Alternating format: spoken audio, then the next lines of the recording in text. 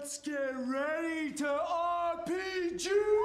RPG! RPG! RPG! RPG! RPG! Hello and good evening. Welcome, everyone, to the Knights of Last Call, where we are back for another first look, where we are going to be doing a combination first glance plus deep dive onto an RPG, which I have never seen before. Now, of course, we have done many first looks on this channel. If you take a look at our live stream tab, you'll see that many of these we've done. And most of the time, this is pretty under the radar.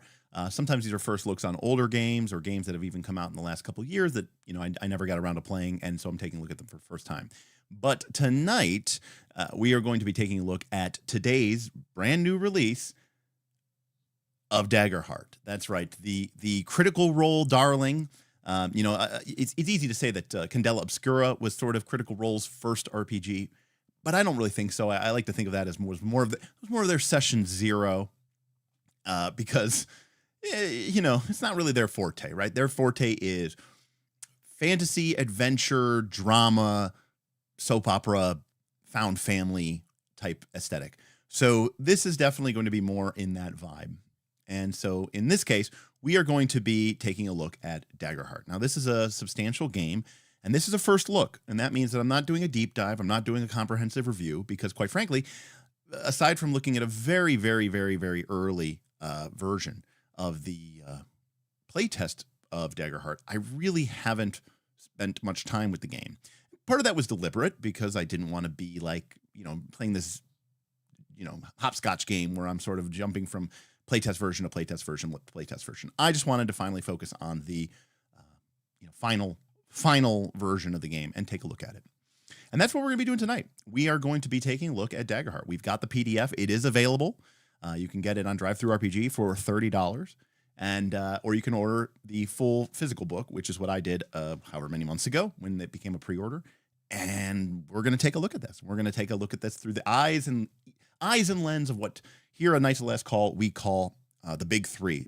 This was a sort of a way of reviewing or looking at RPGs that Jared Sorensen, sort of a pillar of the indie RPG movement, sort of categorized as a way of looking at role-playing games. And it's a very simple metric, which is, one, what is this game about?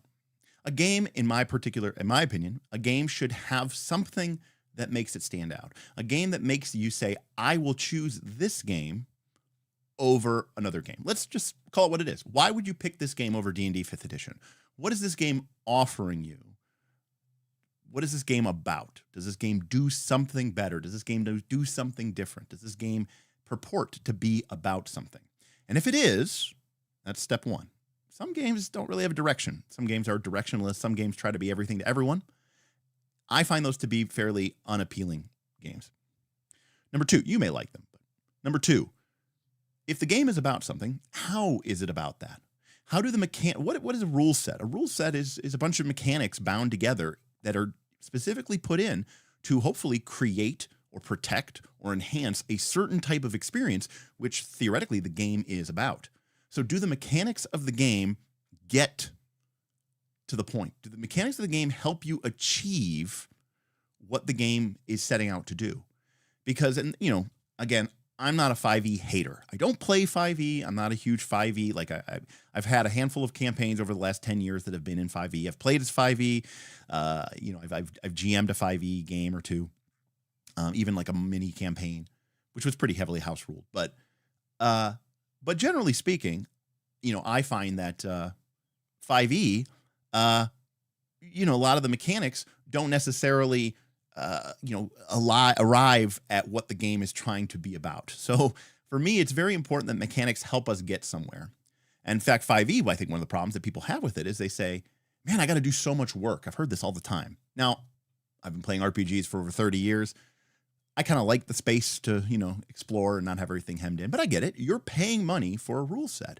I think we should expect that rule set to do some of the heavy lifting. So if you have a game that is about, fantasy adventure, well, then there better be rules or mechanics that help support the idea of fantasy adventure. If you have a game about family dynamics, if you have a game about teenage monsters with broken hearts, then you should have rules that help reinforce that. So, second question is, do the mechanics support the game? And then the third question is, how does the game reward you? Fundamentally, at a certain point, the whole impetus of these games is that if you do the thing that the game wants you to do, how does the game reward you? Now, this could mean experience, this could mean leveling up, this could mean a lot of different things. But as we say on this channel, what gets rewarded gets repeated, and what gets measured gets managed, which is a way of saying the games has levers that it wants you to pull. And, you know, like a mouse in one of those experiments, if you get a reward when you do the thing that the game wants you to do, you're more likely to do it again. This makes everybody happy because now you, the player, are aligned with what your PC wants to be doing. And this way we both get what we want, our PC and our player, and we're not necessarily in conflict. Now, there may be some people out there who really like being in conflict with that and all this other stuff, but generally speaking, you know, it doesn't really work out most of the time. So yeah, so that's what we're going to do tonight. We're going to take a look at Daggerheart. I don't know how long and late we're going to go. We do have 100 people already, so that I figured we'd get some new eyes here. So welcome to the Knights of Last Call. Real quick, we are live streaming here on YouTube as well as on Twitch. And if you want to support our channel, we are a TTRPG channel that pretty much covers every TTRPG, kind of except for 5e D&D. And not because I hate it. Not because I hate it. There's just a lot of content out there for it, and it's been talked about to death. So why keep talking about it? So we talk about a lot of other RPGs. We talk about the philosophy of RPGs. We talk about the history of TTRPGs. We talk about the mechanics of game mastering. We talk about the elements, the fundamental core concepts of this hobby of ours. So we get kind of deep dives, and we do these pretty lengthy live streams. I don't really do 10-minute videos or 15-minute videos, although maybe I should. But most of our format is here with our chat. And I do respond to chat very heavily. Now, we are in a first look stream. I'm also going to be looking at my PDF instead of just looking at chat. So if you do want to grab my attention, please feel free to use YouTube's super chat feature, or there's also a link in the description below, or you can type !tip, which will bring up a link to our Stream Elements tip page. And there you can drop us a tip or a super chat, and that will get your message highlighted just like that. DR Metropolis tipped $3. Take him on the tangent, Derek. Yes. So thank you, Dr. Metropolis. Thank you for the $3 tip. Yes, we are also very common. Again, I figure we're going to get some new eyes here. So for people who are not ready for this, we do also sometimes go on pretty lengthy tangents. I'll try to keep it to a minimum, but you know, we'll see what we can do. So we have two tip goals today. One is a continuation from our tip goals from earlier, which is we're trying to get, for those of you who don't know, I recently was laid off from my job. So I find that I have a lot more free time to maybe do some extra streams. And one of the things I've wanted to do is play like old school Final Fantasy games.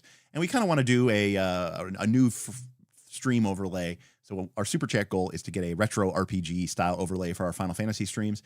And then a pretty significant tip goal, but if we can make it tonight, you know, show your support for Daggerheart. If this is content that you'd like to see from this channel, show your support, throw some tips this way. And maybe we can do some semi-regular Daggerheart, you know, maybe we could become the Daggerheart source. I don't know. But yeah, that's what we're here for. Gonzo says, hope the folks at Critical Role don't create a problem for you for going through their games PDF. Well, you know what? We'll find out together, won't we? Again, I think this should be very clear here.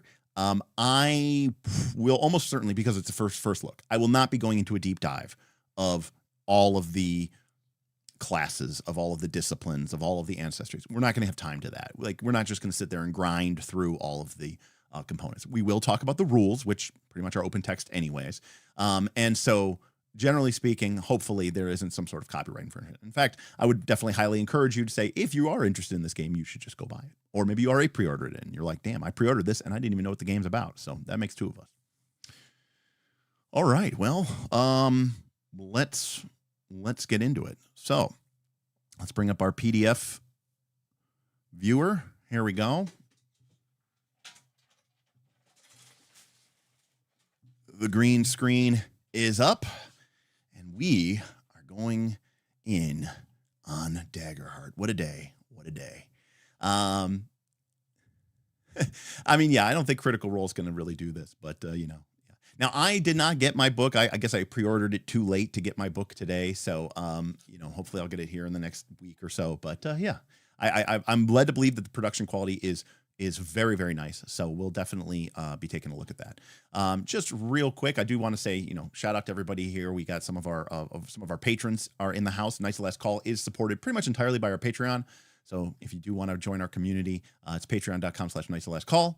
And we have an exclusive Discord that's only available to our paid members. And we talk about and play a bunch of games that basically aren't 5e. But it's everything. I mean, it's from Pendragon to Fabula Ultima to Dragonbane to Call of Cthulhu to you name it.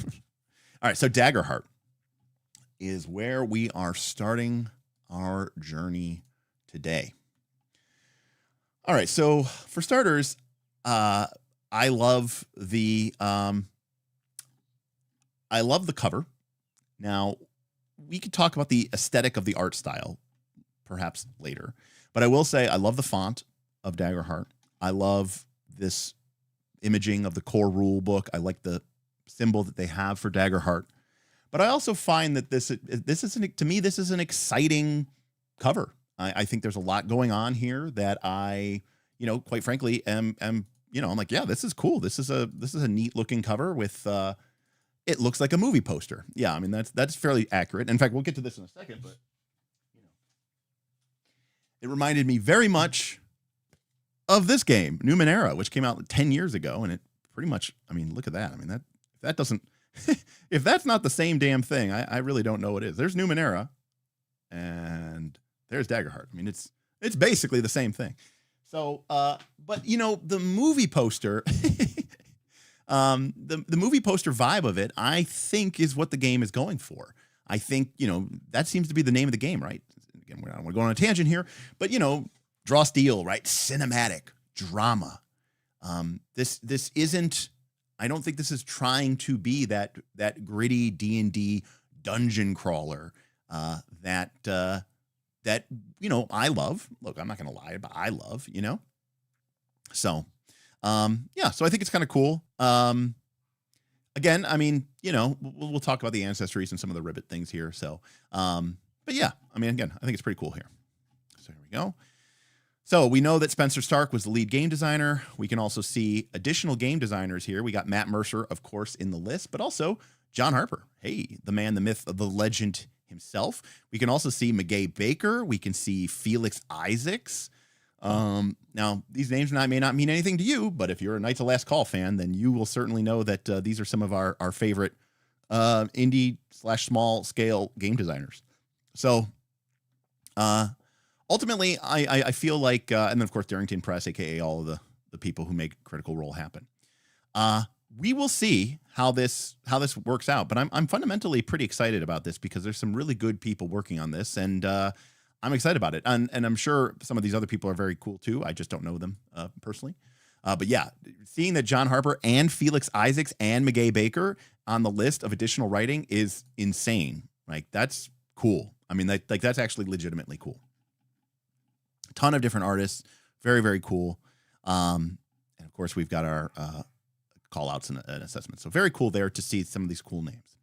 So let's take a look at the table of contents, which just so we kind of sort of ground ourselves as to where we're going to be going from here.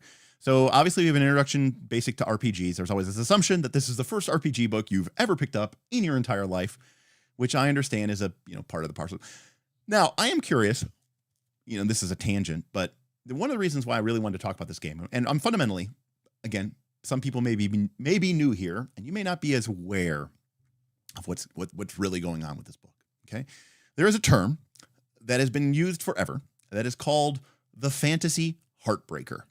And what a fantasy heartbreaker is it's pretty much every game that ever comes out. It's somebody plays D&D and they love D&D and they think, I'm going to make my version of D&D, and it's going to be the version of D&D that everyone wants to play.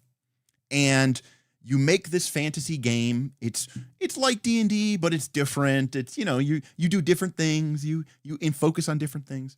And the reason why they're called heartbreakers is because inevitably these fantasy games break your heart. They break the author's heart. They break the person who bought its heart. Because at the end of the day, 99% of the time, they do not replace D&D. And so there's this kind of assumption that a lot of these games are coming for the throne. And rightfully so. Critical Role built their empire on Dungeons and Dragons. I mean, I don't know.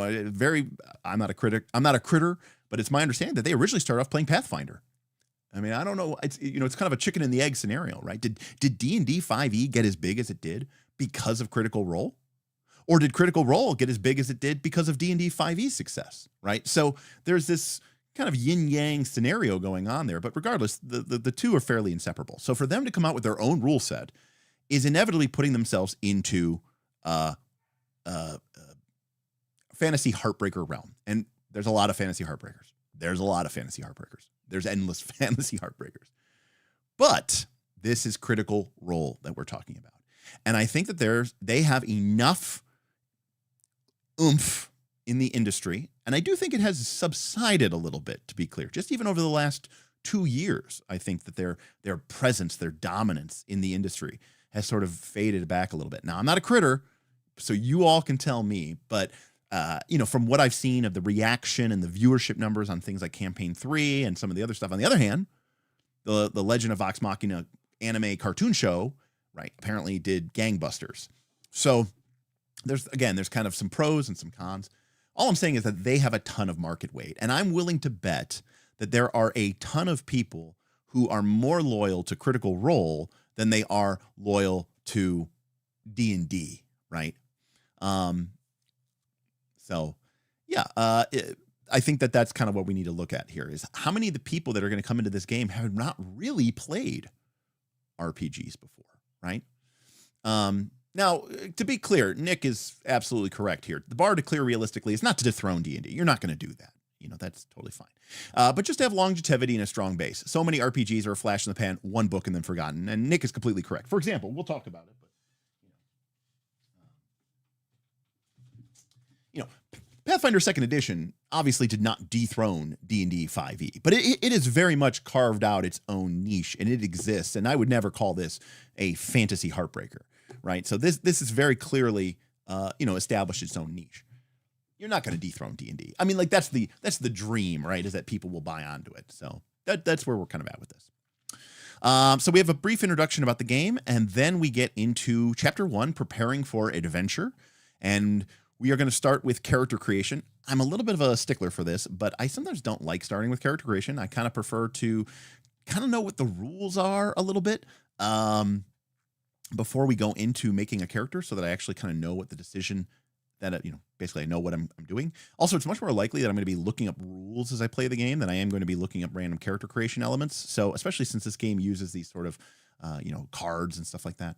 But we've got, character creation, and then we talk about all the classes. So we got 80 pages of classes.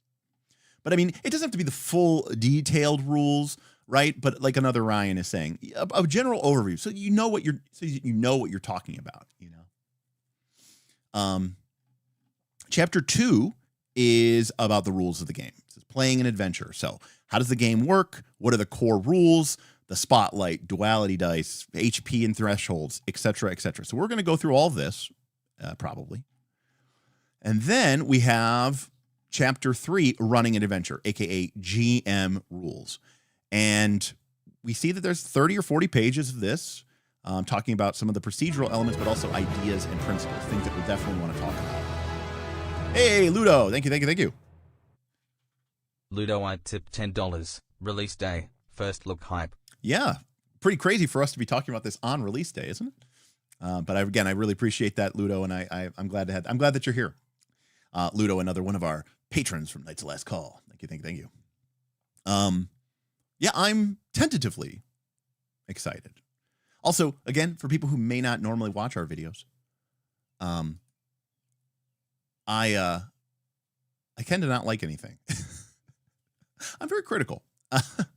So anyways. Chapter 4 is environments and monsters. Looks like we've got some stats and stat blocks. Doesn't look like there's a ton of monsters in the book, but maybe they're planning on doing a bestiary later. And then we have campaign frames. Okay, interesting. I actually don't know too much about these, but they're spending 50 or 60 pages. So I wonder if these are sort of like templates, campaign templates, but we could take a look at it. And then a bunch of pages of appendices with character sheets, frames, character sheets, maps, cards, and the like. So pretty basic here as far as the outlay goes. It's kind of a GMG and player handbook in one, along with a bit of a bestiary. So it's kind of an all-in-one book, which is why it's 363 pages at the index. So let's talk again about the art. Look, I'm an unabashed classicist, right? I like Larry, Elmore. I like Jeff Easley, okay? So I like the classic style of fantasy RPGs. And D&D means something very specific to me. But I acknowledge that the genre of the game has sort of moved past Dungeons and Dragons. And I don't mean D&D. I just mean like being in a dungeon and fighting dragons. That sort of very kind of grounded, medievalistic way of viewing the game. And it's become a lot more, what I hesitate to call it pop art, but I also kind of want to talk about like, it's more of like modern, it's like if you were to take modern day people, but put them in a fantasy setting. Is kind of how I looked at it. In fact, the way I often describe it is a lot of the art and the way a lot of people play these games these days is it's like they're cosplaying as D&D characters, right? And I'm not talking about the people. I'm talking about the characters are cosplaying as D&D characters, right? Like, it's like the people that go to Renaissance fairs on the weekend, right? Like during the week, you wear a suit to work, or, you wear your jeans and your sweater and, you go out to Target and you do your shopping. But then on the weekend, you put on this costume that's kind of like over exaggerated. And it's like, yeah, it's not really medieval accurate because medieval accurate clothing would look like shit and it would be really horrible and uncomfortable and whatever. And so to me, there's kind of this Ren Fair vibe. And I don't know, I used to be kind of a big Ren Fair person when I was younger, much younger. But my understanding now is if you go to a Ren Fair, and it's been a long time, but here in Northeast Ohio, we have a really big one called Great Lakes Medieval Fair. And my understanding now is it's not really medieval. It's like fairies and people come dressed as, dragons. And like, it's got a very strong fantasy element to it now. So this is kind of where I think that the style and the aesthetic of the art is. Yeah. Interesting. Hey, Doc. Metropolis tipped $3. For me, I adore Martin Grip's art in Symbaroum. Daggerheart has to appeal more broadly, so I get the direction they took. Right. It does. It needs to appeal more broadly, and quite frankly, I mean that's the kind of style of the game that they're going for. So I think I think that works for them. All right. Apparently everyone really enjoyed my thing of Ren Fair art. Yes. All right. Daggerheart is a collaborative fantasy role-playing game of incredible magic and heroic adventures. So we're telling us what this game is. It's a collaborative fantasy role-playing game. Okay. It's interesting that they very much focus on the collaborative element there. They didn't have to. During your journeys, you may find yourself rubbing elbows with nobles to investigate and stop an assassination plot, delving into an ancient dungeon to prevent an apocalyptic creature from breaking free, sailing across a vast ocean to face a terrifying sea monster, or preventing a precious relic from falling into the hands of a dangerous enemy. No matter the adventure your party embarks upon, Daggerheart provides the tools to tell a story that is both heartfelt and epic. And yeah, so I think we're kind of highlighting here that this is not right. This is not your grandfather's. This is not Derek's D&D. You might be in a dungeon, but it's not to, rated of loot, right? It's there to prevent an apocalyptic creature from breaking free. It's high stakes. It's cinematic. It's, dare I say, a little over the top. It's kind of, fantasy superheroes, right? It's fantasy adventures. It's the Marvel Cinematic Universe, but in D&D form. And instead of mutants and super soldiers and super serums, it's fantasy and magic. And, it's saying here, I'm not saying it, it's saying it, that it's providing the tools to tell a story that is both heartfelt and epic, right? Heartfelt and epic. So this to me means that they want to focus on both sides of the coin, right? They want to have big stories with epic scope, but they also want to have those moments of, of deep interpersonal connection, of terrible tragedy, of incredible joy, and really focus on those sort of small moments. And then we care, what is a TTRPG game? I don't think we need to read this. But let's here he goes. Here's we create a shared world. We collaborate to tell stories. Very focusing again on the collaborative of the collaborative. The GM facilitates the story. They don't tell the story. They facilitate the story. They introduce rewards, complications, and consequences, and they embody the NPCs, and they help the story progress. They use dice to determine the outcome of some uncertain events, providing an element of unpredictability. Even so, the game embraces player agency and imagination.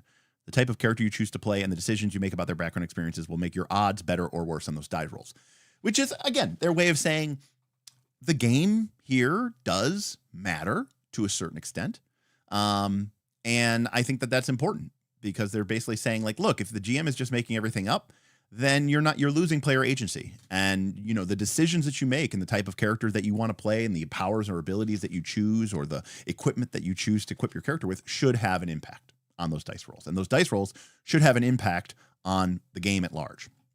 Now this is cool. They're acknowledging this. What kind of role-playing game is Daggerheart? Not all role-playing games are not a monolith, right? Role-playing games are a very wide spectrum hobby.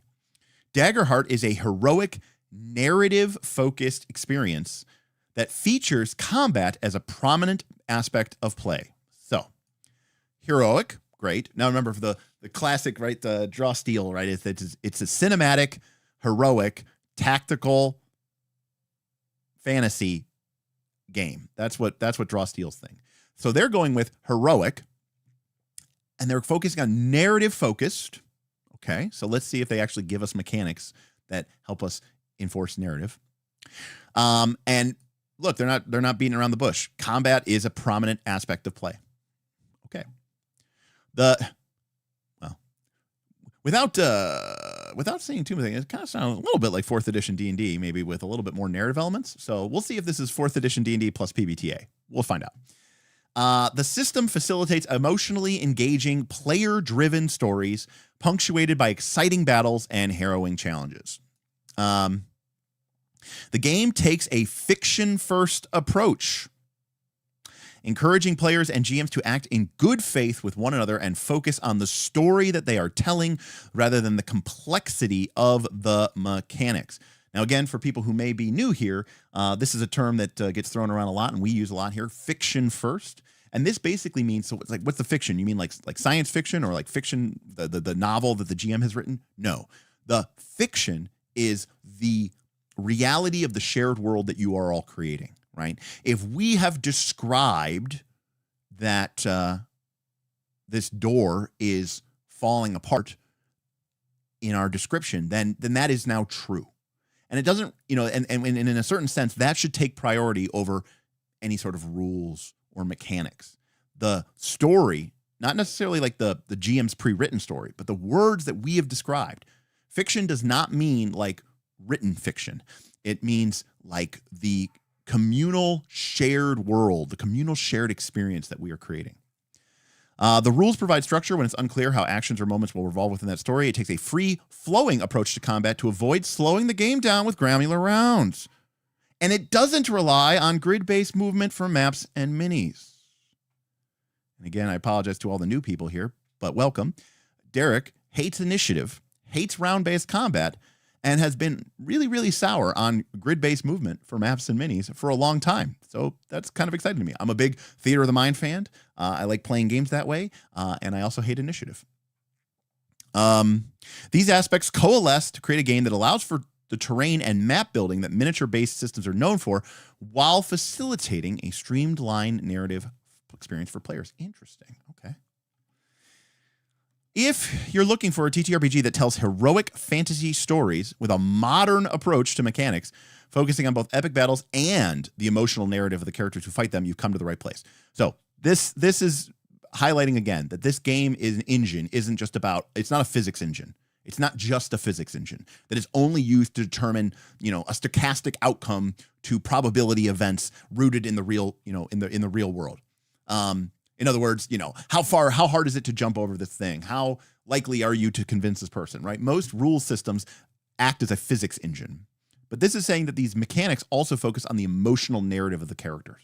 So this is what we call in Knights of the Last Call language, because we kind of adopted this from the ancient. We call this a narrativist mechanic, where you are focusing on mechanics, rules that actually make an impact of narrativism. It utilizes an asymmetrical design, meaning that it plays differently for the GM than it does for the players. Players roll 2 12-sided dice. That's we knew for the players' standard attacks. The GM can make most of their moves without dice, which is generally good. Also, as a game master, I hate rolling dice. But they do roll a 20-sided die for adversary moves that require roll. This is still very strange to me, and we will continue to look at this. There's no traditional winning or losing. If we're doing awesome, we're having fun, then everything's good, right? Okay. So here's a little bit more of a painterly kind of look to the art. It's not all quite the same, so clear cut. I'm more tempted to say that I like this kind of art. But I don't really know what's going on in this piece of art, to be honest with you. Is this guy like lighting her on fire, or him on fire? No, her on fire, or I'm not quite sure. All right. Now, someone did kind of highlight this to me, so I thought this would be really, really, really interesting here.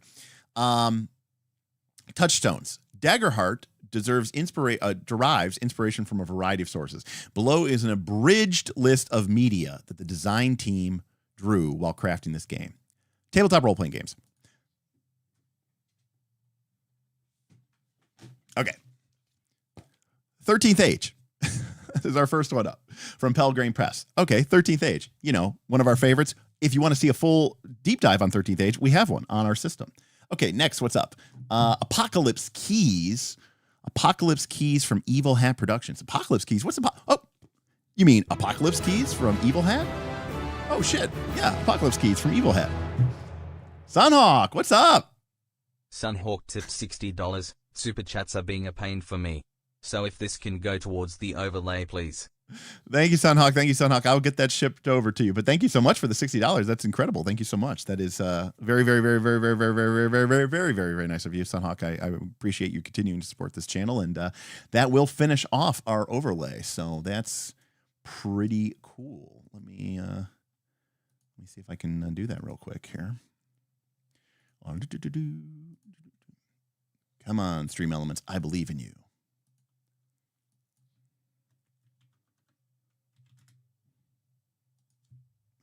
Okay. Well, the super chat progress, for some odd reason, it doesn't like to update when I update it, but there it is. All right, let's just let's lower it to 90. There we go. All right, I don't know why it doesn't update, but it will. Any case, sorry about that. All right, next, Apocalypse World from Lumpley Games, aka the original birth of Powered by the Apocalypse. Oh, we got that one. Course, because it's incredible. There it is. Good, it did update. So Apocalypse World, a game that I absolutely love. Next, probably one of my favorite games of all time is Blades in the Dark from Evil Hat Productions as well, also from John Harper. All right, we come to the first game on this list that I don't actually own, which is City of Mist. I'm probably going to get City of Legends, but City of Mist was one that I did miss. Next is Cortex Prime.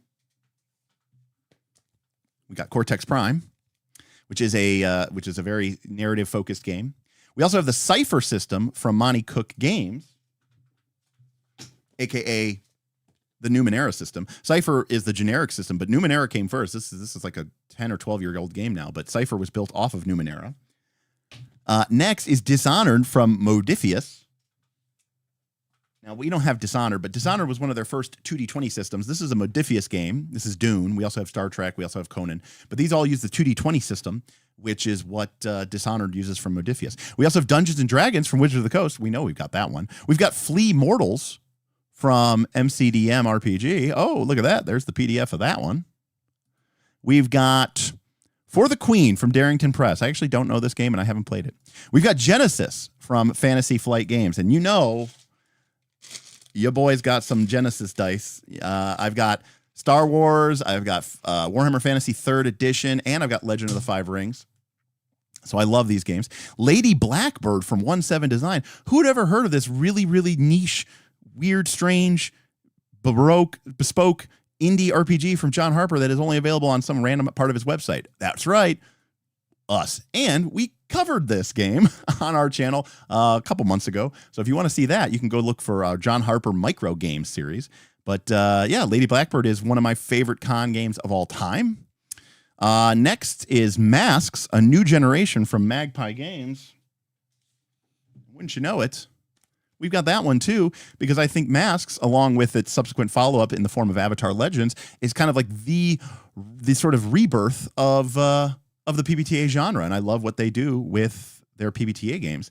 Next is, of course, Pathfinder from Paizo Publishing, which, of course, we are a fan of, and this channel was sort of built on doing. We have Shadowrun from Catalyst Game Labs. I don't like Shadowrun, so this is like the first game on this list that I don't like. The Quiet Year from Buried Without Ceremony. I couldn't find my copy of Quiet Year, which is surprising because I have 2 copies of The Quiet Year. It's a collaborative map-making game from Avery Alder. The Wild Sea from Mythiopia is an absolutely incredibly beautiful book, and we did a first look of this book on our channel, so you can go check out The Wild Sea. And lastly, we have Slug Blaster. That's right, kick flipping over a quantum centipede. And you know what? We just did a look on this game as well. And these are all games, for the most part, that I hold fairly high in regard. Some of the games on this list are some of my favorite games of all time. Others, I think, are incredibly well done or revolutionary in what they did and how they do it. So we are off to a really, really exciting start here. So next, books. Sabriel by Garth Nix. I've never heard of this. On the other hand, we have A Song of Ice and Fire, The Lord of the Rings, The Wheel of Time, and A Wizard of Earthsea. Now, anyone who watches this show knows that 3 of the 4 of those are my absolute favorite fantasy series of all time. Wizard of Earthsea is number 1. Number 2 is Lord of the Rings. And number 3 is Wheel of Time. While I do like A Song of Ice and Fire, and I enjoyed the Game of Thrones TV show, it's good, but it's not my favorite, but it is pretty good. Now, films and television, that misses me because, you know what? I don't really watch films and TV anymore. But that being said, The Lord of the Rings is one of my favorite movie series of all time. I really enjoy the Guardians of the Galaxy movies. And then Dark Crystal was one of my favorite Jim Henson productions growing up. And of course, I don't know anything about video games, but I did play Borderlands a long time ago. Smith bought it for me for my Xbox 360, and it was a fun game. So, yeah, we have a lot. It is funny how they say Vox Machina, we inspired ourselves. Yes, they're like, yeah, our show is so cool. It made us want to make our game. So we have some special call outs here. And again, these are all things that, because we've covered these things before, we know about. You know, the Genesis system from Fantasy Flight Games was a major inspiration for the 2-axis of the Duality dice. The Cypher system paved the way for the GM intrusion by spending fear. Among many things, Wizards of the Coast D&D advantage and disadvantage system. The 13th Age used developed backgrounds for their experience hack.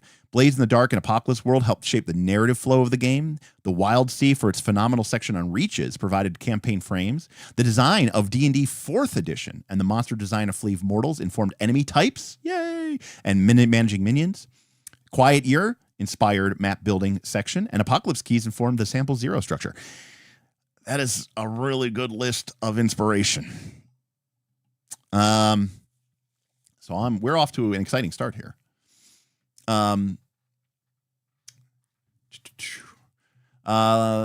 Let's see. I like how D&D isn't the first game mentioned. It is definitely not. Let's see here.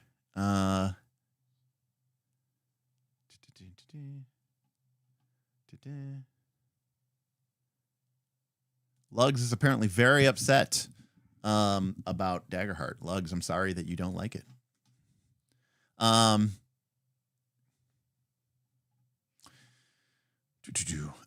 liking Shadowrun does not compute. You know, Phil Mother Dragon, I don't really like cyber fantasy or cyberpunk cyber stuff. I don't really like it. I don't know.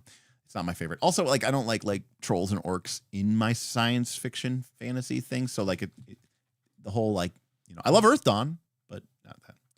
All right, our core mechanic. Your duality dice and your damage dice. Duality dice are 2 different colored 12-sided dice. Now, we love D12, so I'm okay for this. That represent hope and fear. These dice embody the fate of the world and its effect on a character's success. Your damage dice correspond to a spell you wield or a weapon. It express the deadliness of a successful attack.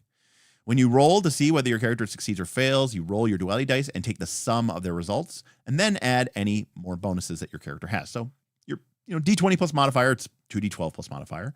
If your total is equal to or higher than the difficulty set by the GM, you succeed. If it's lower, you fail. Basic.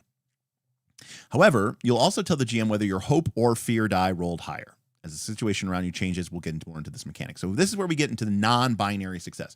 D&D and most games like it use a form of binary success. You either pass or you fail. And what they're trying to do with Daggerheart is bring in this idea from PBTA where there's this idea of you succeeded, but there were consequences. And this is where this idea of succeeding with fear comes in. It's more narrative. When you watch most movies or read most novels, it's very rare that the characters just lose. It's very rare that the characters succeed and don't pay any price. Whereas most of the time when we play D&D, if we succeed, we get everything we wanted for, and it cost us nothing. And if we fail, we get nothing, and no matter how close we rolled, right? It's either you get everything or you get nothing. You win the jackpot or you bankrupt. And that's not really the way it works in real life, but it's also really not the way it works in movies. Most of the time, the hero's successes also create new complications and new problems, which make the heroes have to, keep going against higher and higher stakes.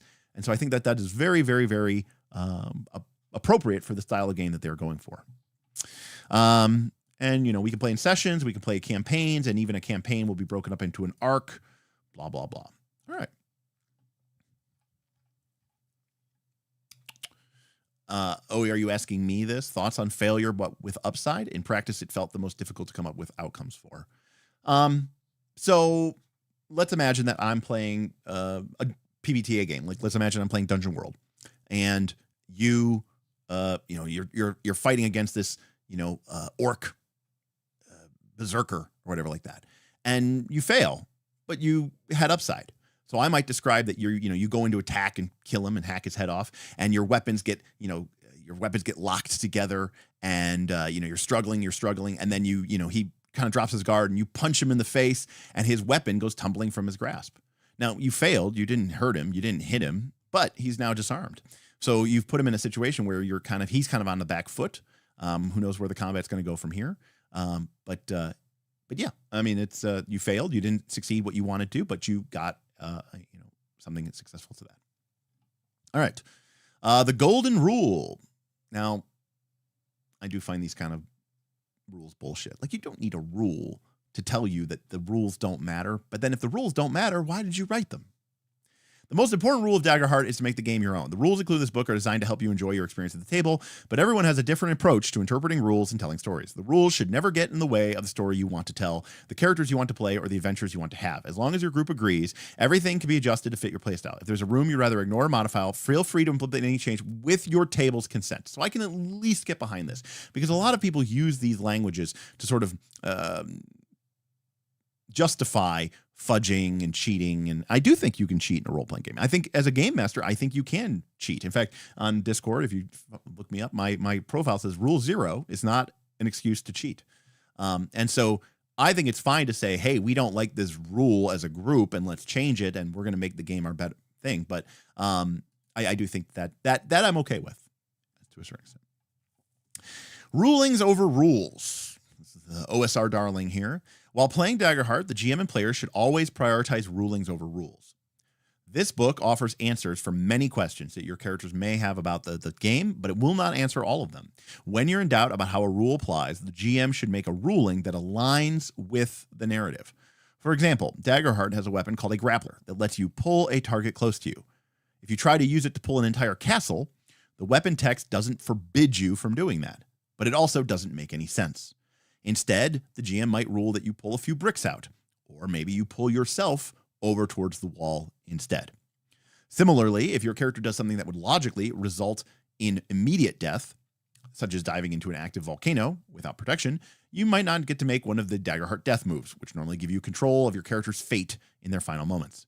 This kind of consequence should be made clear before the action is completed and should always follow the logic of the world.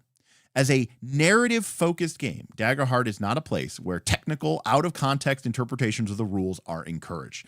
Everything should flow back to the fiction, and the GM has the authority and responsibility to make rulings and how rules are applied to that fiction. So I do think that this is doing a good job of highlighting the point here is that the rules do not rule the game, okay? The fiction is what rules the game.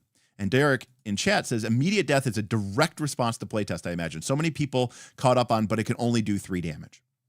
And I think that this is, this is where we get into these, problematic situations where people treat the mechanics as completely sacrosanct, even in the face of, an obviously completely make no sense in the fiction.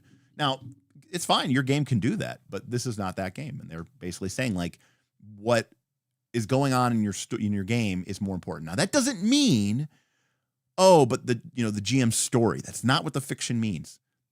What it means is, the narrative truth, the reality truth, the ground truth of your game. All right. We need 2 to 5 players, a game master, some dice. We use D4s through D100, so nothing new there. Although we will need 2D12 of different colors. I can't wait to see how many, if this game takes off, how many new Daggerheart official dice sets are made, right? All those people who bought really, really fancy polyhedral sets, but now they need 2D20s. But I guess that gives you an excuse to have 2 of them, right? You might need some tokens. I like little beads and stuff like that. I've got tons of them all over the place. Character sheets, and optionally maps and miniatures. So, okay. Player principles. Now, if you've ever read a PBTA game, you know that these are straight out of Powered by the Apocalypse. So there's a lot going on here for people who are fans of Powered by the Apocalypse, which is be a fan of your character in the journey, spotlight your friends, address the characters, and address the players. I like that. Build the world together, play to find out what happens, and hold on gently. These are all very, very classic narrativist principles that apply to PBTA. They basically are just great advice to being a player in general, which is don't be afraid to be a fan of your character and try to, push for them to do cool things and to resolve important moments for their character. At the other time, look for opportunities to make sure everybody else is getting to be cool too. And, if everyone's making sure everyone else is having fun, then you've got a whole table of people who are all looking out after for you, in addition to you looking out after yourself. And this is something that, that I think is really important and I'm a big fan of. And everything they're saying right now is really appealing to me. And I know this is something that people do not necessarily like, which is obviously you want to speak, this is the idea of, speak in character, talk to the other characters in the game world. Ask them questions and create stories from your fiction, right?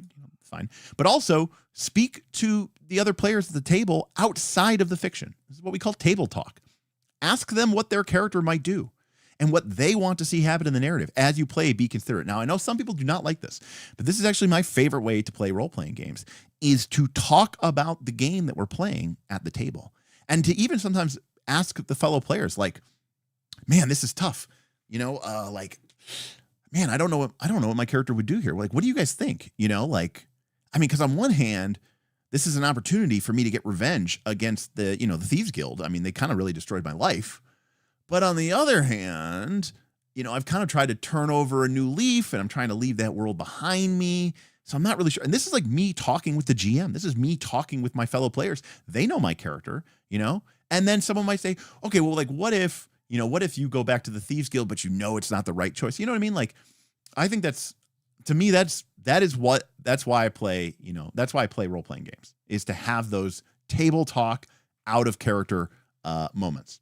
In fact, I prefer that to speaking in character. I find talking in character most of the time, quite frankly, you might be maybe you're Matt Mercer and you're watching this, in which case this doesn't apply to you. And I'm talking about me here too. I'm talking about me. Most of us are really cringe. Okay. Most of us are really cringe, and it's not good. It's just not good, right? It's just not good. And, you know, it's cool. You try. I mean, there's a couple people out there that can really do it, that can really nail it. You know, my friend Smith from the channel, you know, he's had some incredible moments. But the problem is when you're talking in character, nobody, you know, it's like, what are you trying to say? I don't even understand what you're saying. Like, let's put it all, we're all in it's a collaborative game, you know? Let's put our cards on the table, right? Everyone should see what we're working with. There's no reason that we need to obfuscate. I enjoy that working with, you know, have you ever played like a co-op board game, right? Like imagine trying to play a co-op board game and someone's like, you're like, okay, does anybody, you know, you're playing Pandemic or something. And someone's like, okay, does anybody have a South American city that they can fly to? And someone's like, oh, South America, I swore I'd never go there again. And you're like, okay, so do you have a South America card or not? And you're like, I purchased a ticket once. I was going to go see a girl, but it never worked out. And you're like, we just really need to understand, do you have like a Buenos Aires? Do you have a do you have a South America card? Can you help us get to South America? Is it possible for you to get to South America? It's like, just tell us, because here's the thing. Here's the secret that nobody wants to hear. Hold on a sec. I'm going in. Okay. Here's the secret nobody wants to hear. Role-playing games are just games too, okay? They're just games. They're fundamentally no different than playing Pandemic with your friends. The difference is that in role-playing games, for some odd reason, it's more appropriate to speak in character. But, you know, like, there's nothing that really keeps you from doing one or keeps you from doing that, you know? So, again, I think it's really, really cool that they put both in here, you know? Levy much prefers describing what your character does and says and intent rather than the script. Yeah, so I think that's really, really good. I think also speaking about your intent is really, really important. And I can see Beowulf is in chat losing his mind, because if it was up to Beowulf, everything would be in character somehow. Like, no one knows. Beowulf's crazy. In fact, he says, fuck you, Derek. I knew you were going to say that. Yes, Beowulf has to be having a seizure. Oh, no, that's right. All right, so we build the world together. It's a collaborative game, and everyone, including the GM, is working together. This means advocating for story beats you want to see, offering suggestions to enrich the arcs of other characters, creating parts of the world with others at the table, thinking deeply about your character's motivations. Again, I know people are going to hate this, but, you know, for me, I like what we call the director stance. We've done a lot of crazy philosophical things here, but one of the ideas of playing a game is that you approach the game as being from different points of view. And one is as a director. And as a director, that means you're not thinking about the character. You're thinking about the story. What's going to make this a good movie? What's going to make this a good session? What's going to make this a good scene? And the idea is that every player, not just the game master, can and should have some input into that and offer suggestions to enrich other parts of the world or even create new parts of the world, right? But yeah. Oh, no. There's nothing inherently cringy or bad about talking in character. I'm just saying, and I'm including myself here, it tends to be very cringe when people do it. You know, that's like, you know, there's some people who do it really well. And by the way, I'm not, you know, especially if you're not filming your freaking game, who the fuck cares, right? Do whatever you guys want to do. I'm just and just because something's cringe doesn't mean I don't think it's cool, but it is cringe, you know. I mean, it is. But you know, again, it's to each their own. Play to find out what happens, right? React, discover. If you roll the dice, listen to them. Embrace complications with the same vigor in which you celebrate victories. One of the strangest things that we ever had in this table was like, people were like, wait a second, your group loves TPKs? I'm like, yeah, some of our favorite gaming memories have been TPKs. And they're like, how is that possible? What about your characters? What about their stories? What about their progression? What about their numbers going burr? And I'm like, yeah, no, they wanted to fuck, you know. Another way to say it around this, part of my players' philosophy has always been around fuck around to find out. And so they want to do shit that you can't do in real life because you don't have to pay the price in an RPG, and that's pretty cool. So yeah, play to find out what happens. We also sometimes use the term drive it like you stole it. Hold on gently. Hold on gently to the fiction, enough that you don't lose the pieces that matter, but not so tightly that the narrative doesn't have room to breathe, right? If the story doesn't go your way, that's okay. You know, go with it. Don't fight it. Go with the flow. Because you never know. Because what the fun part of RPGs is ending up somewhere that you never expected to be.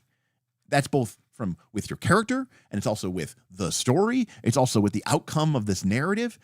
That's when people have the most fun with these games, where you're like, we never thought, like the GM, if the GM says, oh, you guys are going to fight against the Empire, and then you're going to overthrow the Empire, and then that's going to turn out that but what happens if like you guys infiltrate the Empire and you reform it from within, and it becomes this big whole political thing, and you guys gain political power, and instead of overthrowing the Empire, you actually, awesome. No one expected that to happen. That's a unique story to you and your group, and you should cherish that, and you should own that. All right. And then obviously diversity being really important here, and talking about safety tools, which is really, really awesome as well. Kitty cat smoking a pipe. Apparently, even they are not immune to the temptation of the tobacco. But yeah, full disclosure, I don't really like cosplay races, which is to say, a lot of modern fantasy RPGs treat their fantasy races like Star Wars. The thing about Star Wars, you ever look at all those different alien races, and you're kind of like, oh, it's just like they're like a guy like anybody else. Like they don't really have a cultural identity. They're like, oh, there's that random guy that's on the Millennium Falcon. And it's like, fundamentally, he's just a human. He just looks different. He's like a human in a costume, which is literally what he is in Star Wars. Fundamentally, that's the style and aesthetic that's very popular, which is that your character's ancestry is really, you are fundamentally a human in a human mind with a human mindset. You just happen to look like a cat, or you happen to look like some weird thing. But fundamentally, as long as you're mostly, four, 2 arms, 2 legs, basically, roughly anthropomorphic, I guess it's okay, but they don't really think about it. They think about it as much. Yeah. Star Wars 5e has 140 species you can play as. Right. So I bring Star Wars, up as the quintessential gold of this. Right. Cause you just don't, obviously there's weird, there are species difference, but at the same time, like we just don't focus on them, and we just ignore them, All right. Chapter 1. So this is a little bit about the world. The core realms are the basis for the world building elements. There's the mortal realm, land, sea and sky. So there's a little bit of an implied world here, which is okay. It's interesting.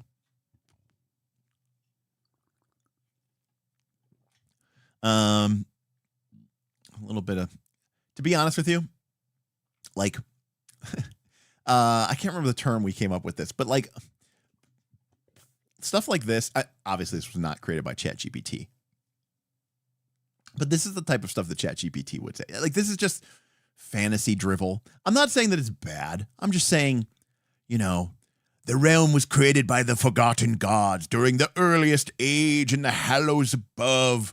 During the time the gods were divinity, and then the forgotten gods were overthrown by the new gods. It's just like, it's whatever. It's not like particularly interesting world building, It's like, hey, there's gods, but maybe there's not. And they're there, but they're also maybe not. It's like very, very like not intrusive in any stretch of imagination, right? We're a far cry from Dark Sun, which is fine. And then, we've got the circles below, aka, hell and evil. And then we've got the realms beyond, the astral realms, the elemental seas, blah, blah, blah. Oh, and then there's the hallows above, aka heavens, and, basically generic RPG cosmology 101. And so we're not doing anything revolutionary here, and it is extremely generic. So yeah. And, it's okay, and I don't really care. But yeah. All right, magic and spells. Magic in Daggerheart is both very powerful and incredibly dangerous. Somehow I doubt that it is dangerous. Permeating the land and manifesting within the people.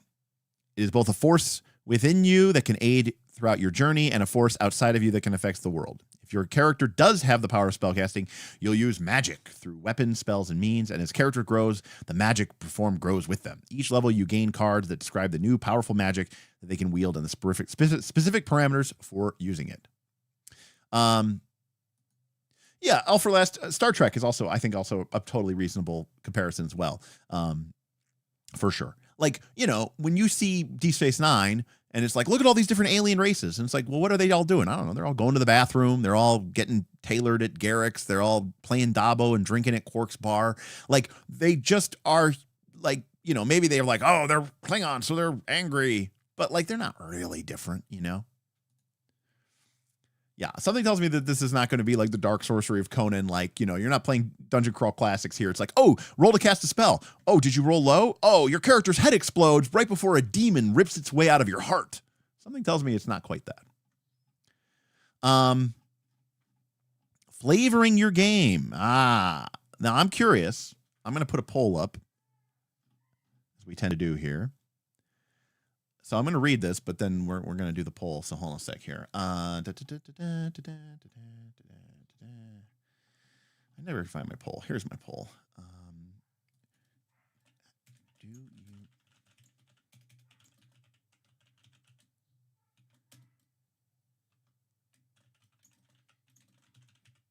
All right.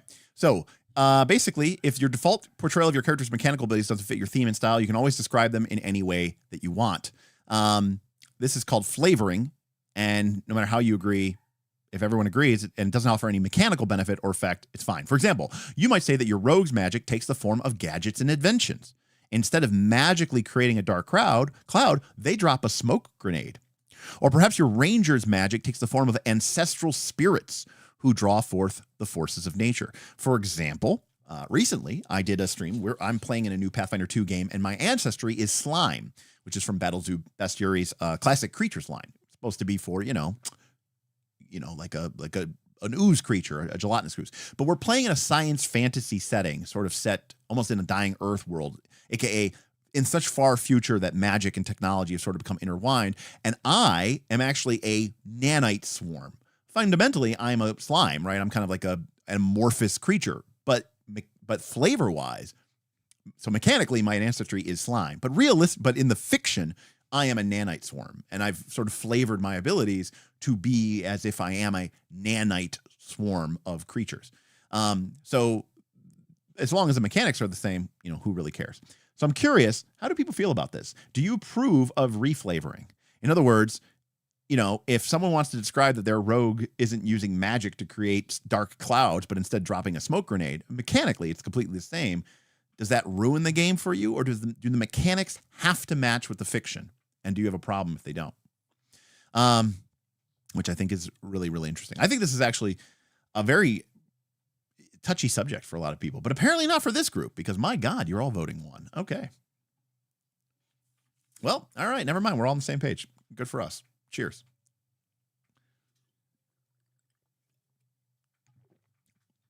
Hey, what's up, Neo Anomaly? Good to see you.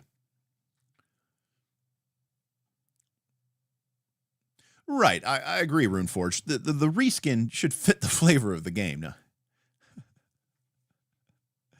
And in fact, I'm so for reflavoring that I don't actually like flavor text, you know? Not really. I don't need flavor text for an ability. I can add that. I don't need it, you know?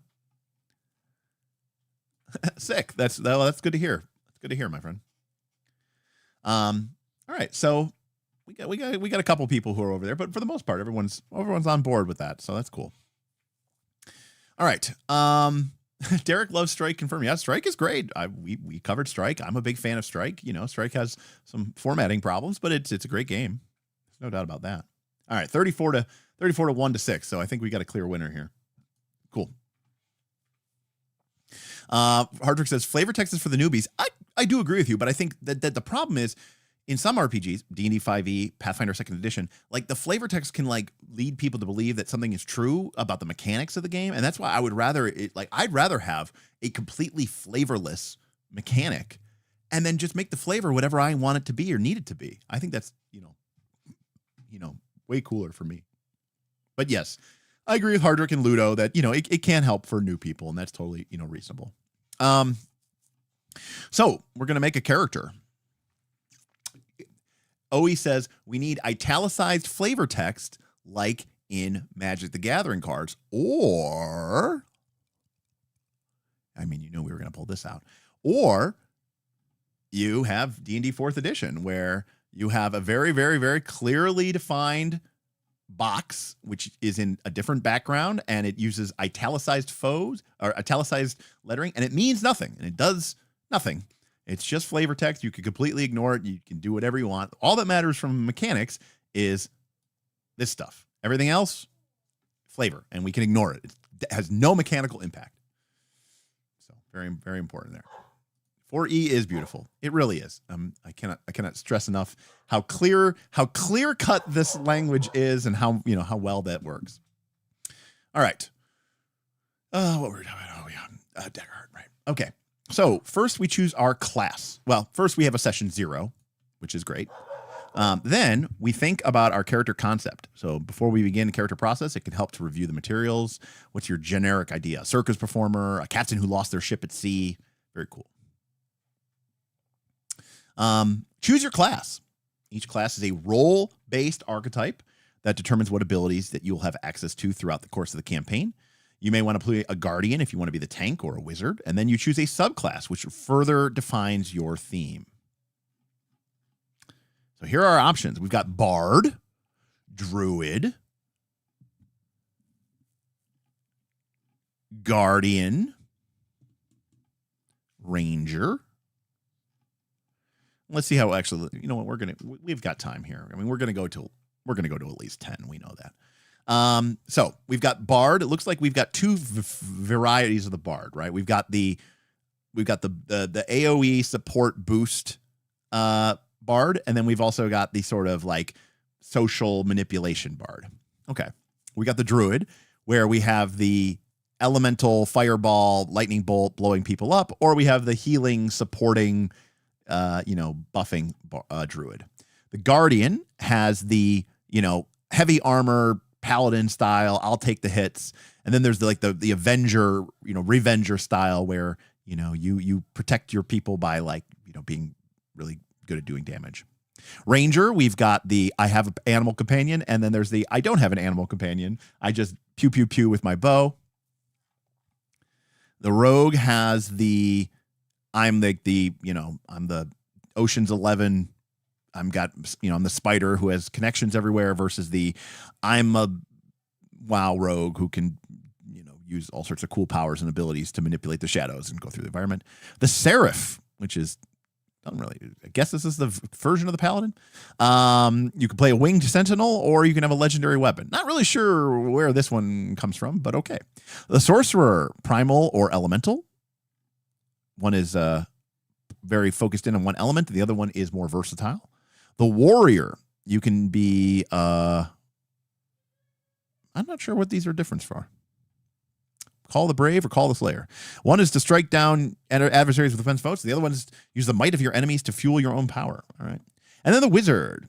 Basically, you can be, nerdy wizard, or you can be battle wizard. All right. Character sheet, character guide, and subclass card. Once you've chosen your class, grab the corresponding character sheet, guide, and decide on the fun list, and take that subclass's foundation card. Okay. It's time for a brief aside here. Daggerheart is not a card game. I cannot stress this enough. Daggerheart is not a card game. It may use cards in order to, facilitate the play and to, as a presentation standpoint. But it is not, and I stress this again, it is not a card game. If you took your 5th edition D&D campaign and you wrote down your spells on, say, spell cards, or maybe you bought spell cards, maybe you even kept those cards in a little, binder like you would use for your Magic the Gathering cards. And that's your spell book. And then you pull them out and put them in front of you when you prepare them for the day. And then when you're looking at your slots to spend, you've got your cards in front of you. Does that make that 5e now a card game? No. Because while the cards are being used, you could replace them with just writing it down on a piece of paper. There's nothing about this game that actually requires the manipulation, the randomization of a deck of cards or a hand. It doesn't use any mechanics like look at the top 5 cards of your library, put, 3 of them into your graveyard, 1 of them into your hand, and 1 of them back on top. It doesn't use anything like draw a hand of 7 cards, and that's randomly, and that's what you can use. Okay, so just because a game has cards does not make it a card game. After all, Guess Who has cards? It's not a card game. So it is a role-playing game that has this accessory element of cards. In fact, if you looked back at our Pathfinder 2 game, which I don't think anyone would call a card game, we had a lot of cards on our table because we had a lot of spellcasters, and they made spellcasting decks that had spells for your focus spells, for your cantrips, for your spells, and people use them rather than write down and have to flip through their book constantly. Now, maybe you play perennially online, and that's never a problem for you. But if you play at a table and you've got 10 or 15 or 20 different spells, what are you going to do? Look them up in your book every single time? No, and we don't play with laptops. So this is a support feature. This is a quality of life enhancement, right? It has nothing to do with anything. It's just a way to just track information. It's really fundamentally no different than writing it down on your character sheet. That's all. Like another way example is your character has hit points. How do you track your hit points? Now, maybe you write them down on your piece of paper. Well, what if I use colored gems and the blue gems are 10 hit points and the red gems are 1 hit point? And I just use a pile of red and blue gems to be like, oh, I have 53 hit points left. And when you hit me for 7 damage, I take away the glass bead and put in 3, I could do that. Is that suddenly a board game? No, it's just the way I'm tracking information. So the way that you're tracking information has absolutely nothing to do with making a game a board game or not. So just full stop. Okay. Everyone starts at level 1. Cool. We record our creatures' details. Every class gets some features. You don't have to write them down because they're on the bottom of each class's character sheet. So yes, each class, like a character sheet, then yes. Okay, so every class has its own character sheet. Okay. These features are available only to your class. If your class feature asks you to make a selection during character creation, make it before you play for the first time. Step 2, choose your heritage. This includes aspects of characters, their ancestry and their community. So this is very similar to what Pathfinder 2 did, which it sort of separated your biological species from the way that your character was raised, which is, they call your heritage in Pathfinder 2. In this case, they call the whole thing your heritage, which is comprised of your ancestry and your community, but it's fundamentally the same idea. It's the idea of divorcing sort of biological elements from more like social elements, which is fair. I mean, I think that's really appropriate. Like there is an assumption in D&D that, every single, is the stream dropping frames or is it just me? No, it's everybody. We're dropping frames.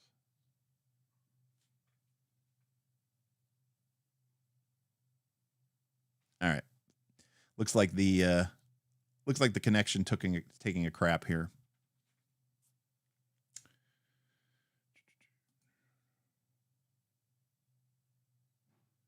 All right. Hopefully it comes back here. No. My connection was kind of flipping around. Well, to be fair, I took that picture with that cursed doll like, a million years ago, like 7 or 8 years ago. So don't think it's that. Okay. So yeah, no, it's just that we're streaming to Twitch too, so potentially that's just a weird little hiccup. It's fine. It's probably YouTube. Let's see here. Keyframe. All right. I'm just going to change something really quick here. Oh, it's set to auto. Okay, we should be good. All right, so we have ancestries, and we have 15 different cosplays. Now, look, I'm not going to sugarcoat this. These are all just humans wearing costumes. I mean, I'm going to go out on a limb and guess that you're never really going to actually explore in these games what it means to be a dwarf or what it means to be an elf. And if that sounds completely crazy to you, think about Guardians of the Galaxy. Think about all those different characters and all their weird different races. Did anyone ever really care about what their race was? No. They didn't. And that's just not part of what most people want out of an ancestry nowadays. Nowadays, most people want out of an ancestry is like, what is my, what is the art of my character going to look like? How cute are they going to be, or how cool an anime are they going to look? And, or if I wanted to, cosplay as my OC, would it be really cute? It is 18. I'm sorry. Which is, you might say 18, that's an absurd number. To be fair, like Pathfinder 2 has 50. Okay. So, yeah.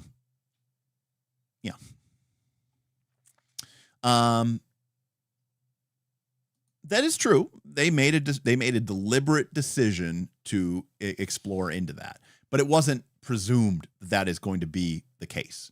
Like, we never even find out what race Gamora is, right? We never even figure out what race, I guess Drax is. Other than like, oh, Thanos killed my race. Okay. And we never talk about it again. So, yeah.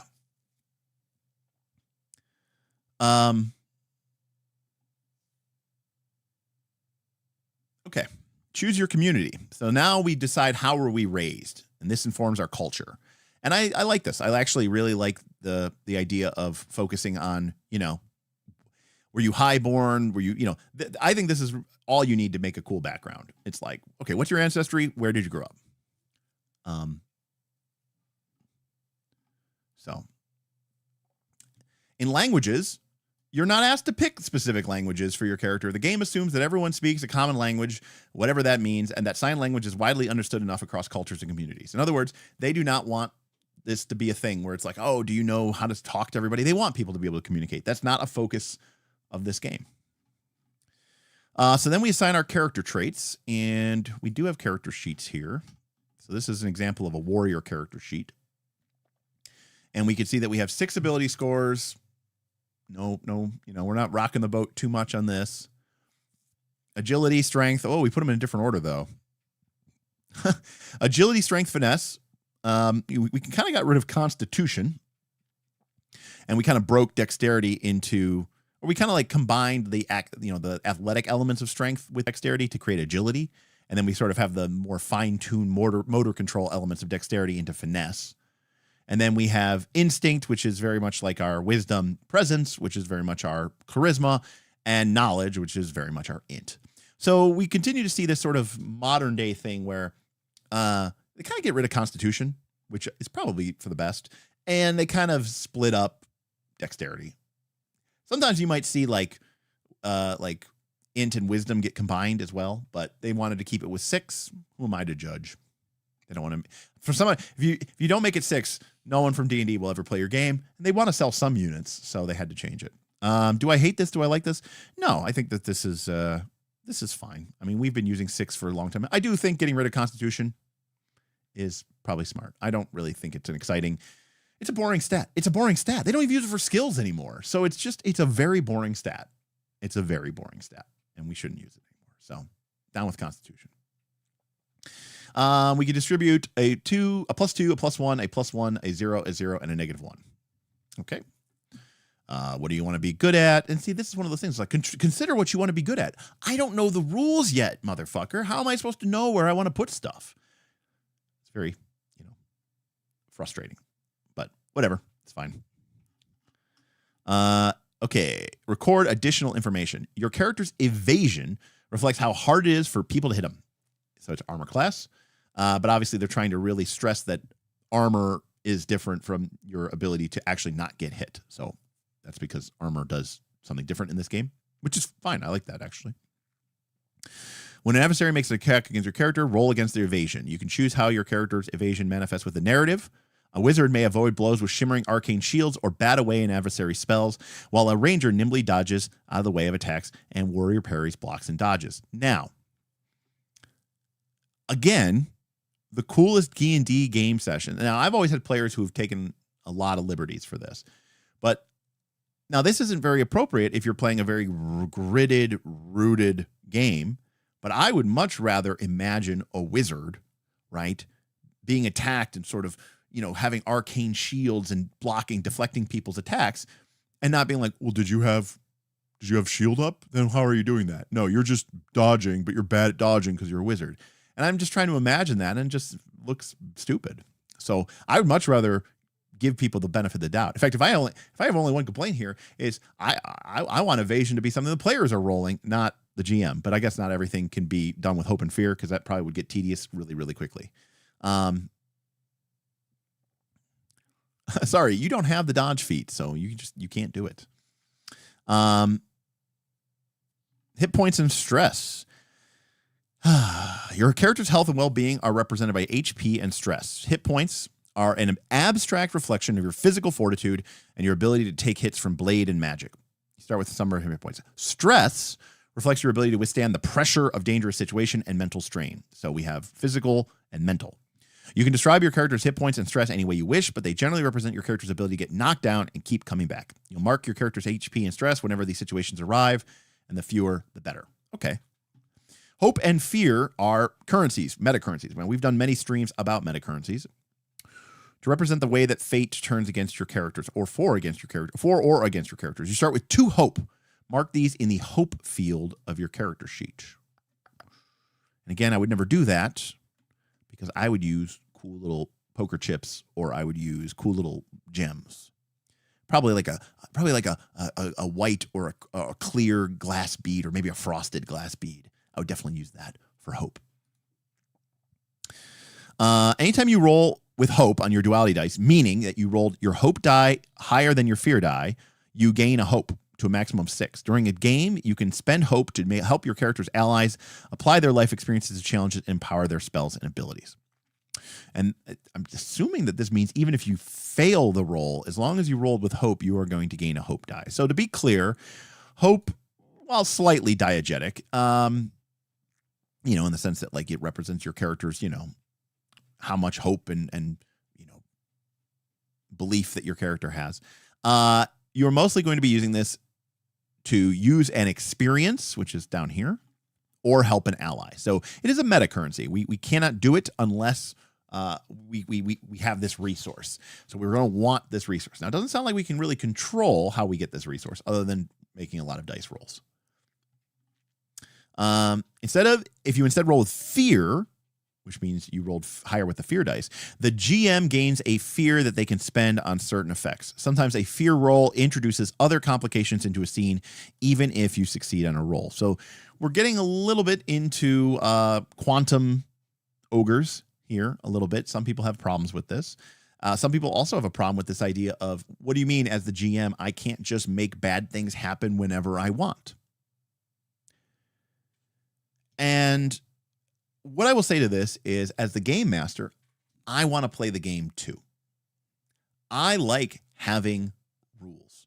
I like having restrictions as the game master.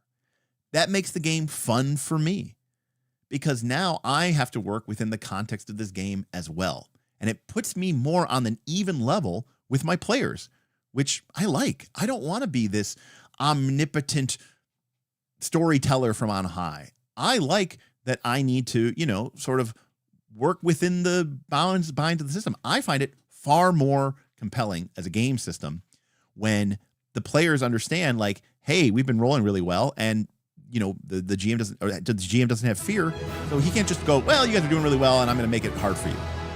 I don't like that. I like having to play by the rules. Hey, Wojo, thank you so much. $5. Just throwing some support. So far, looks like you're liking it. Definitely thought you'd like the middle ground it's fitting into. Thank you very, very much. That's awesome. I really appreciate that. Yeah, it's fitting into a middle ground. I can feel the gamist elements for sure. It's much more gamey than most PBTA games, but it also has some really nice PBTA elements. So I think I do like that. Also, this is getting way into the weeds. We've talked about this on this channel before, but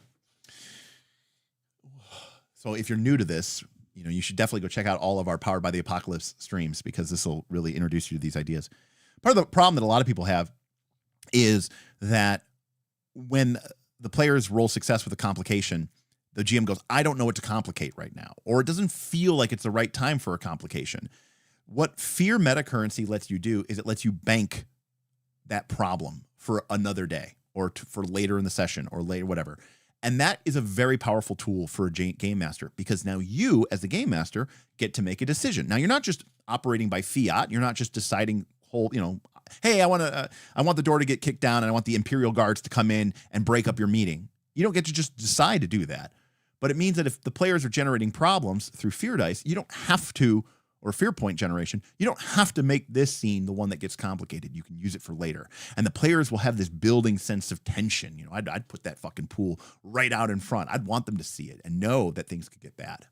But I also agree, Nick, that I don't like it when meta currency is active on every single roll, 2d20 style. I agree. One of my things I do not like about 2d20 is that momentum and threat are just, it's like every freaking roll. You know, it's kind of like fate too, which I agree. Rexor says, I agree. In 5e, I feel like I'm not playing with my players. It fatigues me so much sometimes. Yeah. I agree. I think so too. Derek says, I am an omnipotent storyteller on high, and I have no regrets. The players have no control over their hope or fear, and that is what bothers me about it. I mean, we can get into that, Richard, but I could see where you have a certain point to be made. I think that there is something interesting about that.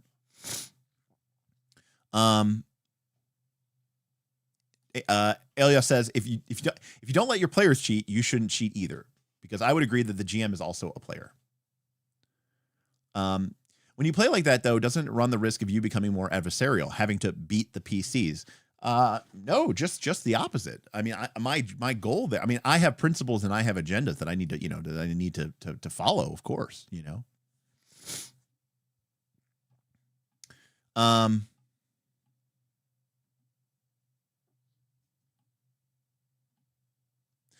So I'm admittedly on the fence about GM meta currencies. I will be completely honest with you. You know, it is something I don't know how comfortable I am, but I'm willing to learn. You know, I'm willing to kind of give it a go. I haven't had the best experiences of it with 2d20, and that's the main way I've experienced DM meta currencies. So then we get to pick weapons, whatever. You get a proficiency. This means you roll 1 damage die for your weapon attacks. Okay. Then we choose armor. Okay. So we do get to roll more. So numbers go burr a little bit. If you get more proficiency, you do more damage. It's kind of basic, simple here. You use armor to reduce the severity of incoming attacks. At character creation, you can choose 1 set of armor and equip it. You can find armor suggestions at the top of your character guide, but if you'd like to choose your own, you can find all of the starting Tier 1 armor in the armor tables in Chapter 2. When your character equips armor, record its details in the active armor fields. And armor's damage thresholds, shown in the base damage columns, indicate how much damage a character can endure before they have to mark hit points. Add your character's level to both values and record the total for both numbers in the fields. Okay, so armor means that we change when we take hit points. So they're still using this system where damage is different from HP. Then in the armor field at the top left of your character sheet, record your armor score. This score indicates the armor's base value plus any permanent bonuses. When your character takes damage, you can mark one of the small shield symbols next to your armor score, called a slot, and reduce the severity of the damage from 1 threshold, from severe to major, major to minor, or minor to none. You can only mark 1 armor slot per attack, and you have a number of slots equal to your armor score. Okay, so there's a lot to parse here, but like if we take a look here at this sorcerer example character they have, so the character starts at 10 evasion, and they have 3 armor, which means that they can mark up to 3 armor shields, which will let them reduce. And they have 6 hit points. If they take up to 7 damage, they take a single hit point of damage. If they take, I'm assuming this means greater than 7, or maybe 7 or more, they take 2, and if they take severe damage, they mark 3. Now, why is this really good?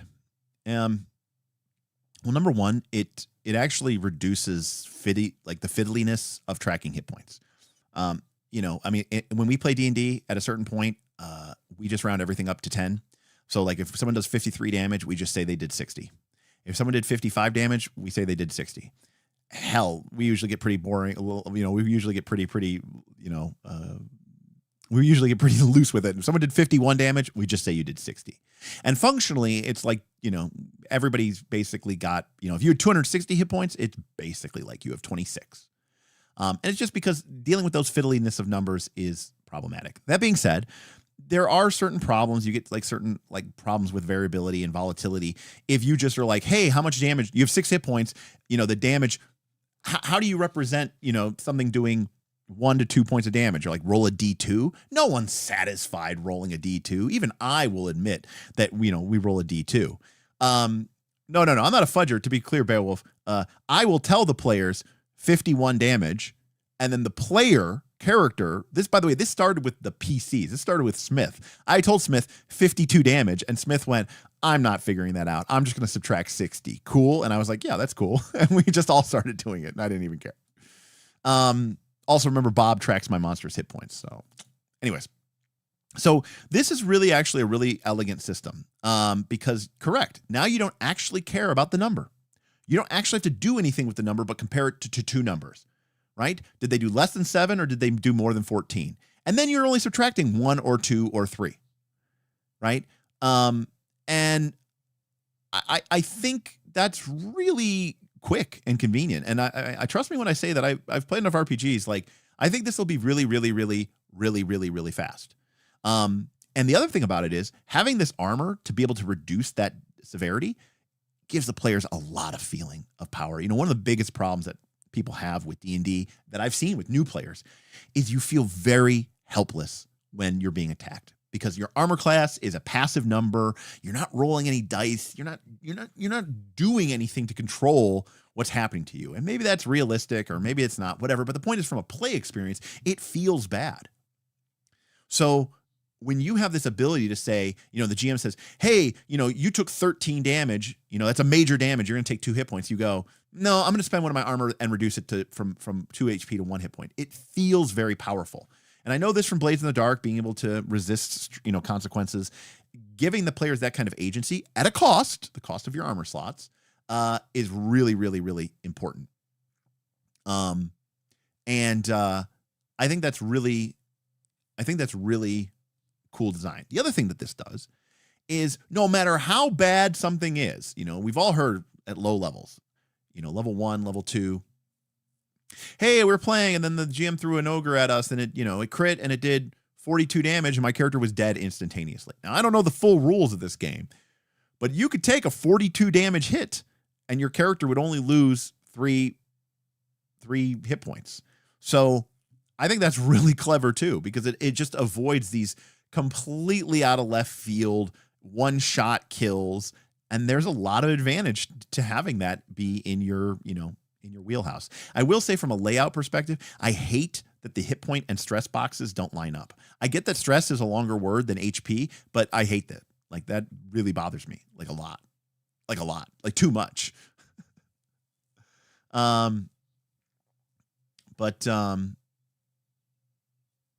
So yeah. So since armor offsets HP damage 1 for 1, and you heal HP and regain armor at the same rate. Okay, I don't know anything about how you regain armor. Is the decision of taking armor versus HP damage largely a non-choice? Potentially. I don't know.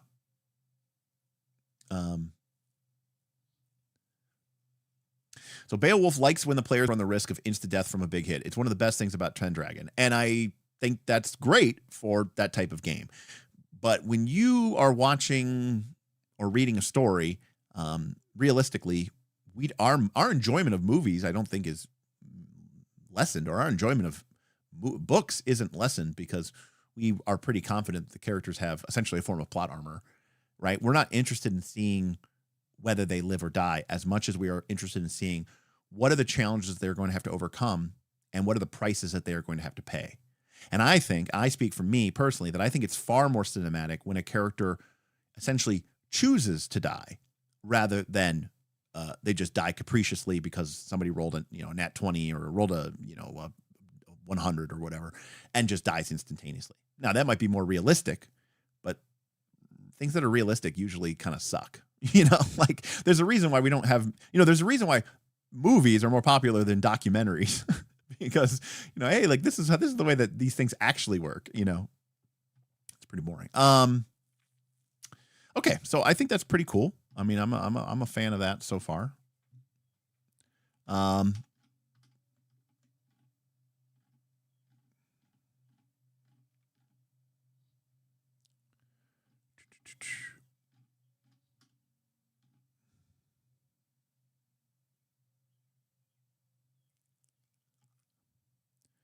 Well, even then, I say no. I think you're wrong because, well, no, because you know the movie's 2 hours long, so you know things are gonna make it to the end. Hell, it starts off with the guy at the graveyard, so you know somebody makes it. And like, imagine that movie if like everybody just died on the beach and the movie was only 20 minutes long. You know? Yeah, it's not a war game; it's heroic fantasy. Exactly.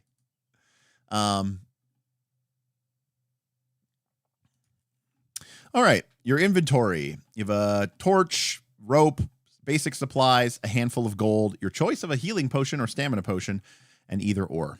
This equipment is available to use during the party's adventures in any way that fits. We encourage you to use items creatively as long as the GM agrees and it fits the rules. Basically, we're still going to give you the RPG items, but you know, it's nothing that we actually care about. Next, explore your character's background by answering the background questions in your guide. Several prompts are, ooh, okay, that's cool. So they're using kind of like a playbook approach. The decisions you make about your character's background are purely narrative, blah, blah, blah.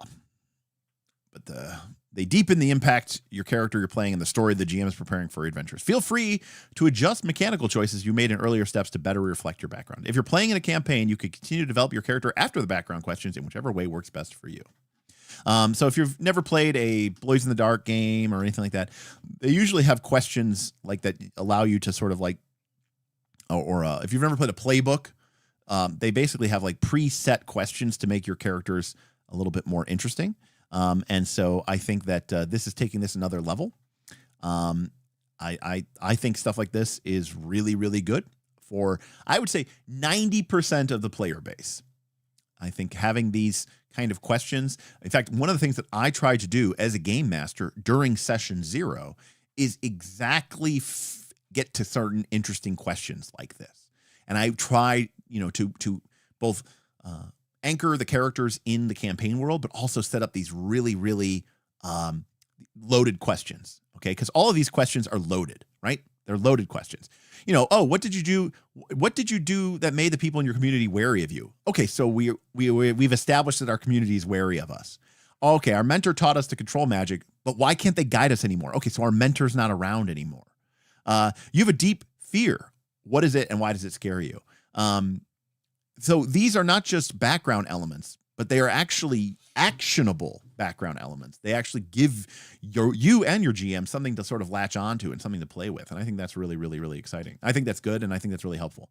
And obviously, you know, it says you can create your own questions. You have to answer these things. What if I don't want to have my community be wary of you? You don't have to. I'm just saying, like, I'm not even kidding when I say, like, for like most people out there, this is money. This is gold. And not every GM is going to be like me, where they're going to like really work with you to kind of create these interesting questions and really interesting answers about your question. Okay. Create your experiences. Now, this is what they said they took from 13th Age, I think, right? And it looks like that is the case. So if you've never played 13th Age doesn't have a skill system. Instead, you write down a series of backgrounds, and your backgrounds have a numerical bonus to them, and then that applies whether you're going to roll your bonus or not. So, for example, instead of having stealth or deceit or whatever, your character might have the background of, you know, former Imperial assassin +3. And the idea is that if you're doing something in the game that a former Imperial assassin would have been reasonably expected to be good at, then you can point out, you're like, oh, yeah, my training as an Imperial assassin, I've done so many, you know, infiltrations for murder and under the Emperor's command, like getting into and out of this building is child's play for me. Great, cool. Roll your D20 roll, make your dexterity check, but also add a +3 bonus because your background, former Imperial assassin, applies here. So it's a way of doing skills and storytelling about your character in a not very like boring and endlessly, you know, just like chewing the scenery way. It's just a really quick way to sort of make people remember, oh yeah, your character was a former Imperial assassin. Because every time you go and do that, you're going to bring that up. And that's cool. Because then people will actually remember what your character is. Whereas just having like stealth, deceit, diplomacy, it's like that stuff doesn't story tell. That's a description of what you can do, not a description of why you can do it. And I think that's much more interesting, especially when you're talking about, that type of stuff, narrative game. Yeah. So when we're playing Torchbearer, which you may catch on our stream, right? This Torchbearer skill system is a skill system, but they're nouns. They're not verbs. They're not really like, there's not climber, it's not climbing. It's not stealth. The skill is called criminal, and it just sort of encompasses everything that criminals do. It's more about describing who you are as a person rather than how many ranks in a certain discrete set of skills that you have, which is interesting. All right, each character starts with 2 experiences, each with a +2 modifier. Before creating experiences, you want to have a solid idea of who your character is. The background questions are exceptionally useful for this. When you're ready, work with your GM to create 2 experiences that have shaped your character. There's no set list of experiences to choose from, so in other words, make it up, just like 13th Age. But here's some examples because, it can be helpful for that. Each experience should be specific. For example, talented or focused are too broad because they can be applied to almost any situation. This is starting to sound like Torchbearer stuff if you play for that. Additionally, your character's experience can't give them spells or specific game abilities. For example, take flight or one-hit kill are too mechanically oriented, although you might consider pilot or assassin instead. You're encouraged to add flavor to your character's experience to give it more variety. For example, look at this. They're using the same thing that I did. You could just be an assassin, which is fine, but you could choose Assassin of the Sapphire Syndicate, and God help you. If you're in my game and you write down, even if I've never talked about the Sapphire Syndicate, if we're playing this game and you write down Assassin of the Sapphire Syndicate or something similar to that, I am going to be like, you are awesome and you are welcome to my game because you just did more with your background and your experiences than most people do who write 10 pages. Because you've given me something that is going to allow me to incorporate into the game your character's elements without us having to be too preoccupied with what it is. And you're clearly showing an indication to sort of hook in and sort of take collaborative building. I absolutely love stuff like this. I think this makes the game so much fun for everybody, Hey, OED. OED tipped $12. Here's $12 for the D12 game. I'd love to see more of Daggerheart on the channel. Awesome. Well, thank you for that. 12 for the D12s. I mean, I do love D12s. It is my favorite die.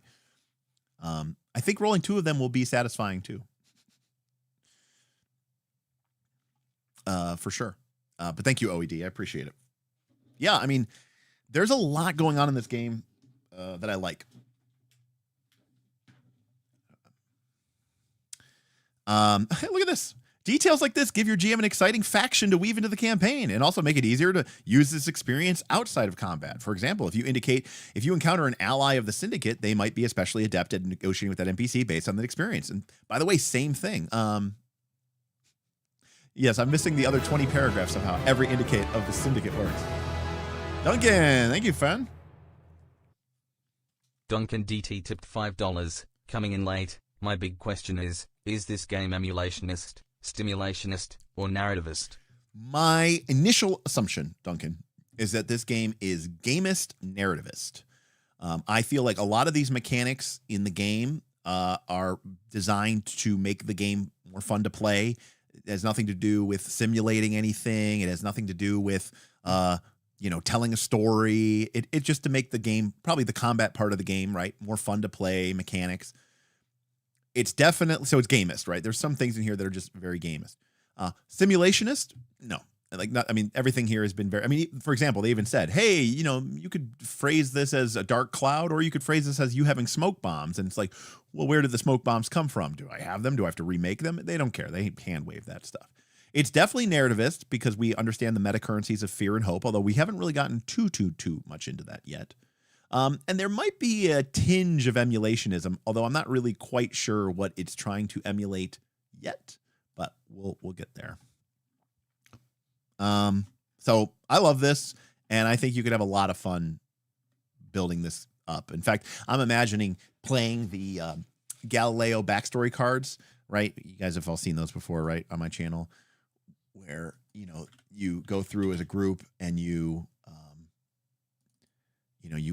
pull out these questions and you ask these questions, you go around the table, everyone pulls these things out, and you have this grid that you fill out either as a group or as the GM fills out some of it beforehand. So you reference these things, right? So like you might add to the group, you might add Sapphire Syndicate, right? Because somebody came up with that, or maybe they just came up with that right now. And then while we're, playing our backstory game during the character creation, let's find here.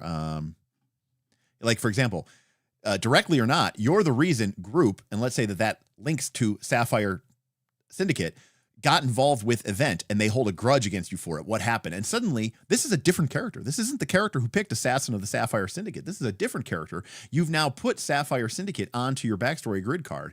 And now someone else is getting some element with this. And now you're going to have these really interesting character dynamics and really interesting character connections before you've ever even played the game. It's very, very cool. Plus, you're playing it as this fun game where you're going around you're going around the table, you're pulling out different cards, you're working and talking to each other collaboratively. It's a really fun experience. I find it to be way more satisfying than being like, what feat am I going to take? Anyways.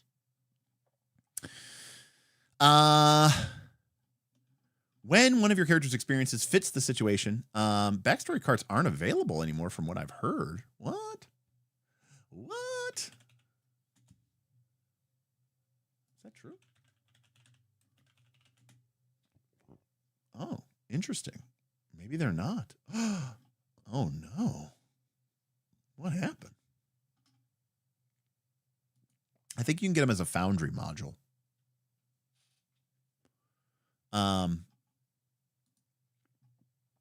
If we consider Critical Role its own genre, which I do think you can make an argument for, it does seem like it's emulating that.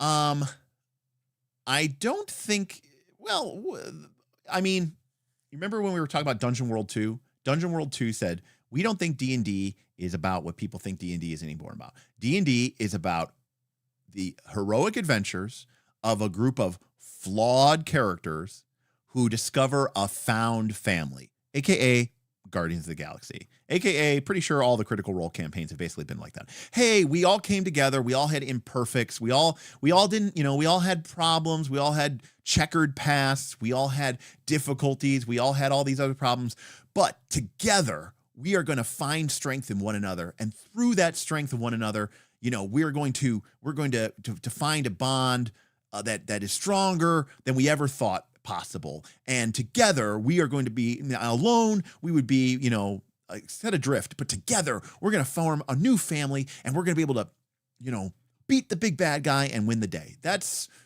the neo-trad. Exactly, Derek. That's what D&D is now. If Critical Role is responsible for that, then yeah, I guess maybe they are emulating themselves, but yeah. Backstory cards are so dead, and I'm sad I didn't pick them up. No, the Foundry module is dead too. What the fuck happened? Wow. That's truly sad.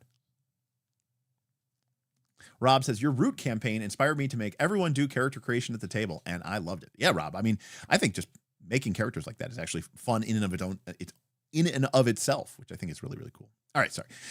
Get back to the game here. So if your character's experiences fit the situation at hand, you can use that experience to showcase their expertise. Before you make an action or reaction roll, you can spend a hope to add that modifier to your roll's result. Sometimes more than one of your character's experiences is a good fit. If it fits the story, you can add more than one experience, spending a hope for each. So I like that this is limited. Platinus. The company Galileo Games shuttered and removed itself from the internet a few months back. Damn. Wow. That's really sad. So that's really sad. So my first reaction when I read this, because it said you can spend a hope to that roll's result. And I was like, wait a minute, do you get to use this after the roll? So again, I haven't played the game yet, but part of me really wishes I could add this after the roll. Like if I'm spending a meta currency, like I'm just telling you, spending a meta currency and then rolling and then failing anyways never feels good. And spending a meta currency and then rolling so high that you passed anyways never feels good. The only time that this feels good is when it's one of the 1 or 2 numbers where it makes a difference. So my initial instinct here would be to already change this. And again, I don't know the game well enough to really say this. That's why it's not a review. But yeah, I'm not. Yeah. Anyways.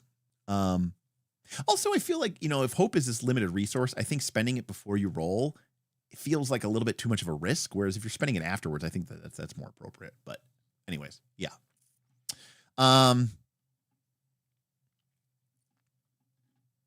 So that is true. The D&D movie, the new one, was definitely a found family film, literally, right? Like they're like, oh, look, together, we all work out and we're all fine together,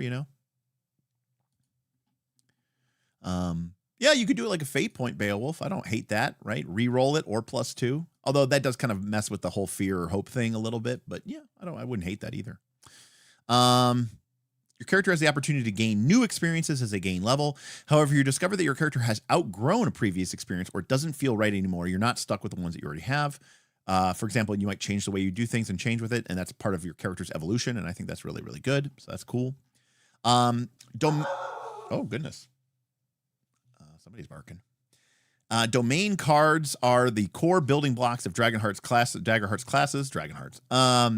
Arcana, Blade, Bone, Codex, Grace, Midnight, Sage, Splendor. Each has a domain deck, which features a list of abilities and spells with a central theme or focus. This is basically what you can do, I'm assuming, in combat.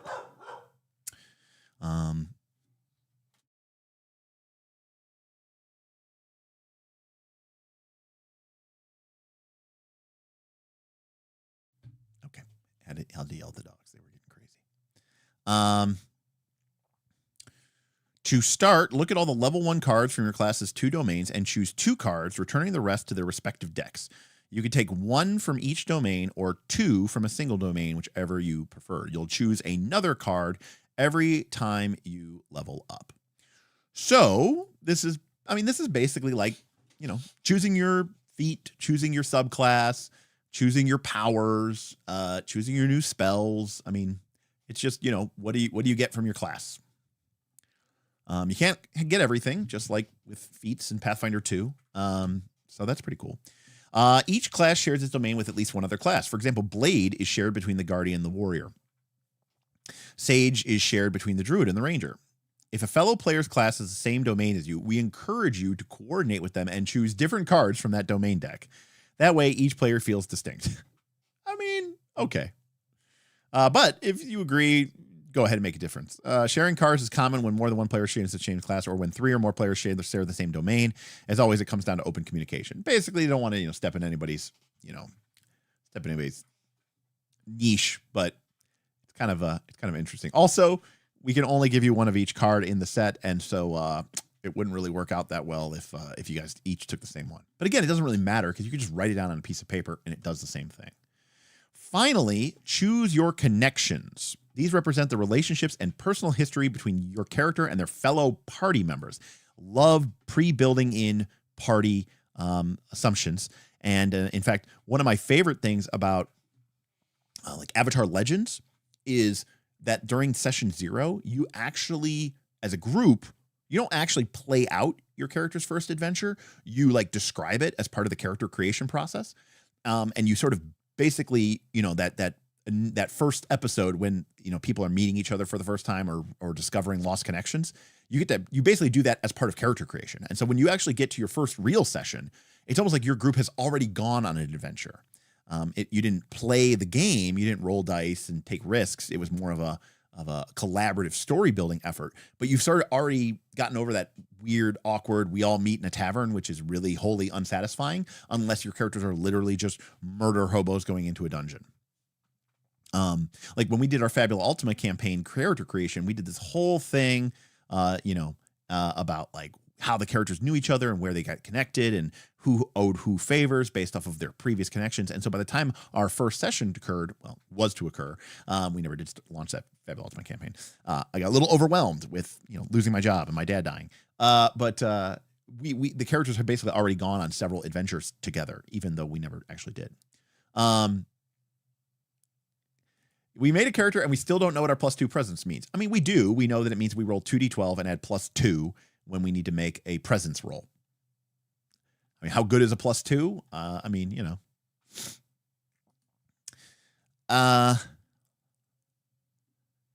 Work to set how your characters are connected, blah, blah, blah, blah, blah. And then you're ready to play. And then you never played the game.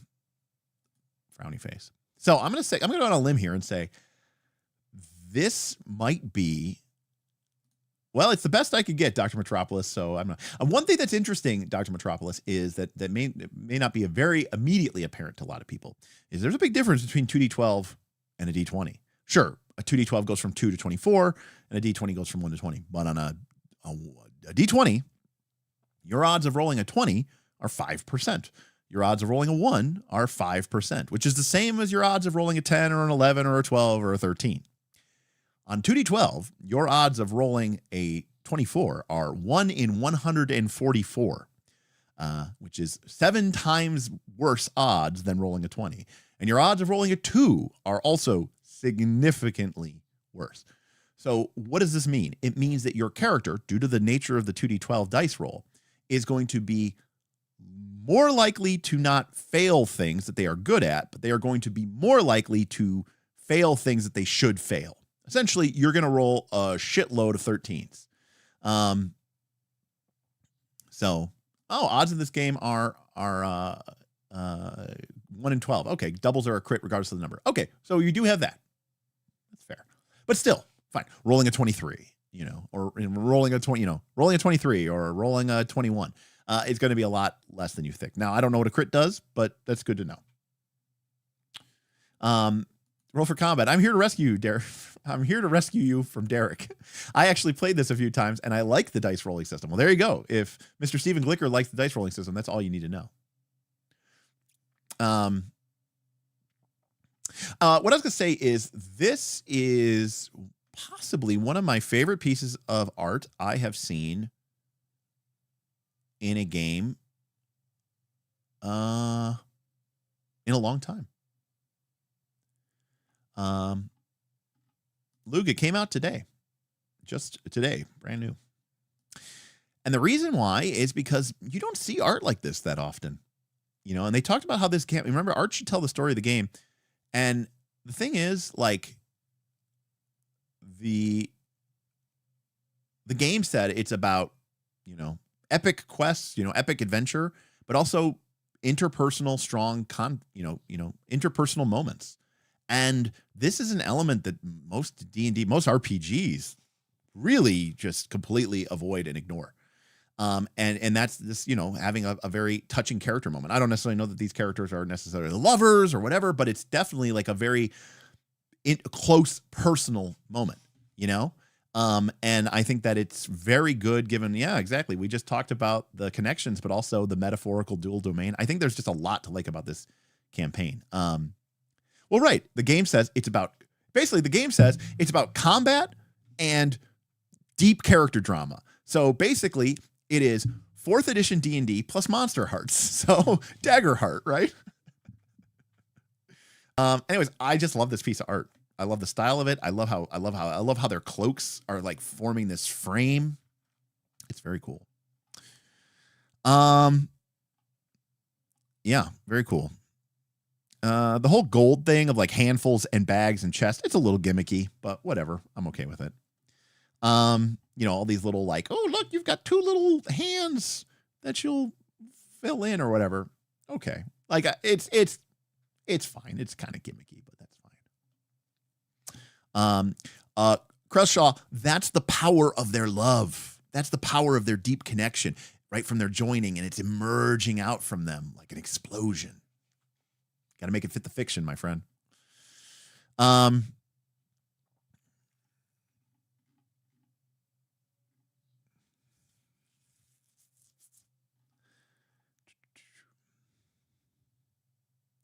And again, if you've ever played a PBTA game, these kind of questions are always been part of the game. Ask your fellow players one of the following questions for their character to answer, or create your own questions. Again, this is just gold and just so easy to go with. Like you just pick a player. Why do you trust me so deeply? You know, well, Barnacle, because he trusts me because I'm the closest thing he's ever had to a mother. Awesome. Cool. You're already building these cool moments. So the game goes to 10. So this is the first time we're hearing about this. I'm pro 10 these days. I know some people are like, no, the game needs to have 50 levels or 20 levels or 30 levels. I'm pro 10. 10 is enough, honestly. You know, if your game is still going after 10, I don't know, you know, make a new character and explore the game that way. Or at that point, you've been playing the game long enough. I don't know, keep it going. It's a lie that we tell ourselves that these games go to 20. The rules go to 20, but the games don't. Not really. Oh my God, OE, it should have gone to 12. Holy crap. It should have gone to 12. That would have been awesome. Or, because it's, you know, D12, you know, then you could have something cool with like the dodecadron or something like that. Your pro no level. No levels are cool too. I'm okay with that. Yeah, 12 is really good.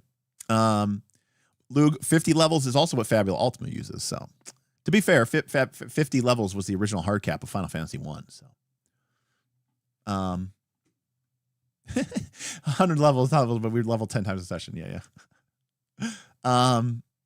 Yeah, I mean, correct, VA. I mean, even if the game does go to 20, most of the time the rules do break down pretty quickly after that. Props to Pathfinder 2. It does keep working.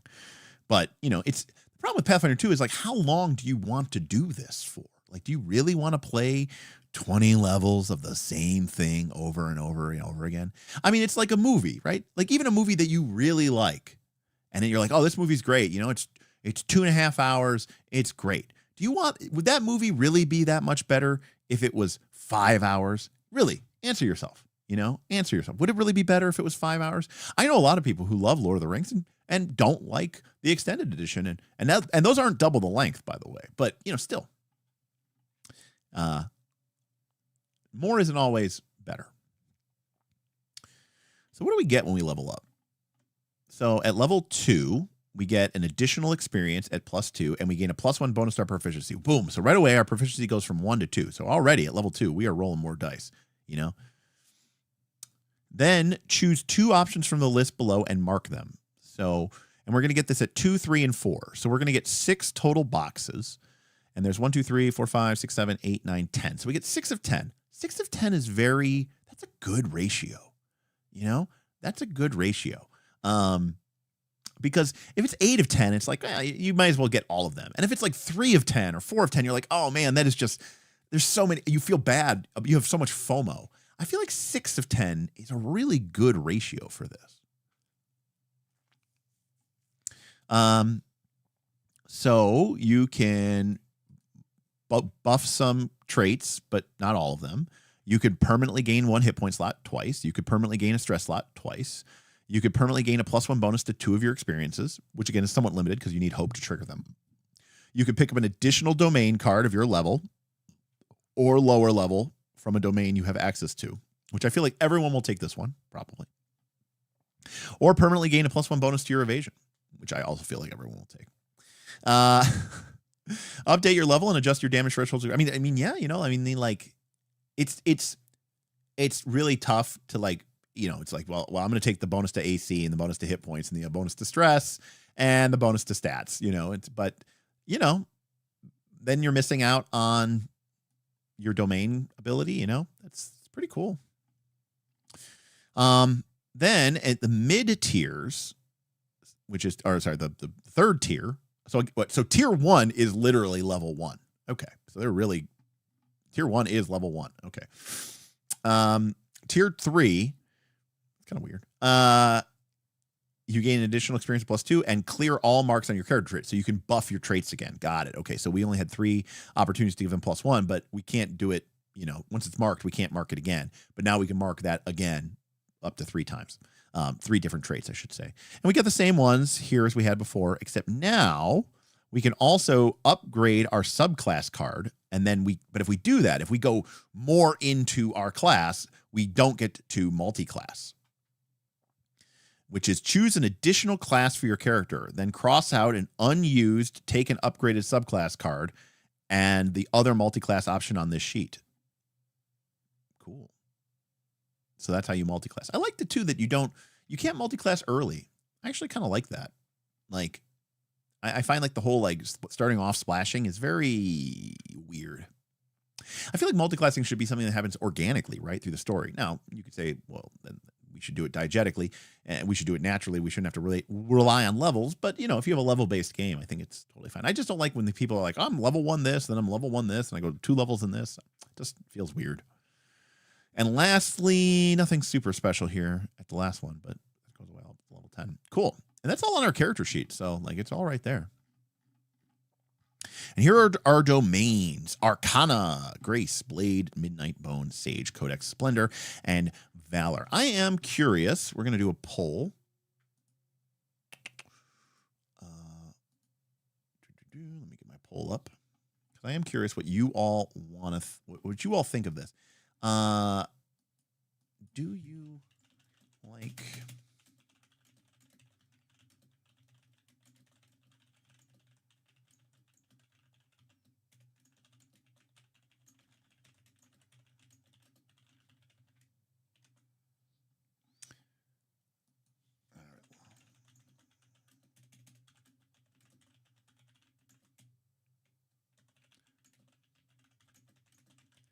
Alrighty. The poll is up. Do you like the domain system? The sharing between 2 classes, the fully complete circle of classes, right? Like the fact that we have this, you know, circle. Here it is. Look at this, right? So you have your different domains, and then everybody, you know, 2 classes shares it. Now, of course, immediately, I've played way too much Magic the Gathering. I'm immediately thinking about like, oh, so what would happen if you had, you know, domains that are opposite from one another, right? You know, what if you had domains that were, you know, on a shard together, you know, like a wedge instead of a thing, you know. Jackal says, I wish you just got to pick. Yeah, but I feel like that would just be, you know, flavorless. At that point, it becomes almost like a classless system. I guess the question is, you know, there is if you have a class-based system, then the value of the class-based system is in making it mean something. Part of the problem I have with, now always says the same thing. Should have been a classless system, just domain. Interesting. They already have 2 new classes. The fucking game came out today. How the fuck do they have new classes? Yeah, my MTG brain going hard with the domains. Oh yeah, absolutely. I'm already thinking like, where's the shard? You know, can I get 3 domains? You know, where's the wedge?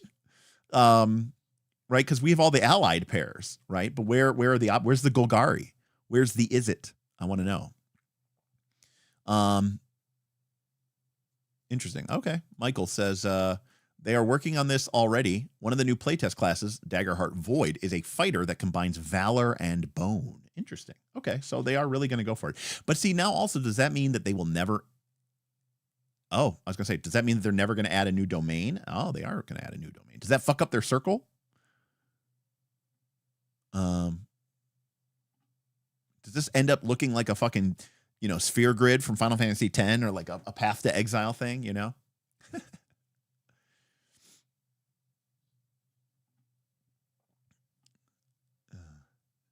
Right. That's right. Purple. Where's our purple at? So there is a new domain. That's interesting. Okay, yeah. Oh, look at that. Yes. Luke. Yes, absolutely. Yeah, they'll look, there's nothing wrong with Splat. People buy Splat. Splat wouldn't be popular if people didn't want to buy it. Get some Final Fantasy Tactics job skill sharing. I mean, I do love me a jobs game section. I do love the Final Fantasy Tactics system. It's very unsimulationist. You're like, wait. So when I was a knight, I knew how to do all the knight things. But then when I stopped being the knight, if I didn't train out that with JP, then I lose those abilities.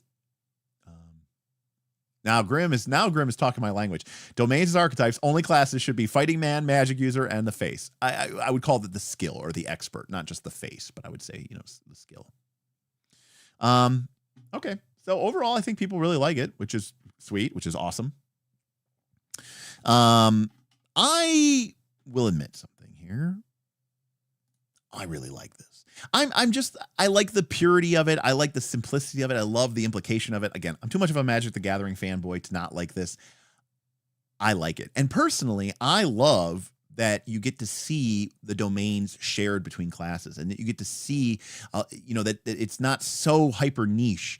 and we get to see sort of different ways or to flavor it. It reminds me in some ways of 4th edition, you know, how you had this martial power source or this arcane power source, but you get to see what it looked like in the hands of a defender, or what it looked like in the hands of a striker, or what it had in the hands of a leader. So I really, really, really like that. And this is just a very pretty picture, you know, and this is just showing you how the classes work. I mean, you got to give the what's the line that he says to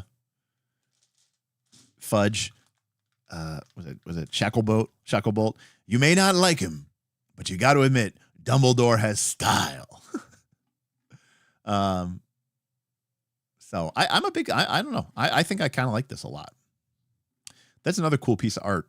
You don't really see too much art like that, you know, just top down. That's really, really cool.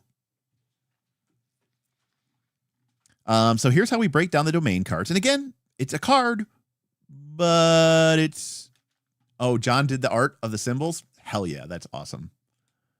Oh, Grim says, all right, gang, remember, random like and subscribe reminder, because I won't say it. Oh, right. This is a YouTube channel, and we have Twitch, and you guys should like and subscribe. And if you want to check us out on Twitch and throw a free Prime sub our way, we'd really appreciate that. Or you could join our Discord by joining our Patreon, patreon.com/nextlastcall. It's a private Discord. You also get access to our private exclusive videos and content, and it's a really, really neat place to play a bunch of games, like Daggerheart, because we do have a huge community server there, and we have a lot of people who really want to play. In fact, we have more GMs than players, so if anything, we do need people to play. Don't say those things. I can't recognize. I know.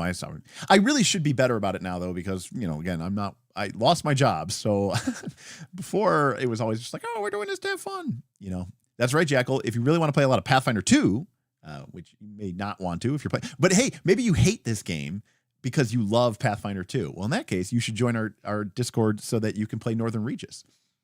I don't know if you're making a joke, Richard, but don't forget, I love musicals. Like, love musicals. Like, a lot. So that's true. We do have enough Northern Reaches gamings going on that our VTT host, which is the Forge, got mad at us, and we're going to ban us because we were using it too much.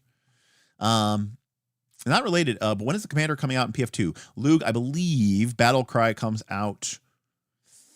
Well, Starfinder 2, I think, comes out first. So I don't know if Battlecry is coming out at Gen Con. I think Starfinder 2 is coming out at Gen Con, and maybe Battlecry is coming out at Gen Con. I don't know. If it's not this year, it's going to be like right before Gen Con. So it's going to be this summer, is my guess. Okay, so it's after Gen Con. Okay, I was like, it's probably after Gen Con. So Jason says Battlecry is September. Yes, Battlecry, where we get the Commander and the Guardian. Oh shit, I missed the Derek lore. When did you lose your job? Last month, Grim Prism. I was unfortunately cut as part of a wide sweeping layoffs from my company, partially because of change in priorities, partially because of AI, and as a result, my services were no longer needed. Level, cool, symbol, yep. Recall cost. But once you reach level 5, you'll have more cards in your space in your loadout. Got it. Yep, you can swap it. Okay. Spell, and then the text.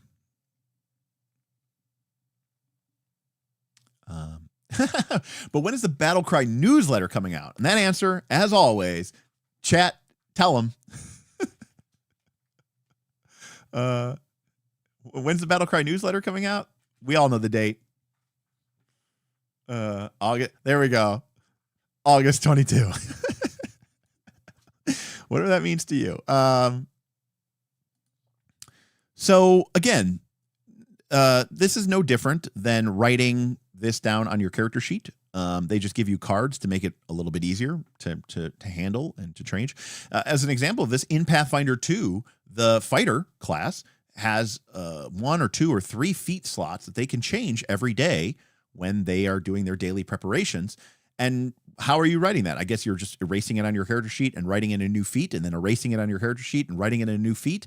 Well, wouldn't it be cool if you just had a bunch of cards that had all your feats, and then you could just say, hey, today I'm going to take this card and this card and this card and put them into my little tableau or my area in front of my character sheet. And yeah, I agree. It is not as clean looking as 4E powers, for sure. 4E but ultimately that was not to 4E's advantage, right? A lot of people were very turned off by 4E because they felt it was so mechanical and it was so, it was almost soulless because of how utilitarian it was.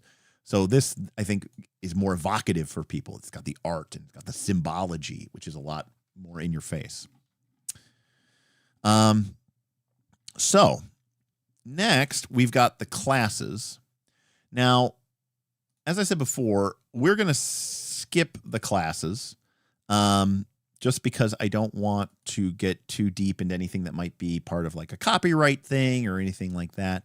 But I do want to skip ahead to the core mechanics of the game because, we've probably got an hour and change left. And I would like to get at least through the core mechanics of the game to kind of understand what's going on here. Fundamentally, I'm sure that the classes all give you really cool things to do as your choice, but also are going to give you, we do need to know if the Ranger is good. The classes I'm sure give you all really cool things to do. And then of course there's the whole idea of the domains. There's a lot of customization for that, right? Like if I'm a druid, I get to pick whether I'm a warden of the elements or a warden of renewal, which is already pretty cool.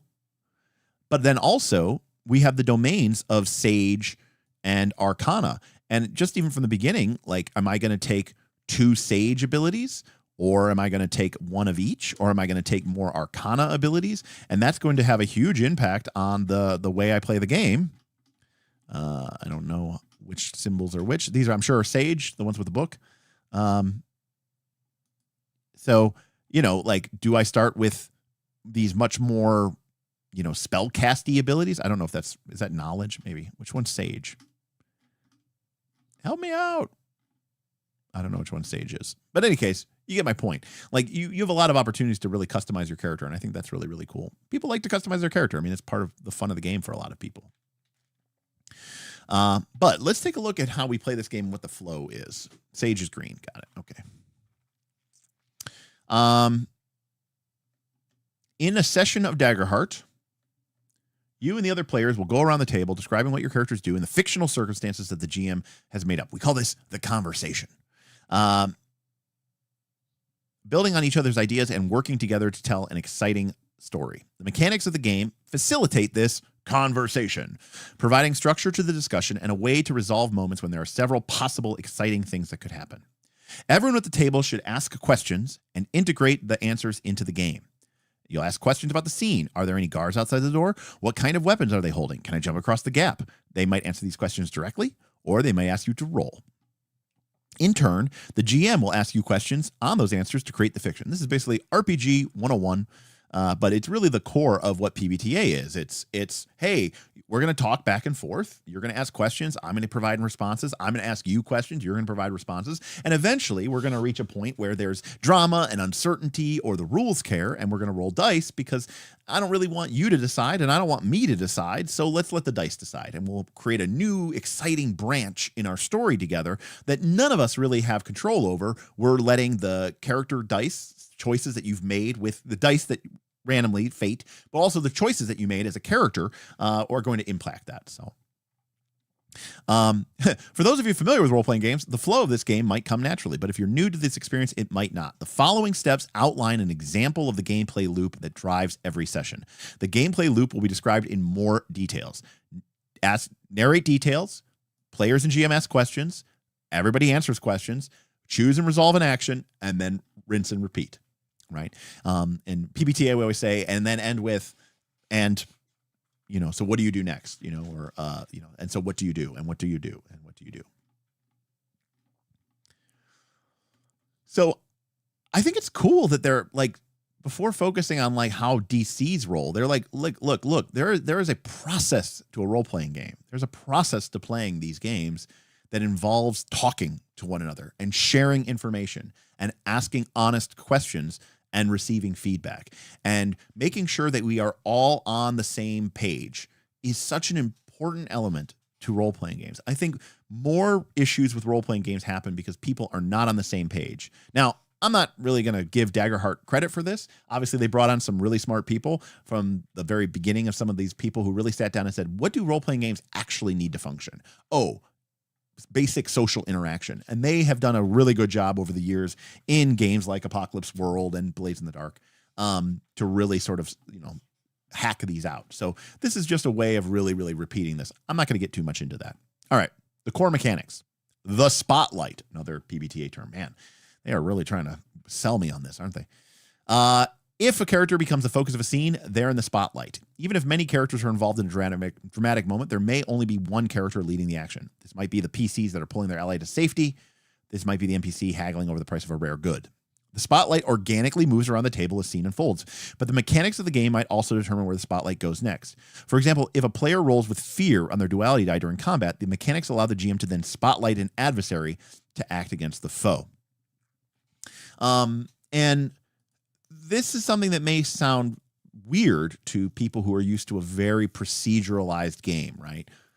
But I find that when I think about running this type of game as I'm a movie director and I'm thinking about it through the lens of the shot, sometimes you stick with one character through an action scene.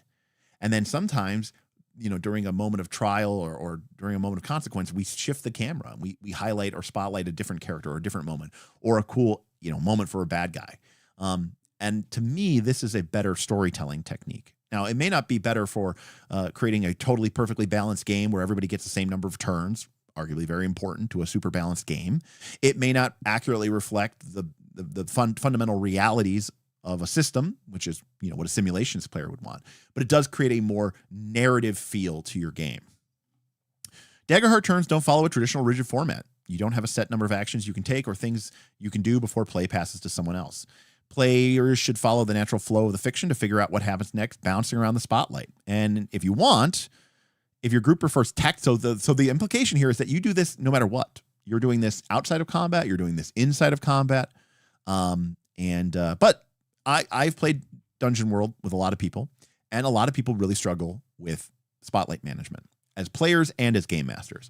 So they mention here that if you do prefer a more tactical or structured player, you can bring back the action trackers. Now, I remember this from the early beta, and I thought it was a little too heavy-handed. So I, for one, am glad that the core rule is just spread the spotlight around and follow the fiction, which I love, because that's how I'm used to doing it with PBTA games. However, they say you can basically, everyone takes some action tokens, and every time you take an action roll or do something significant, remove a token. And, that way you can kind of make sure that nobody takes too many and you can kind of share the things. And once everyone has used their numbers, you all refresh. That way you guarantee everybody gets the same number of turns. You may take them in different orders, but you're not going to outpower somebody. I've actually heard it told two different ways. I've heard some people say they really like round-based combat because that way the wallflower, doesn't feel pressured because they have to get a turn. But I also find that sometimes spotlight management can be really good because sometimes there's players at the game who don't want to have a turn. I know that sounds crazy. I'm not saying that they can't have an impact or a moment, but sometimes there's people who are just like, oh, it's my turn again. I don't want it to be my turn. I wish it could be somebody else's turn. And so I actually find that there's kind of benefits to both. Making moves. When you decide to do something in the story and the spotlight shifts to you, your PC makes a move, which you use to describe the group. A move is an action that you take to advance a story, such as talking to another character or interacting with the environment, using a class feature or spell or anything else that you might do. Some low-stakes moves automatically succeed. It is very easy to open an unlocked door. But while heroic, high-stakes moves may require a roll to determine the outcome, when you make a move and the result of that action is a question, we pause the fiction, and that's when we shift to the rules and we shift to the dice. However, the same is true in combat. It is a collaborative and conversational storytelling experience as combat. Has no initiative order, no rounds, and no distinct number of actions you can take while you're in the spotlight. Oh my God. I am strong. Strong. I love it. This is how you create really cool moments. Of just incredible narrative. Look, I've had amazing D&D combats. There's no doubt about that. And the basic round-based system.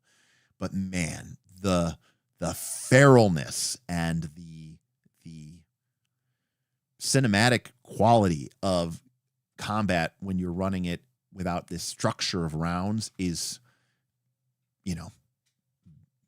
really, really a sight to be seen. Now it does take skill. There's no doubt about it. It takes skill to develop it. It is a skill that you need to develop as a player, but it's really skill that you need to develop as a GM. So this is not for newbies.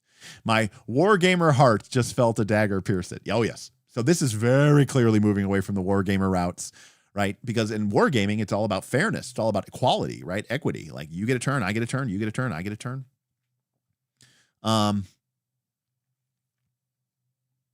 I would completely agree with that, Avison. It does feel like Fabula Ultima is the halfway between this and D&D. I actually completely agree with you. I mean, Fabula Ultima has some of its own elements because it's really strongly trying to emulate JRPGs, which is its own thing. But I actually do agree with you rather a lot. Also, shout out to Avison. Avison is my waifu. I have a fun little side tangent, but okay. Fun little side tangent about Avison. This was GP. This was GP Shadows over Innistrad, right?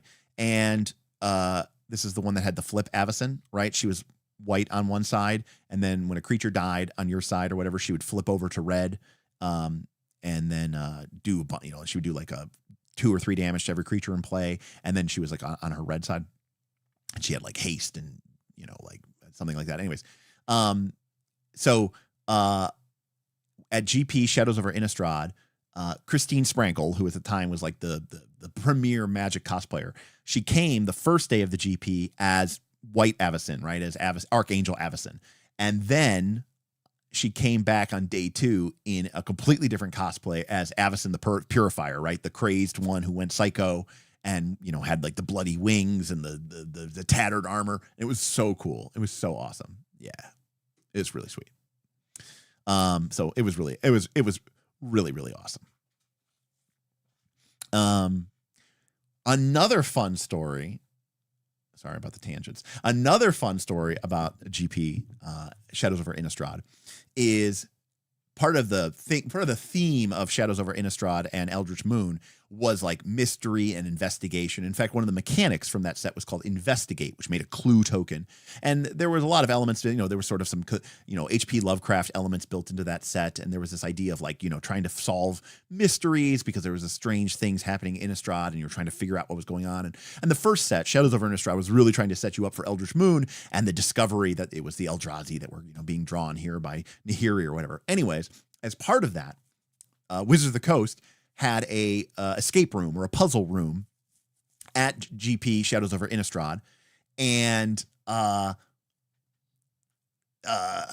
so they were having like contests. You'd go in there and try to solve it, and, you know, figure out the mysteries, and, you know, do all this other stuff. And it was like day 1 or day 2, and I was looking at the times, and I thought they were okay. And so then I went in there and I killed it. I crushed it. Like I did it in like minutes, like literally like under 5 minutes. And as I'm leaving and I'm like, my time's getting posted, I hear a voice go like, "Oh, of course it's you." And it was actually a woman who used to run the GP or the Gen Con puzzle hunt, which I used to do every year and completed multiple times. And so, you know, I'm a puzzle master, I guess, in that respect. And she was basically like, kind of like, "Oh, I'm sorry, that was so easy. Like that was made for like normies. It wasn't made for like, you know, like pro puzzle solver people like you. So like, it's no wonder that you got the best time." And I was like, "Oh, that's okay. It was pretty fun and really flavorful." And she was like, "Oh, well, here, you know, it's almost the, you know, like we're almost finished with the thing, and they're just gonna tear all this down. Here, you want this?" And she like takes a part of the puzzle, which was like the broken symbol of Avison, right? Like the melted sort of shape. And she gave it to me, and then I brought it home, and I didn't really want it or keep it. So I gave it to my favorite local gaming store, and then the owner, Dirt, who you may have seen on the channel, he hung it up on the wall, and it's still there. So there's this cool like GP Shadows over Innistrad, you know, from the symbol of her church that I got from the puzzle room because I crushed it so bad. So anyways, fun story. I have many stories of the Gen Con puzzle hunt. Good stuff. Anyways, shout out to Gabby. So anyways, pretty cool. Yes, cool trophy, nice gift. Yes, it was. What a geek. Oh yes, very much so.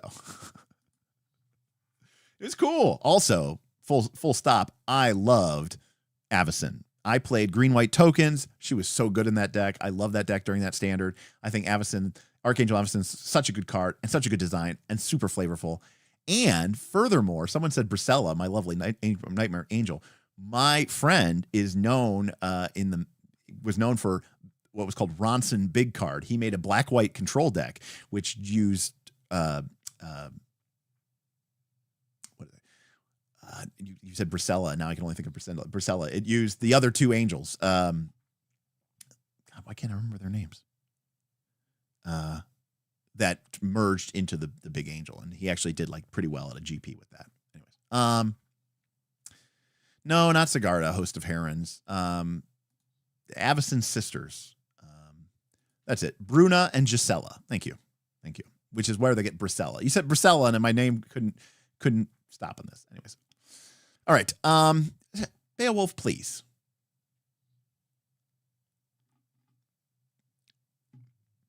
PCs aren't the only one who make moves. GMs can make a GM move. I love GM moves. GM moves can happen nearly any time, but they most commonly occur when a PC rolls with fear or fails an action roll. So this is PBTA. And if you roll with fear, this is basically the GM basically making a soft move. And if you fail an action, this is the GM making a hard move, is how I would sort of reflect this. GM moves escalate the scene in an exciting and dangerous way. A new threat might emerge from the woods. You're shitting on our tangent. This is what Knights of the Last Call is about, Beowulf. It's about tangents. A new threat might emerge from the woods. The PCs could be separated by a sudden cave-in, or another similar action may significantly change the scene.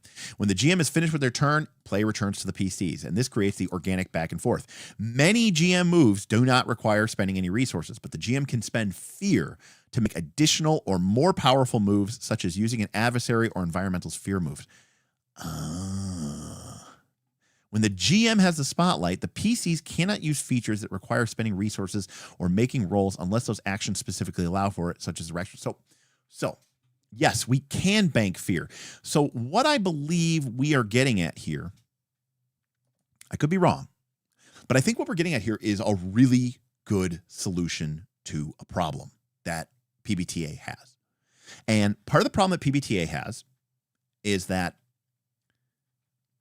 if the players are rolling really well, the GM can't make hard moves. Now, the GM is whenever the players, because again, people have this really crazy misperception about PBTA, which is that the GM can only make moves when the players roll like a 6-. And that's just not true. The rules very clearly state that the GM can make a move whenever the players look to you to find out what happens next. But the idea is that you are making soft moves, that you are pushing things forward. You're not actually making things direct. You're not making what we would call a hard move. You're not hard framing and putting them into an immediate situation of challenge. The problem is that when you're playing PBTA, when the players are rolling really well, the GM isn't really making any hard moves, and they can get kind of priced out of their own game.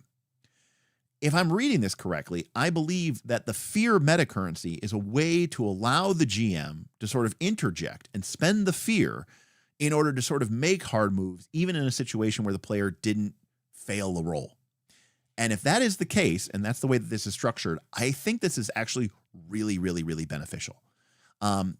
Because now I understand that there's people out there who are totally fine and comfortable just making hard moves whenever they want. But I think that removes a lot of the back and forthness of the game, and I think it removes some of the again, the fun of playing the game as the game master, which I think is really, really, which is really good. Now, again, I do think that Conan 2D20, all the Modifius games, the Dune, the whatever, I think they do it a little bit clumsy. But they did mention that Genesis and therefore Edge of the Empire and FFG in general, VA, were part of their inspiration. So I have to imagine that was part of their, sort of part of their thing there. I accidentally clicked on a hyperlink, and God knows what's loading now. Okay. So I kind of like that. Duality dice use different colors. One to represent hope, one to represent fear. They should be recognizable for each other. By the way, I do enjoy the player being like, oh, how am I gonna? Which die do I want my hope die to be, and which fear die do I want my fear die to be? If you roll with hope, even if you fail, mark one of the hope slots on your character sheet. You might also gain hope from spells, abilities, and other events during the game. When you roll with fear, even if you succeed, the GM gains a fear, and there are consequences or complications that come from the action that you were attempting.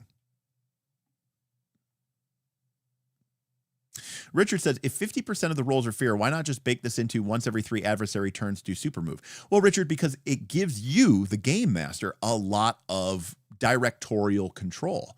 You could choose to do that, or you could choose to sit on it and wait and allow the pacing to sort of build up. Maybe this is just a sort of, minor sort of build up. And then later, when you have 3 fear or 4 fear, you can make a much more significant, profound move when sort of the Empire strikes back, if you will, which I think is really, really cool.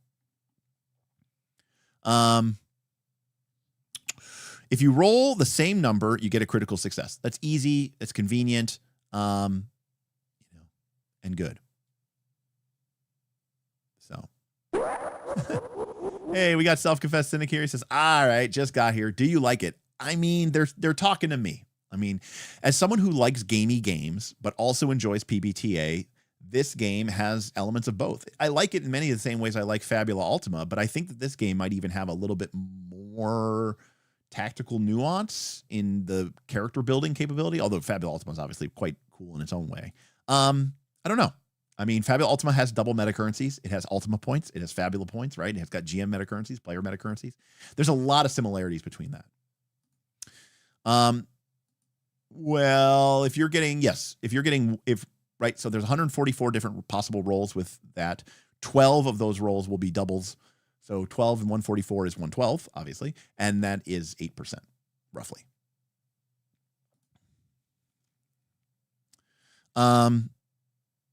When you critically succeed in a roll, along with gaining a hope, you clear a stress from your character sheet. Abdul, I'm going to need you to go ahead and run a number crunch on that. Sure. All right. Well, it looks like I'm coming up with 8.33, repeating, of course, % chance of success. The anniversary of that was apparently yesterday or something. Cool story. That happened on my server, Laughing Skull. So I was technically, I don't know if I was on the server when it happened, but that did happen on my server.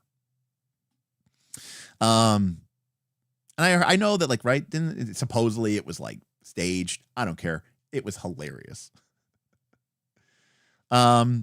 Additionally, when you critically succeed on an attack roll, you'll deal extra damage. Cool. I mean, this is making the good thing feel good, right? You know, like, you roll doubles, you get your critical success. It always counts as a roll with hope. You pass, even if you would have failed, you get to mark a hope, you get to clear a stress, and if it's a damage roll, you get to do extra points of damage. You know, like, the world is your oyster. Everything is great. I'm okay for that. And here's a ton of white space. Overall, by the way, I'm finding this pretty easy to read. There's a lot more text than I expected. I was kind of expecting this to be very, very, very, very, very, very, very full of, fluffy graphics and lots of fluffy stuff. But it's blocky text, 2-column deep,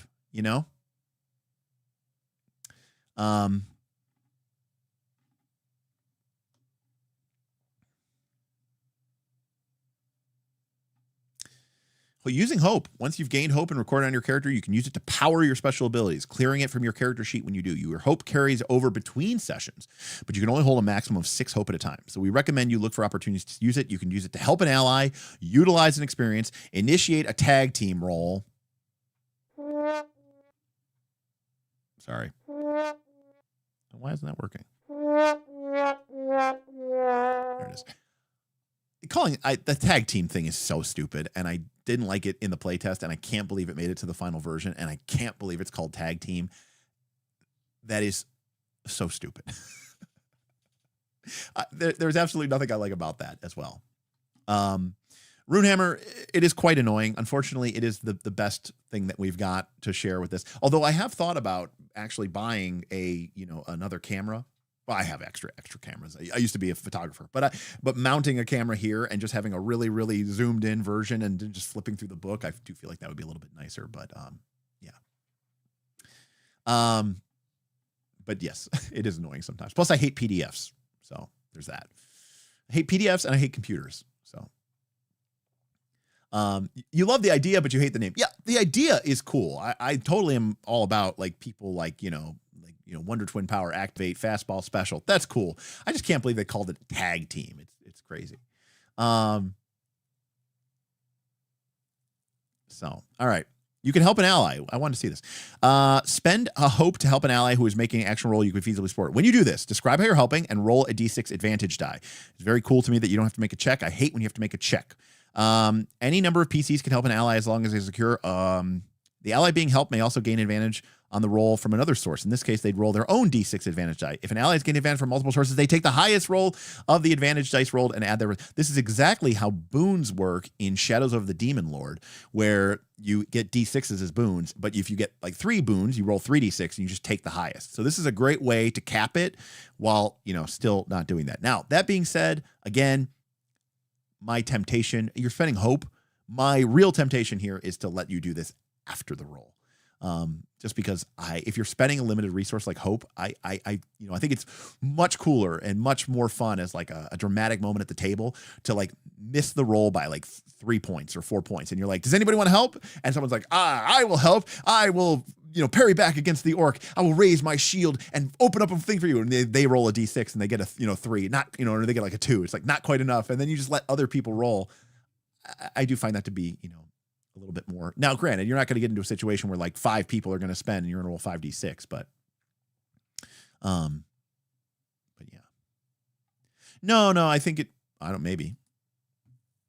Then we can use hope to add an experience. And again, I would probably let that do that. Mechanics like that start to get abused. No roll seems final. Yeah, I'm okay with it being abused. It's not a game. It's not a game to challenge. I'm not here to this is not a game to be beaten. It's a game to be experienced. And I'm okay with that, right? I'm not saying that this game doesn't have some sort of challenge rating system. I'm sure it probably does. But what I'm just trying to say is it's very different, It's not about, so there you go. Boothby says, most of my group bounced off of PBTA because there wasn't enough of a system to beat. Thinking Daggerheart would be similarly viewed by them. And I think you're right. I mean, we've talked about this before, right? People talk about combat as war, combat as sport. But, one of the things we talked about was campaign is competition or campaign is collaboration. And I don't think that a campaign as competition is necessarily a bad thing. Which is, I like sometimes being the sort of adversarial GM. I want my players to feel like, not that I'm not personally out to get them, but I'm here to make things hard for you, and that your challenge is that you're here to play the game, and win. And there's literally a game to be won. Whereas some people do not want that out of their campaign. They want it to be a collaborative experience, and it's not about necessarily how do you abuse or take advantage of the game. Would advantage dice being additive be too much? I think it would be. I really prefer this methodology. For sure.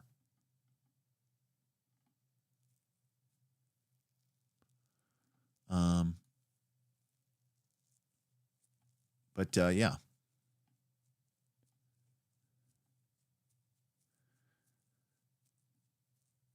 So Runehammer says, after 3 reads and some notes and tests, I feel Daggerheart can be easily as deadly as any AD&D spiral. Okay. All right. So, hey, look, if you're going to have a gamist control, at least the gamist elements matter. So that's cool. I mean, that's exciting. Again, I don't call this a review because I haven't played the game enough. Maybe I'll get a chance this summer or something at Origins or Gen Con or something. You can spend 3 hope to initiate a tag team roll between you and another PC to combine your efforts for an exciting scene-defining moment. That's fine. I mean, it's cool. I mean, I'm a big fan of, part of the thing is when you're not playing with an initiative-based structure, I don't know how valuable this is, but again, there's a whole section on this in a couple pages. A hope feature is an effect that requires or allows you to spend hope to activate its effect. So some features need hope in order to be activated. So it's kind of an innate, limited way. It's, arguably you could think of it as a daily power, right? And, it's an encounter power. You can only use this with a certain number of hope rolls. Each class has a unique hope feature, such as the Guardian's frontline tank or the Wizard's Not This Time, that underscores their class archetype and showcases their power. this is brilliant. I mean, this is really deriving the character class's core fantasy and giving you this really cool break glass in case of emergency, push the button, AZ5. And I think that's really, really cool. 3 hope means that this isn't going to be something that you're going to be able to bust out every single fight or every single encounter. It's going to be something that you feel like you are saving up for. And hopefully the powers deliver enough on that core class fantasy that you will get to feel like a badass. And I've talked about this many times, but one of the things I really respected about 4th edition is that they had powers, these big daily powers, that had such a dramatic effect on the story and the narrative and the combat through the mechanics that it made you feel so much like a fighter or a wizard or a cleric or a paladin that it was so genre defining. It was so class defining. And I think that was really, really cool. So I hope that these are really good. You'll be gaining hope regularly. If you find yourself maxing out on hope, use your hope feature to give yourself the upper hand. So pretty cool. Hopefully it works out. Yes.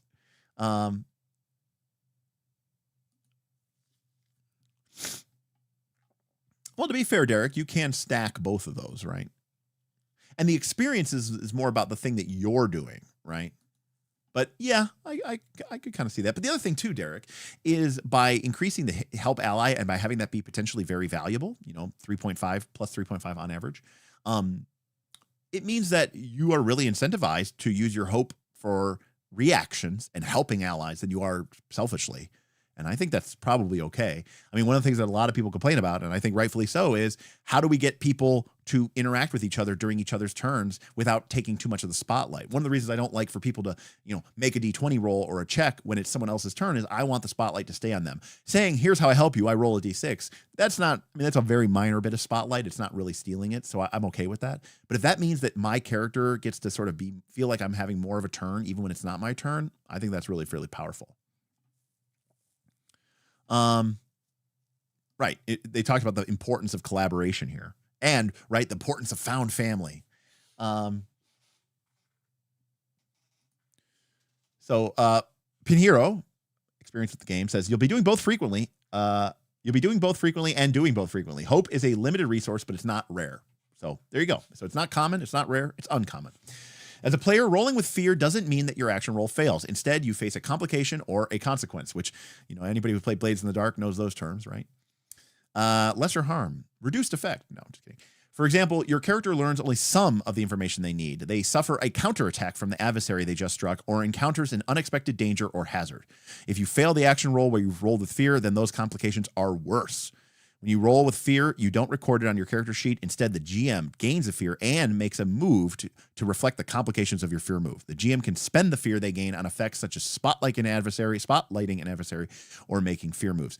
And this is, again, we talked about this before, but many times when I'm playing, Dungeon World, especially, is a game that I've had a lot of experience running, when the players succeed at their action, but they roll a 7, 8, or 9, and they have this sort of, success, but with a complication, it can be very challenging for GMs to do. But I mean, it's part of it is it's the fun stuff you always wish that you could have done. You just can't do in a round-based initiative system, where everything is so, very, very well defined. And, you get to do a thing where the player lands a hit into the monster, but their sword is stuck in the monster's gut. The big, huge, Behir or something, or the big, huge rock hydra, their sword sinks to the hilt and you can't get it free. And it's like, yeah, you hit, yeah, you did damage, but okay, your weapon's stuck, that's the kind of stuff we see all the time in movies and cinema and in books. And it just doesn't really happen in D&D because there isn't this dynamicism. It's just this very, very, very, very rote, very stochastic process. That's very, very, not dynamic. That's right, Jackal Torn Moons. They land on the planet, but their ship is damaged, which is still totally acceptable. And also too, I'm a big fan of it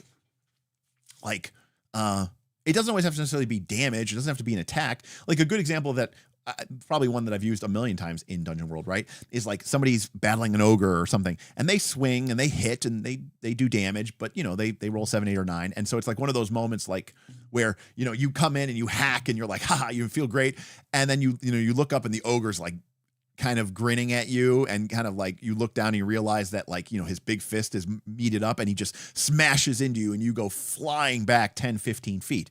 And then you land in a heap of armor and kind of skid to a halt against a nearby broken, you know, pillar, dazed for a brief moment. You hit him, you did damage, but you know, this is an ogre. It makes the ogre feel more dynamic. It makes the ogre feel more threatening. It's the whole concept behind like the 16 hit point dragon and why that can be really, really powerful, even in a game like Dungeon World. Anyways.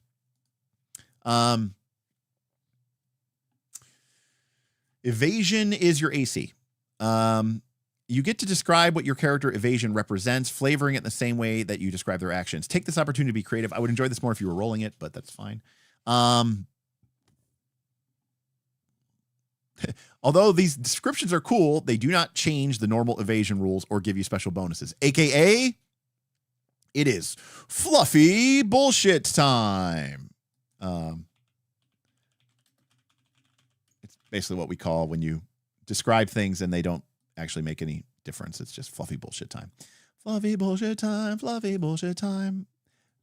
Why we need rules to describe like, hey, you can make stuff up and it's okay. But in any case.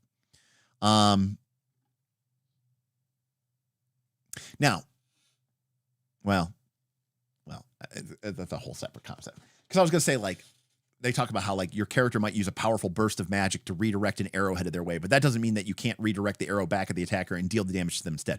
I can promise you that in, like, my games, somebody would try to do that and then be like, can I spend a hope? And, like, as the arrow comes in, I, like, create like a temporary, like maybe my character's like a teleporter, you know, a nomad sort of psychoportationist. And I'm like, you know, the arrow's coming in and I like very quickly with my left hand, I create an opening portal, like from like the portal, you know, game. And then with my right hand, I create the exit portal and the arrow comes in and it goes out the other portal and shoots back into the guy who was just shooting me. And it's like, mechanically, that was my evasion, but like, can I spend some hope? Can I make this cool bullshit thing that I just described, like actually happen in the fiction and not just be fluffy bullshit time? And I would be like, I would be very tempted to be like, yes, but it's probably like, no, that's probably some domain power that you need to pick up at level 8 or something like that, which is where I'm always like, oh, I hate feats and I hate powers. That's when I start cutting into like I don't need these mechanics. My players are cool and creative and come up with stuff by their own. But anyways, that's a whole other show. We've already talked about HP and the damage thresholds. I think this is really clever and cool, and I think it'll make the game work really, really quickly and fast. And again, once you know your 2 damage threshold numbers, almost nothing in between matters. You don't have to worry about subtracting, you know, subtract 23 from 47. You're like, doesn't matter. Your hit points is essentially 6. If you ever reduce your incoming damage to 0 or less, you don't mark any damage, any hit points. When you mark your last hit points, you must make a death move. Well, but that's why I'm saying you could spend hope, and then it kind of innately it's sort of an built-in currency to control people doing some crazy stuff.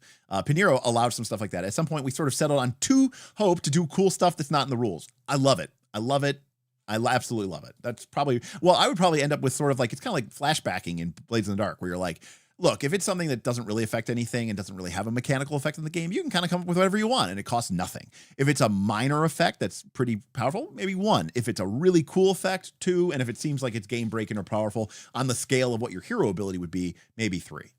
You know, something like that. Anyways, anytime you make a downtime move, wow, shades of Blades in the Dark right there. You have the opportunity to clear some of your marked HP. Additionally, as your character levels up, you can choose to permanently increase your hit points. Optional rule, massive damage. If you ever take damage equal to double your severe threshold, you can mark 4 hit points. I would find no reason to want to use this, but okay. Hey, optional rules are cool. Stress.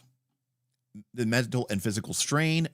Additionally, the GM may offer you the chance to mark a stress in exchange for succeeding at the action you're taking. Oh, is that what I'm thinking? Yes. One of the common things that people do not know is that when you roll a 6-, a miss in PBTA terms, one of the options that the GM can use with their moves is offer the player an opportunity with or without a cost. That is a move that the GM can make, which means that even if the player fails, you could potentially still give them success, but they have to pay a price. And it sounds like the price might be stress. So in that way, it's like resisting or, you know, like GM move. Very cool. When an effect requires you to mark stress, do so on the slots of your sheet. When you mark your last stress, you become vulnerable. If you're ever forced to mark one or more stress, but your slots are already full, you must instead start marking hit points. Is that a pity success? Kane, somewhat. It's more like, I have no problem with us being like, look, this is really lame that my character failed here. I think we can all agree that that just is lame. But I also don't want to give you a free, right? I don't want to give you a free lunch, and I don't want to fudge, you know? So we instead make it a powerful price, and I think that's cool. But are the powers as cool as speaking with the thousand voices of the Lords of Life and Death? No, that was a really cool spell, and Torchbearer is a really good game. Anxiety is so bad I take damage just like real life. Steven, normally I wouldn't have understood that, but last year I started having panic attacks and panic disorder really badly, and now I fully understand it. Agreed. It's a middle ground between fudging and railroading. It's like a devil's bargain. It's out in front of everybody, and it's an option that the GM has without making that so that they're cheating and that you're removing player agency. As with hit points, when you make downtime moves, you have the opportunity to clear some of your marked stress, and you can increase it as you gain in levels. Some adversary actions require you to mark stress. These actions represent the adversary's ability to demoralize your character, exhaust them, or push them to their physical and mental limits. Love it. Your GM can tell you to mark stress to represent a complication or consequence of an action, especially when a roll doesn't go as well as had. For example, this is the easy, I don't know what to do. You rolled fear, and I have no idea what to do, so mark a stress, like, like, you're not sure if you can beat this guy, you hit him, but man, he's still going, and his armor is so thick, and he's a gigantic war ogre, and you're just, you're a little rattled. Mark a stress. This is a great, I don't know what to do. You succeeded, you rolled with fear. The consequence of your action is mark a stress. I don't really know what else to do. It's just, this is a great, like, I don't know what to do. Yeah. I have no idea. I rolled fear. You have 6, just whatever. Certain moves require you to mark stress. Okay. So stress is also a resource for us. It's also, not only is it like a resource that we want to preserve for our integrity, but it's also something that we might want to use for, our own powers and abilities. So then we get to the core action roll, which is really, really cool. And very cool. We pick a trait. The GM tells you what character trait best applies to the role and sets a difficulty of the role, either openly or privately at their discretion. Yeah, I mean, as long as this is a side note, but I do prefer approaches to full up stats, but to traits as they call them. I would prefer approaches. I prefer that style of play where anything is valid. It's not what you're doing, it's how you're doing it, but there's a little bit of trad here. We add extra dice and modifiers if any experiences or modifiers apply, and then we roll the dice. I got a 15 with fear. Revolve the situation. So very cool. So to be clear, we have 4 basic possible outcomes. We can succeed with hope, we can succeed with fear. We can fail with hope, and we can fail with fear. So we end up not having 3 outcomes. We end up having 4 different outcomes, which is cool. There's a lot of nuance there. And I promise you, this will make you a crit. That's true. But when you crit, you succeed with hope, basically, but even more so. So I guess that's true, but it is basically succeeding with hope. But I promise you, this will make you a better GM. It'll make you a better player too. It might be challenging. It really might be. There's a lot. You really have to take a step back here and think of yourself in a more. And I got to admit, I mean, this is the game that Critical Role should have been playing forever. That's true. It's also balanced in front of the players. That's true, because the doubles are all in your favor. So that's totally true. So some actions require a certain trait, but in more flexible situations, you might describe how you're doing it, and they might tell you what to do. So you're going to describe your action, and then the GM is then going to pick a trait based off of the nature of your description, which is great. That's a great back and forth that you should be doing in the game. Then we set the difficulty. We haven't seen anything about what difficulty numbers are, but I'm sure that's in the GM section. Then we roll our dice. If we have any advantage or disadvantage on the roll, set aside that D6. If you're rolling with disadvantage, make sure you... Oops, keep clicking on things here. If you're rolling with disadvantage, make sure your disadvantage die is a distinct color so you can remember which die to subtract from the result. Oh, okay. Some features allow you to add an additional die to your roll.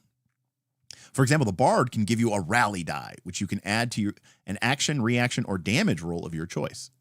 Sounds a lot like Bardic Inspiration. Occasionally, other effects, like a PC helping you, might give you additional dice. Then you count up your modifiers, which is the value of your trait, if you used an experience, and any bonuses that you get from your equipment, items, or sources. So it's just like D&D in that regard. Once you declare what modifiers you're applying to your action roll, grab that many character tokens. Tokens aren't dice. They're counters you add to your hand to help you total your own.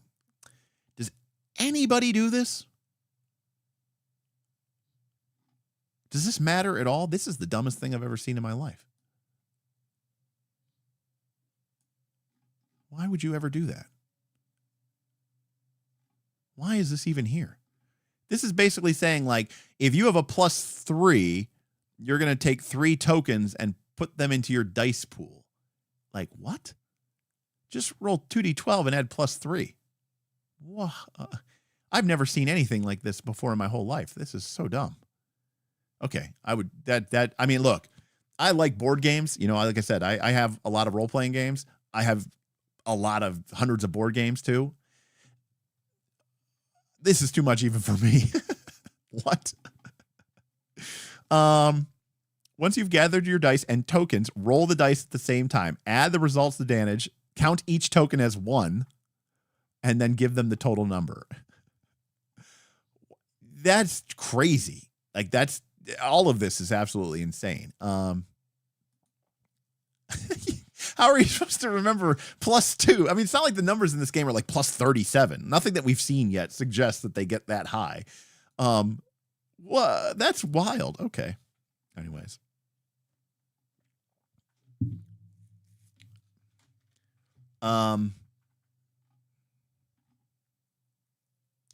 So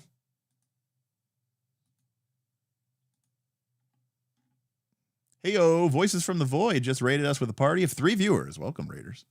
To be fair, apparently the Critical Role crew cannot add numbers. Okay. They just want to sell you tokens. 3D1 is pretty good, actually. I love it. You're like, look, again, I like little bonuses, but like, maybe, yeah. No, Michael, I mean, look, I get that there are clearly people who might struggle with that kind of numbers and calculation. That's totally reasonable. I'm just saying, I think 95% of people would never need this. I would not use it. So yeah, here we go. Critical success, success with hope, success with fear, failure with hope, failure with fear, right? So we have the best, great, okay, you know, bad, but there's a silver lining, and just bad. So that's a really good line. And another way to think about it is 50% of the time that you fail, you're going to fail with fear. So half of your failures are going to be bad, and half of your failures are at least going to have somewhat of an upside, you know? And then we get an example of an action roll, and they break down what each one of them looks like, which I think is great. Great examples, because this is, you could do a whole book. By the way, if you want to see a great example of that, check out our, go check out Mythic Bastionland, or go check out our first look that we did on Mythic Bastionland 2 weeks ago, last week, because the whole like back half of the book is literally just examples of play, and then like the author kind of describing and talking about like, this is what they did right, and this is what they did wrong, and this is what, you know, I think you should, this is what I'm thinking about when I'm thinking about the rules. So let's take a look at like a failure with hope. Alia rolls 6 on the hope die and a 3 on the fear die, then adds 2 from her agility. That's an 11 with hope. A total of 11 isn't enough to make it across safely, so on a failure, Stella makes a move, narrating what the mage sees, Tabby coming, and makes an attack which succeeds. The mage blast knocks Tabby off balance, leaving her dangling from the parapet. Her progress stalled and position precarious. Tabby gains a hope, but her friends are still in the line of fire and might need to help her reach safety.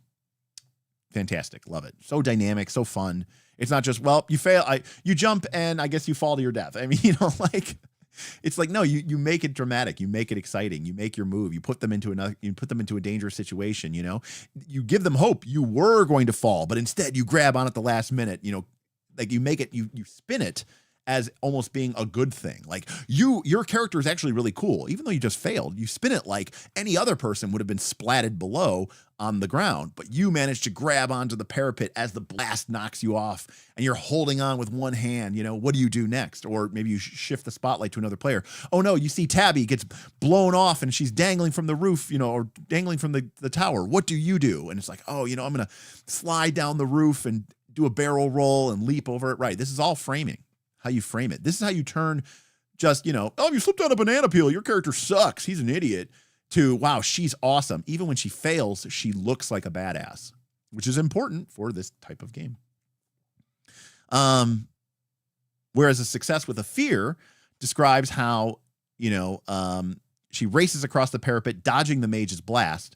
But after her description, Stella takes over, saying that once she has crossed, she faces her foe head-on, blocking them from attacking the rest of the party. But as a consequence of a result with fear, the mage reaches out with a magic and crumples the parapet behind Tabby, leaving her trapped and unable to move back to safety, right? Which is, you know, separate them. That's a classic GM move from PBTA, you know?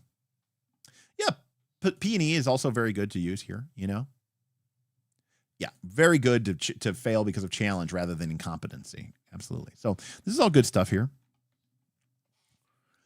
So Daggerheart, every time you roll the dice, the scene changes in some way. There is no such thing as a roll where nothing happens because the fiction is constantly evolving based on the successes and failures of the character. This is why straight up hit point damage is actually kind of boring because it doesn't really change the fiction. A failure doesn't mean you simply get what you want, especially if that would result in a moment of inaction. The game is more interesting when every action the players take yields an active outcome, something that develops the situation, which is awesome. I mean, it creates such a stronger pacing to the game, but it's not for everybody's take, to be clear, because, you know, this does bend, it does ask a lot more for your suspension of disbelief. Some people play role-playing games because they essentially want to simulate a functional fake reality. And they have no interest in story as a purpose to itself. Their story is just what happened. These are the people that play, you know, The Second Life or, you know, The Sims. Some people want that out of an RPG, and I don't. Not anymore, or at least not most of the time. Self-confessed cynic says, I hate it. Yes.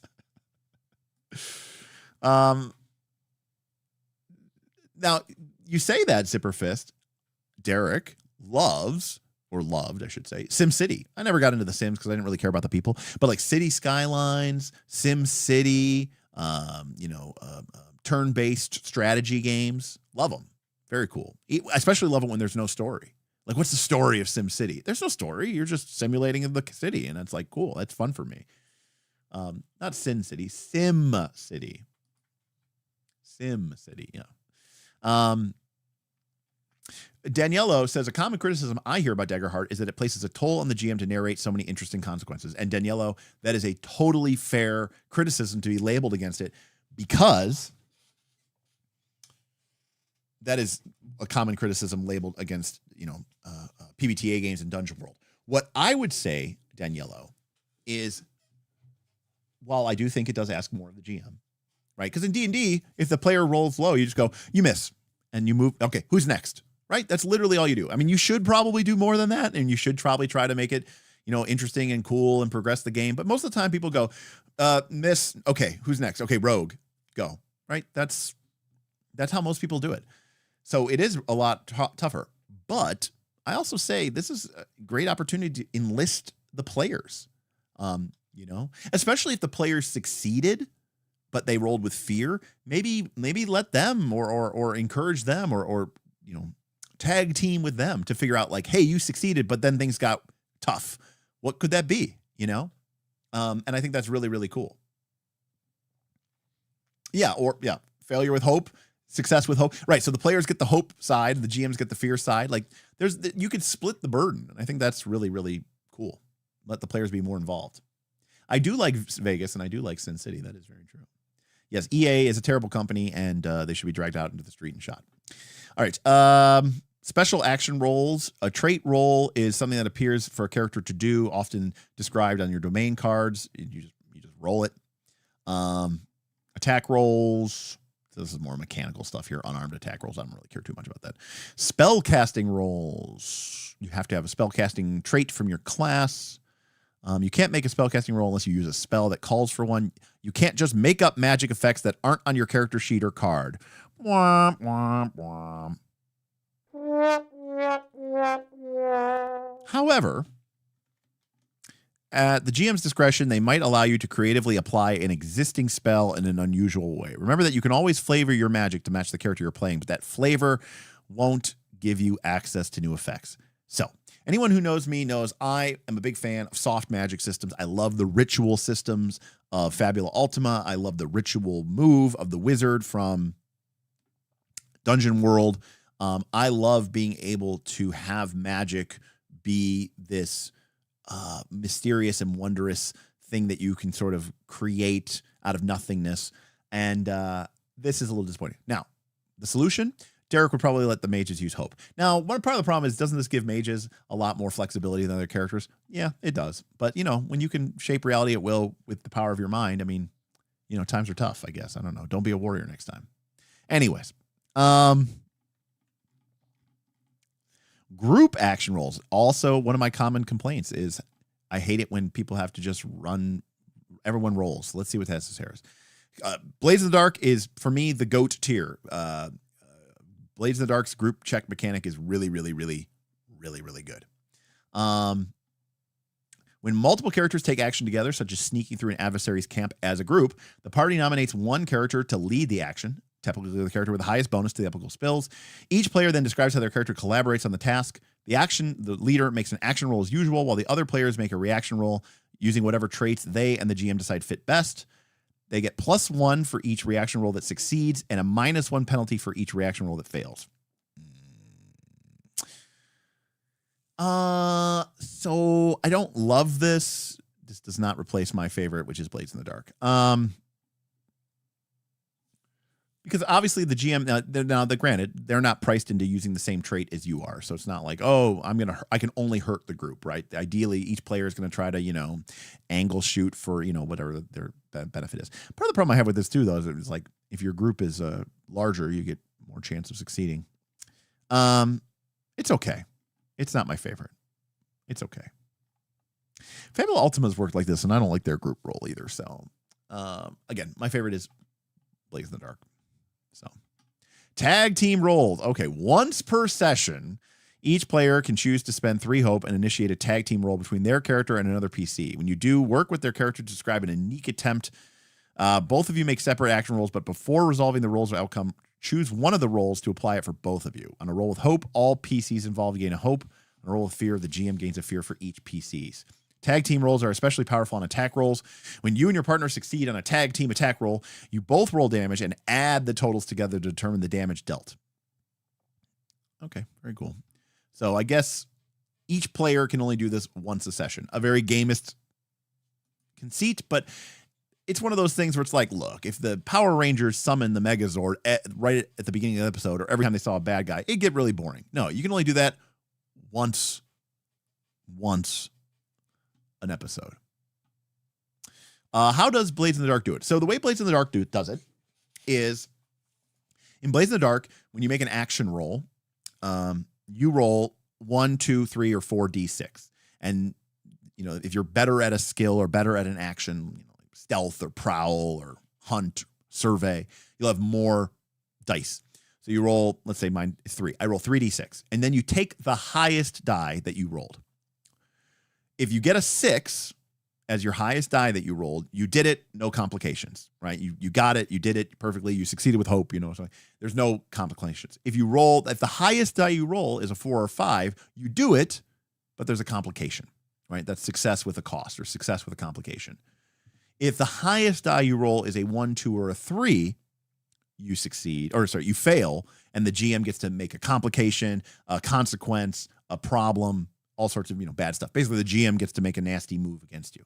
So basically, 1, 2, or 3. If you roll multiple dice, and you take the highest 1 die from the group. When you do a group roll, one person in the group is kind of leading that group action. Maybe it's the thief sneaking everybody into through the sewers. Okay. And everybody rolls. And you take the highest result that the group gets. So you benefit from the group. So if someone rolls a 6, everybody gets a 6. However, if you're leading the group, if someone rolls badly, aka they roll a 1, 2, or 3 on their roll, you, the leader, take a point of stress for each person whose highest die roll was a 1, 2, or 3. In other words, if my rogue, who's really good at stealth, leads a group of 4 heavily armored warriors in through the sewers, as a rogue, I'm probably going to roll a bunch of D6s. I'm probably going to get a 5 or a 6. There's a good chance I'm going to be able to sneak our group in. But because I'm sneaking in a group of people who are very heavily armored and suck at stealth, there's a good chance that they're going to roll a bunch of 1, 2s, and 3s on their dice, and I'm going to take a bunch of stress, representing that it's tougher for me to sneak in my heavily armored allies than it would be if my allies were like a ranger or a druid who can shapeshift into a rat, and maybe they're rolling good number of dice, and maybe they can't help me because I'm still better at it, but at least they won't cost me stress. So I like it is that it doesn't affect my probabilistic outcome, right? It doesn't actually make me less likely to succeed or not. It just is, does it cost me something or not? And I like that better because I don't like that you are getting penalized for your group being with you. I'm fine with you paying a cost, but I don't want the chance of my success to go down, if that makes sense. So that's why I really, really like Blades in the Dark's group action more so than anything, because it doesn't actually affect the outcome, the probability of my outcome. What it does is if they roll badly, it just costs me stress. And you could imagine that here, which is,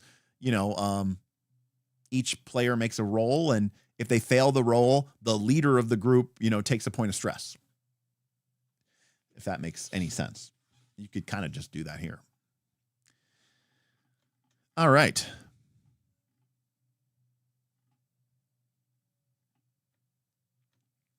To be fair, Yuval, every PC gets one. I doubt if you would even use all, like if there are 5 PCs in the party, you're going to have 5 of these a session. I don't think you're going to do 5 of these a session. It's just crazy. So no, I got it, Yuval. I'm just saying, like, I don't think you're going to do that much, Yeah, Eudex, you're correct. Fabula Ultima is the exact same way, except in Fabula Ultima, the supporting roll is always against DC 10, I think. Yeah, you can, and by the way, I should point out that in Fabula or in Blades in the Dark, the character leading may not necessarily be the character who's the best at stealth, right? Like maybe your character is sort of like the mastermind, and you're the one who broke into the the city architect's office, and you have the map of the sewer, and you're like, this is my operation.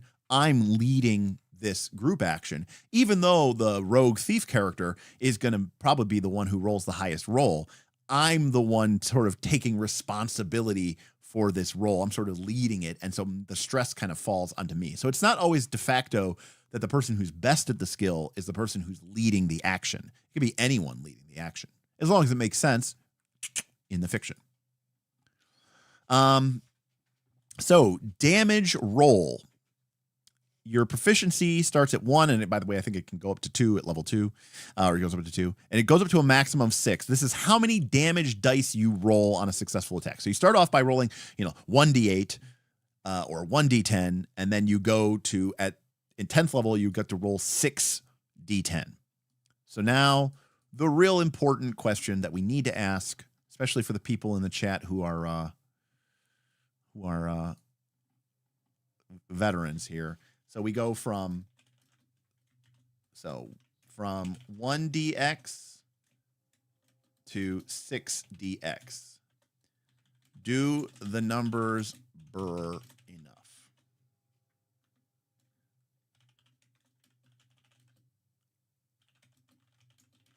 All right. So poll is up. Oop, that's fluffy bullshit time. So we go from 1dx to 6dx. Is that enough burr for people on the numbers? Like, do you feel like rolling, if you start off the game, you're rolling 1d10 with your sword, and then by the end of the game at level 10 or thereabouts, you're rolling 6d10. I feel like that's a pretty nice amount of burr, actually. I'm actually okay with that amount of burr. I mean, Pathfinder, you go to 4. Always says it's too much.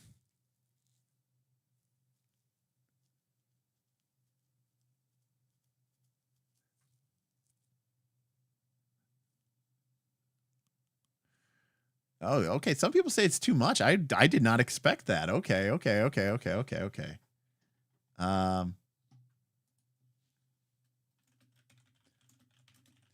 I'm resetting the poll. You guys all have to vote again.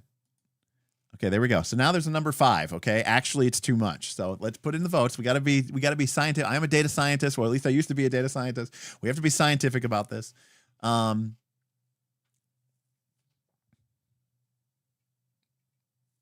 Let's see if we looked back at our character sheets. Here we go. So by default, we get 1 level of proficiency, then another level of proficiency, and then another level of proficiency. So by default, we go from 1 to 4. We do have to spend these, to get them, right? Or is that just the... Yeah, okay.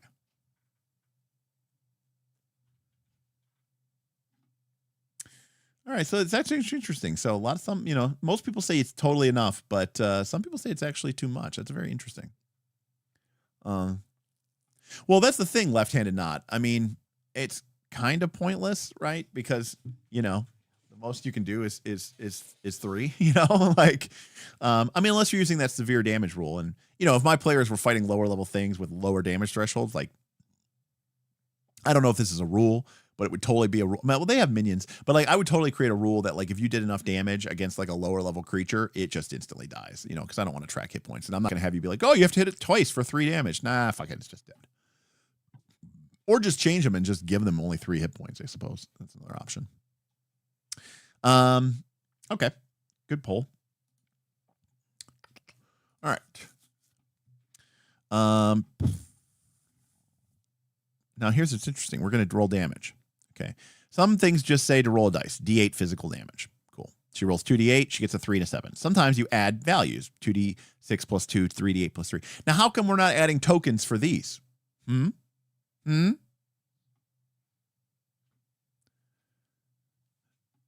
His results are 3, 5, and 6, totaling 14. He then adds his modifier of plus 6 for a total of 20 physical damage to the target. How come we can add damage rolls without having to add tokens, but we needed to add tokens for the D20 or for the 2D12 roll? It doesn't make any sense. See, that makes no sense. Yeah,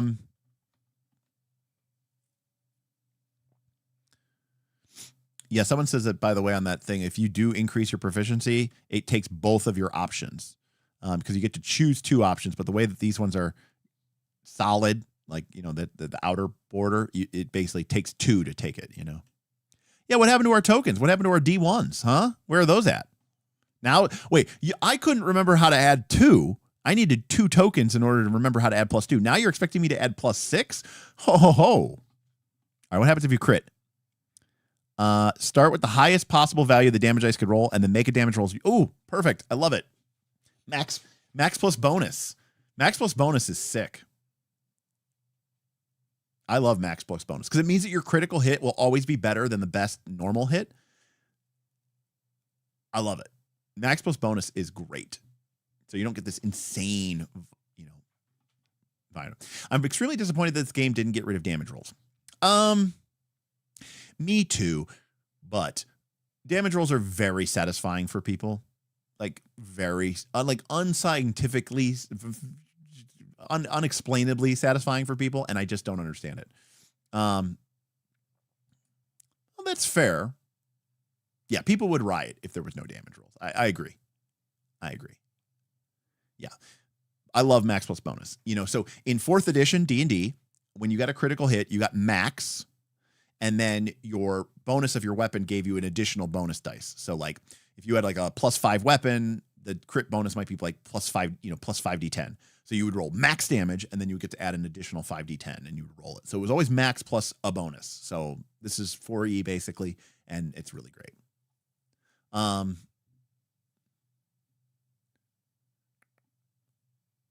Yeah. Yeah, I don't like the group roll mechanic that they chose to go with is definitely my least favorite mechanic that we've seen so far today.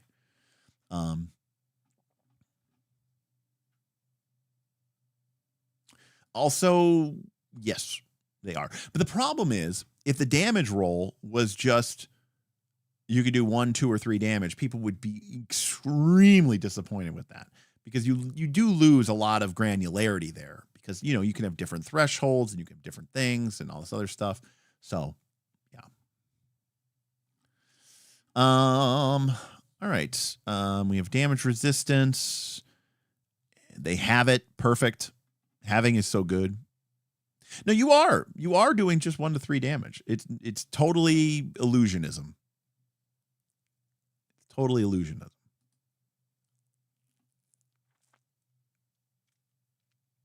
Oh, interesting. You don't know if adversaries have thresholds like PCs. Okay. It is an asymmetric game. Reaction roll. Some moves prompt a reaction roll. Blah, blah, blah. It's fine. If you critically succeed on a reaction roll, you do not clear stress or gain hope, but you do know. So in other words, you don't get to benefit as much from a reaction roll.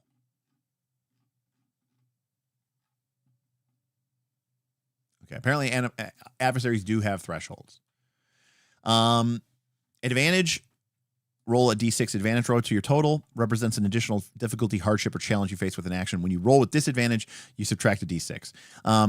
Personally, I love this system. Then again, this is the boons and banes from Shadows of the Demon Lord. It uses a d6 pool, and then you roll that pool, and then you take the highest die from that. And of course, remember that aiding somebody is basically like giving them a d6 advantage die. So, you know, maybe the GM's like, oh, they're distracted or whatever. You have an advantage die. And someone was like, oh, this is how I help you. And then they throw another advantage die into your pool. And so now you're rolling 2d6 or 3d6. You're going to roll 3d6, take the highest, and add that to your 2d12 roll.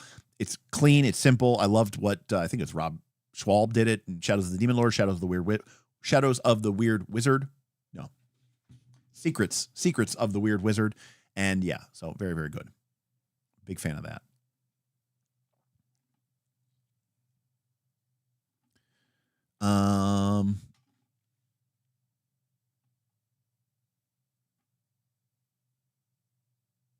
And they cancel out 1 for 1, which is also perfect too.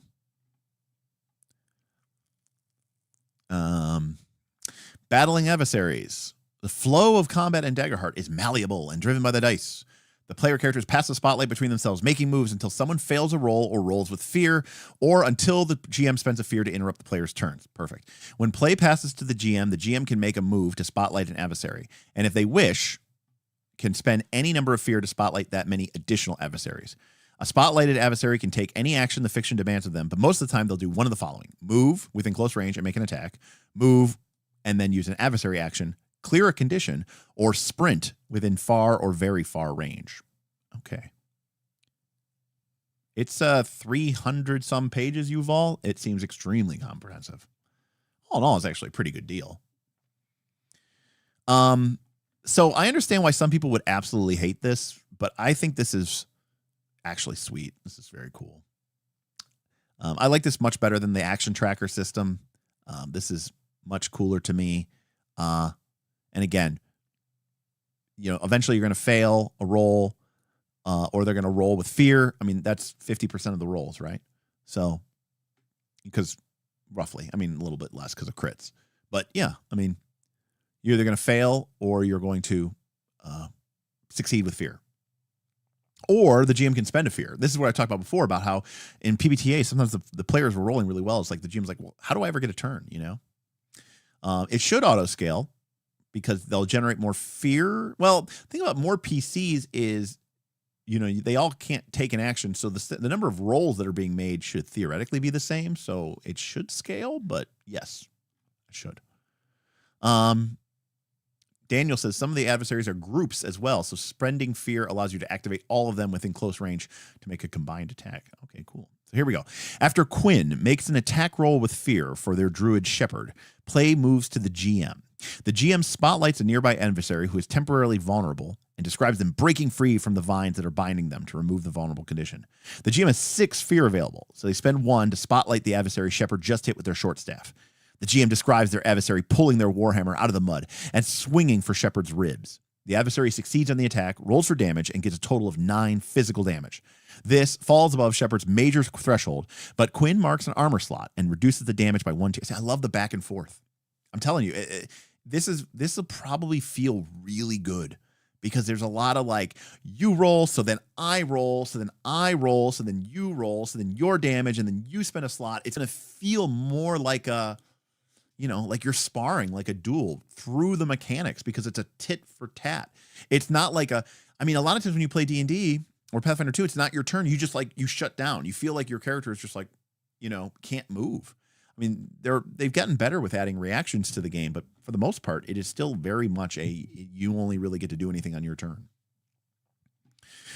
Spending another fear to shift the spotlight again, the GM describes an additional adversary sprinting all the way across the battlefield to get to the massive bell that would ring a signal for reinforcements. As the adversary prepares to ring it, the GM returns to play asking, what do you want to do? Right? So it's the classic PBTA thing, right? Which is after all of your moves, ask, what do you do?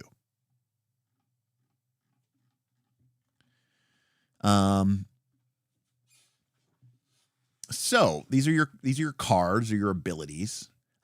I'm doing my best to keep an open man, but damn, I am not liking any of this wishy-washy spotlight stuff. Yeah, it's extremely not simulationist. Granted, I often argue that round-based combat is not very simulationist either, because what the fuck is happening when it's all happening in the same 6 seconds, but everybody's taking their turn and nobody else is moving? It's very unrealistic. We should all just be playing Hackmaster, to be honest. Yeah, so I mean, it's all pretty gamey, but this is at least trying to accomplish something, and it's not for everybody's taste. I can't disagree with that. It's just not for everybody's taste. What do you want your game to feel like? Do you want it to feel like a war game? Like, again, I used to play Warhammer Fantasy all the time. I'd spend 4 hours crouched over an 8x4 table, with all my little minis, and we're moving around, and it's like you're thinking and you're moving. It was it was a war game. Do you want your TTRPG experience to feel like a war game? If so, then turn-based, grid-based movement, stuff like that. This game is not trying to capture that essence, that feel, that any of that stuff, So you can have up to 5 active abilities in your loadout. Your subclass, your ancestry, and your community cards don't count towards that limit and are always active. And at lower levels, you won't even have enough cards to make the selection. But once you have 6 or more domain cards, you need to choose which you keep in your loadout and which are in your vault. So basically, it's kind of like everybody's a spellcaster, kind of, right? Like you can only have up to 5 slots, and you can only memorize or have active 5 things at a time. I like this, the ability to sort of shift between loadouts. I think is cool. It's kind of very Guild Warsy, which I think is cool. A few features require you to permanently place a card back into your vault. When this happens, that card is removed from play. Also, I'm an unabashed lover of Gloomhaven, so I love the idea of hey, picking my cards and choosing my loadout for a mission. I think that's cool. Whenever you start a rest, you can swap cards from your loadout in your vault. You have to do this before you make any downtime moves. And if you're not resting, you can still swap, but it's stressful to do so. If you really need a power, or you really need a spell, or you really need an ability, just swap it out for its recall cost, located at the top right next to the lightning bolt slot. When you do, switch it for the domain card. So this makes it so that it's not free, which means that you do have to make a good decision. There was once upon a time I used to play every MMO. Once upon a time. Plus Guild Wars was free. There was no monthly charge. It was Guild Wars 2 that I never got into.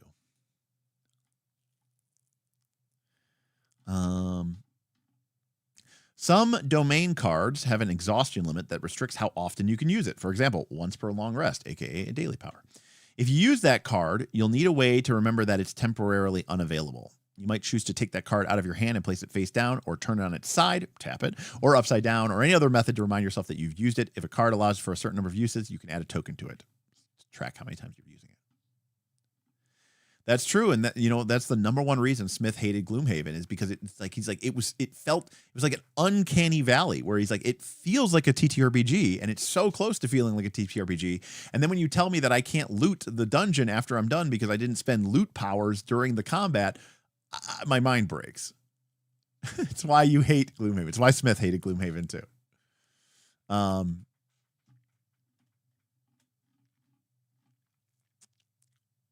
like that they're using buttons, whereas I don't think anyone would ever use buttons ever.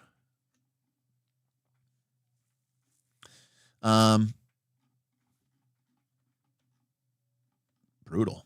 That's nasty. That halfling's been through some shit. Conditions got applied on your character. We've got hidden, restrained, vulnerable. Is that it? Oh wow. All right. I'm gonna give them a strong for this. I am strong. Strong. Strong. While I'm not saying that this is a good thing or a bad thing, a lot of times RPGs lose me when they're like, you're like, okay, we're doing good. You know, this is kind of, there's a crunch. And then you get to the conditions section and it's like, here are the 27 conditions of this game. And you're like, oh, Jesus Christ. If this is really the case, that there's really only 3 conditions, now there might be some specialty things, which I'm fine with. I'm pretty good with that. So you can be hidden and all basically you're tough to see and everything has, I'm calling PF2 out with that, but I'm also calling 4th edition D&D and I'm calling 3rd edition D&D out with that. I'm calling Pathfinder 1 with that. I'm calling that a lot of games. I'm calling a lot of games out with that. I'm calling Legend of the 5 Rings out with that. So any rolls against you have disadvantage. After an adversary moves to where you would see you or move in the line of sight, you're no longer hidden. So it's basically hidden. I mean, Fabula Ultima, one of the reasons I liked it, I was like, okay, sweet. Fabula Ultima is awesome. It has 6 conditions, right? 4 specific ones for, you know, the abilities, and then 2, the 2/2 ones. Restrained, you can't move. So immobilized, basically. See, I don't, maybe restrained is better than immobilized because it implies that you can still move. You just can't move. I don't know. Anyways, I don't know if I would have called this restrained. I think I would have called this immobilized, but whatever. Vulnerable. You're in a difficult position in the fight. You're knocked off guard, blah, blah, blah, blah, blah. Whenever a creature becomes vulnerable, the players should work together. While vulnerable, all rolls targeting you have advantage.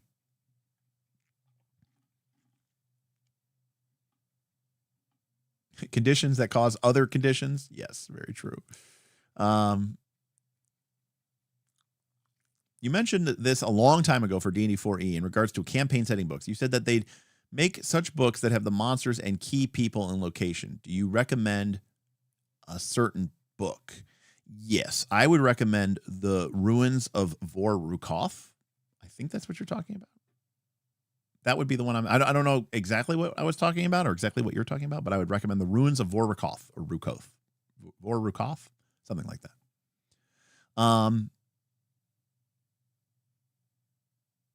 Still behind, but Spotlight is more simulationist in my opinion because it highlights the fact that everyone else is still moving around doing stuff in the background and we're just focusing on the Spotlighted PC.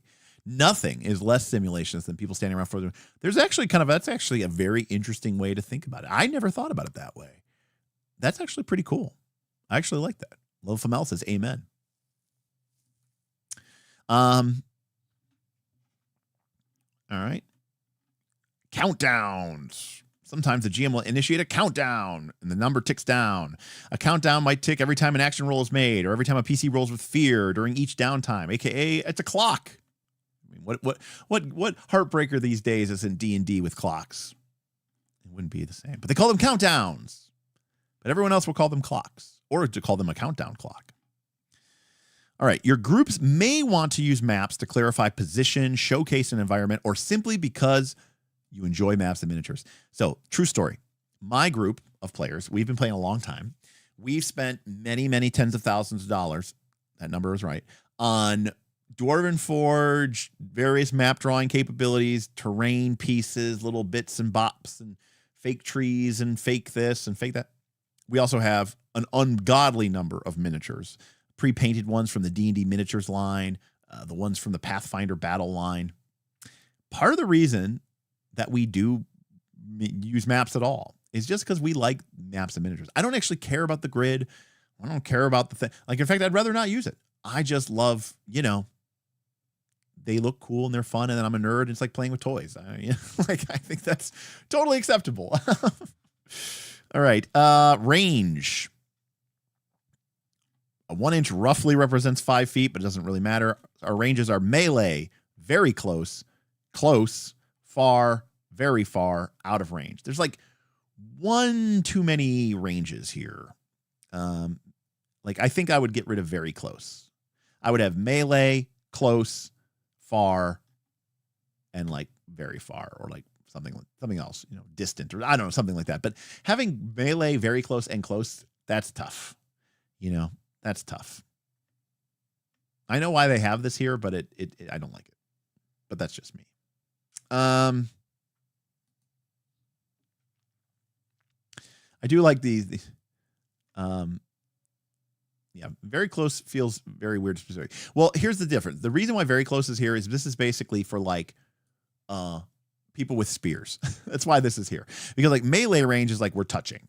And very close is like, well, we could be in melee combat if you had reach, basically, you know?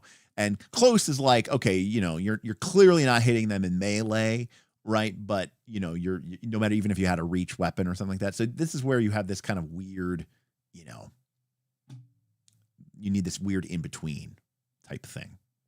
I like that this is the thing. This is when the models are touching. Anything on the battle map that's within the short side of a game card is very close. Anything that's about the length of a pencil is close. Anything that's within the length of the long edge of a piece of paper, like your character sheet, I love it. I would love to play on a battle map that had no grid, and we just used, you know, because I grew up playing skirmish games, Warhammer games, Mordheim. I used to use rulers, you know what I mean? So I'm used to using little range rulers or even just tape measures to measure the things. I kind of like that, actually. It's kind of sick. And presumably your characters are, you know, you're going to have cards at the table. You're going to have pencils at the paper, and you're going to have pencils and paper at the table. So that's actually pretty sweet. Anything that's on the battle map that is beyond far range, but still within the boundaries, is very far. And if it's out of there, it can't be targeted at all. Okay. So we don't have facing. Nice. Rangers Shadow Deep's cool. Yeah, I haven't played any of those like single player skirmish games yet, but I do own that one, but I just haven't played it yet. Same one. There's another one. Oh, what's it called? Is it it's the space one? Is it? Wait, no, maybe that's a different one. I don't know.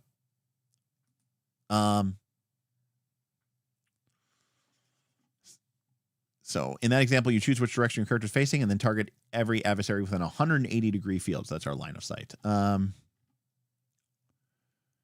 You know, because again, for me personally, I love, like, if we were playing with minis and we're all sitting here and, like, you know, I've got a bunch of goblin minis surrounding your character, and then your character does something and it blasts them and everyone gets knocked back to close range. I love the idea of just being able to quickly grab them and just, like, you know, just taking the minis and just pushing them back, you know, an inch or two. Like, we're not counting squares and figuring out the exact, it just grinds the game to a fucking halt.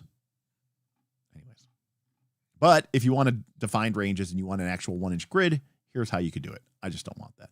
Actually, this is probably my favorite style. Like 13th Age actually really recommended using miniatures, but not having a grid and just doing everything very, very like, you know, yes, Stargrave. That was the game I'm thinking of.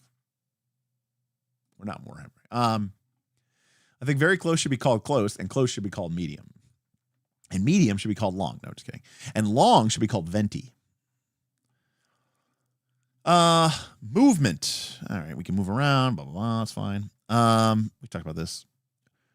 To affect a group of targets, the target's supposed to be clumped together in an area within very close range of a point you could choose. You could always ask your GM if adversaries would be considered a group before you make your move. You only make one attack roll against the group and apply it to all of them. Roll damage once and apply the total to each target that it succeeded against. We got stuff for cover, line of sight. Gold is measured in handfuls, bags, and chests, with 10 handfuls making a bag and 10 bags making a chest. When you have marked all of your slots of a category and you gain another gold roar in that category, mark a slot in the following category and clear all the slots in the current one. For example, if this kind of the value of gold is abstracted, so you don't need to track it precisely. If you want to tip the waiter, flip a coin, but optionally you could just track them.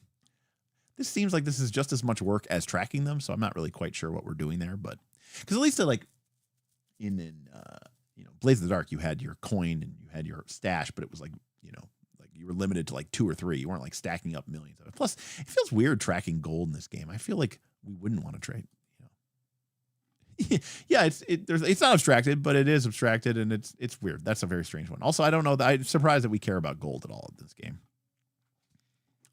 All right. I mean, it's not terrible, right? 10 makes 1, 10 makes 1. Oh, they have to track gold for Laura. I don't know what that means. Land, that is one of my favorite movies of all time. Congratulations. You're proficient in 0 languages. Is that just copper, silver, and gold denominations with different names?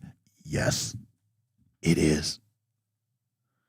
Oh, it used to not be base 10. Oh, that is terrible. Laura Bailey keeps close track of all their gold in the game. Weird. Okay. Is that like one of those weird idiosyncrasies that people do when they're on camera just to like make them have more characterization, and that way people have like, it's like, oh, look at me, this is my little quirk? Or does she actually care? A party can choose to rest before they continue forward on their journey, and when they do so, they have a chance to make 2 downtime moves, just like Blades in the Dark. Through downtime is a chance to recover from their dangers they face. It's also an opportunity for characters to have an important emotional scenes with each other. And this is like Fabula Ultima does really great with this. They're literally called interlude scenes. When the characters decide they want to have a downtime, they choose between a short rest and a long rest. Why not use same language we've been using for 20 years? A party can take up to 3 short rests before their next rest must be a long rest. If a short rest is interrupted, such as an adversary attack, they do not gain its benefit. If a long rest is interrupted, they get the benefit of a short rest instead. So a short rest is when the characters catch to stop their breath, taking a break for about an hour. Don't love that, but we'll see how the pacing goes. I like it when short rests are short. I like it when short rests are long enough to have that like brief moment, like in an action scene, but that's like an ongoing action scene, but like between different combats.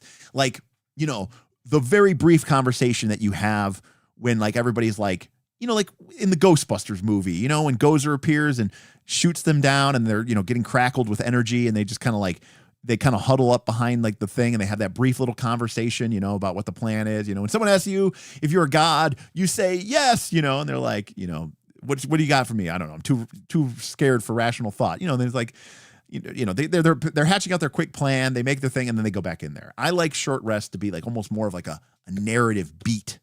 You know, I don't want it to be like a literal 1 hour. I want it to just be like a narrative beat, a brief moment, a small aside.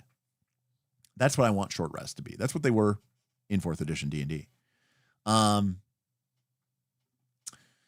Any case, you can do some swapping.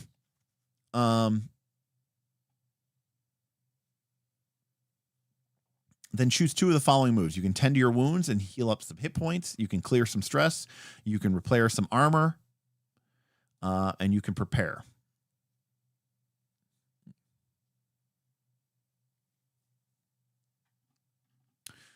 During the long rest, this is when you make camp, relax for a few hours, and get some rest. You can also swap, and then you can choose 2 moves.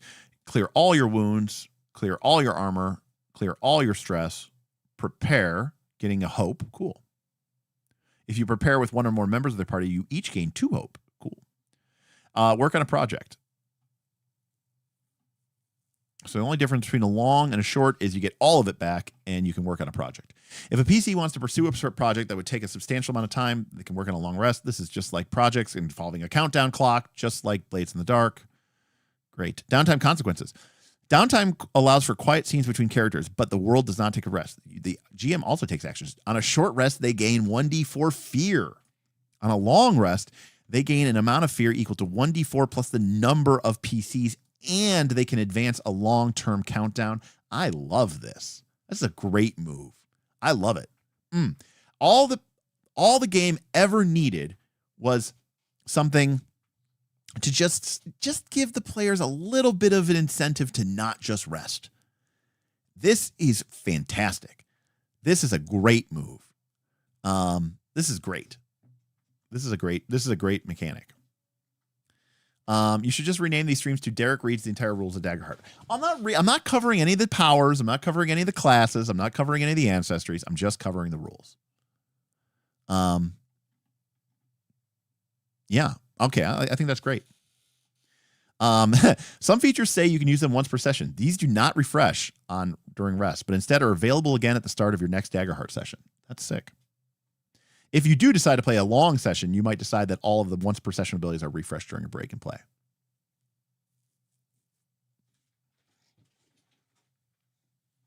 Right, exactly, VA. You want to rest? Go on rest, because evil doesn't. So this is a really great mechanic, and I'm telling you that little bit of like, oh man, we just lose, you know, he's just gaining fear for free. Never mind. We can keep going on. Well, OED, my guess is it is intended to get you close. Like if you're just a little bit hurt, it should max you out.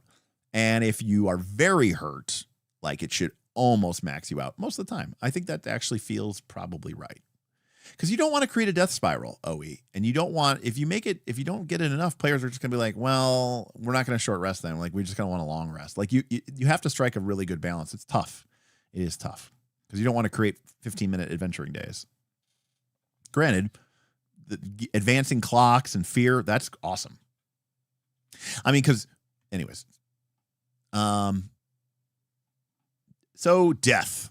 That's a big thing. How does this game handle death? Now, one of my favorite games that has come out recently, Fabula Ultima, handles death in an extremely well way, which is when a character is reduced to 0 hit points, that character could choose to surrender or sacrifice. If they choose to surrender, the GM basically gets to kind of narratively fuck with their character, narratively fuck with the game, but their character cannot die.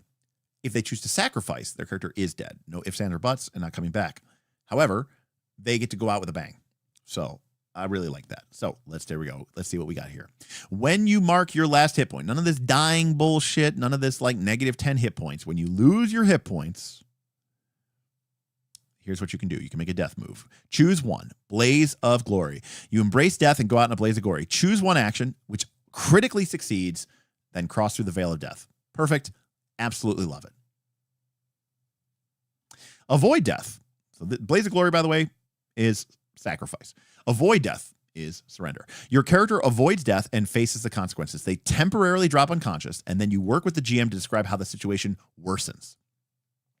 Your character can't move or act while unconscious. They can't be targeted by an attack, and they return to consciousness when an ally clears one or more of their marked hit points or when the party finishes a long rest. After your character falls unconscious, roll your hope die. If the value is equal to or under your character's level, they gain a scar. So basically, I view this very much as a surrender option. One of the things I actually like about this a little bit better, in Fabula Ultima, like if you get taken out like early, like in the first round or something, a fight, and you surrender, like you're out of the fight. I kind of don't like that. It's actually something I don't like about Fabula Ultima, because I'm like, yeah, what if somebody gets taken out like in round 1 or round 2, like a multi-phase fight, and they choose to surrender or sacrifice? Either way, they're out of the fight forever. It just seems really boring. Like, okay, you get to sit there now and fight in spirit, which is like fun exactly once. Whereas, like, I'm like, I don't know, bringing people back is kind of part of the game. It's definitely part of JRPGs, right? Anyways, moving on. Risk it all. Roll your duality dice. That's the 2d12. If the hope die is higher, your character stays on their feet and clears an amount of HP or stress equal to the difference between the hope die. If the fear die is higher, you cross through the veil of death and die. Oh, that's awesome. If you critically succeed, your character stays up and clears all hit points and stress. I love the YOLO, fuck it, let's roll. Let's go, baby. This is such a great option. Could go one way, could go the other way. It's literally, you know. And of course, obviously, you're a little bit advantaged, right? Because you get the critical success. And I love the idea of like somebody, can you imagine the hype on that? Like when someone goes down and it's like, oh my God, this is terrible. And then they go, I'm risking it all. And then they roll like, you know, double sevens. And you're like, not only are they back, they heal all their hit points, they heal all their stress. That's awesome. Okay. Oh, yeah. Like, I mean, because you know what? Like the player got to make a choice. And even if it doesn't work out their way, you know, like, yeah, you can't complain because you chose to risk it. Like you could have chosen just to avoid death. That is literally an option. I give this an A+. I give all 3 of these options as A+, S tier. Very good stuff. What up, Jim Scott? Yeah, fucking we ball the game. GM Scott tipped $25. Thanks for the first look of DH. My players enjoyed playing the beta, and they've been asking when we're going to play retail. Yeah, Jim Scott. That's very, very, very generous of you. I forgot that your group actually had been playing some DH. And they've been asking when they're going to play retail. So that's awesome to hear that your group is, because obviously GM Scott's group was like a Pathfinder 2 group through and through. And GM Scott, thanks to Night's Last Call, was trying to engage them into other games. They actually played some 13th Age first to sort of kind of wet their beak to sort of get them a little bit more used to some more narrative elements, and then sort of moved their ability into other areas. So GM Scott, that's really cool. I think this game is really fun. I think I could have a lot of fun with this game. Here's, again, I've talked about this before. I think I could have a great time playing this game with Bob. And I think I could have a great time playing this game with Aaron in the same campaign. And when I could have a game that appeals to both those players, that's a huge deal. Oh, and Tim. So yeah, good stuff. Is there still not a dying but not unconscious rule? Well, not really. I mean, ultimately, you're right. If you have the Blaze of Glory, right, you're kind of like bleeding out to death. You get to take one action and then you die. So kind of. It's kind of like that. Duncan, that is true. A retreat move would be really cool here. And I think there's a way you could do a retreat move, like where you like agree to give the GM a certain amount of fear, or maybe you lose it, or maybe you like something like that, and then you can choose to retreat. That would be a very interesting way to do a retreat move. Like you get out, you don't have to suffer all these huge consequences, but the consequences are going, they're growing. It's going to get worse, and you can give them fear. By the way, the one thing that you can do with the fear and the hope is it's just, and stress and all that stuff, it's just great levers for a GM who's just like, the problem is that you drop unconscious GM Scott with Avoid Death. So the idea is that your character is like laying there unconscious versus like literally like running away. It's a little bit more, wonky for that. So if you do take one of those scars from Avoiding Death, it's a narrative scar. It could be physical, painful, or deep, and they're permanent. But when you do this, it crosses out one of your hope slots, and now you can't use it anymore. If you ever cross out your last hope slot, it's time to end your character's journey. Work with your GM to find a fitting way for the party to say goodbye to them at the end of the session, then prepare a new character. So you can't avoid death forever, and I'm here for it. And resurrection is a big deal, big campaign deal. And I remember this from the beta, that like the resurrection spell could be used once, and then it went into your vault. I don't know if that's still the same, but yeah, this is very Blades in the Dark. This is very trauma from Blades in the Dark,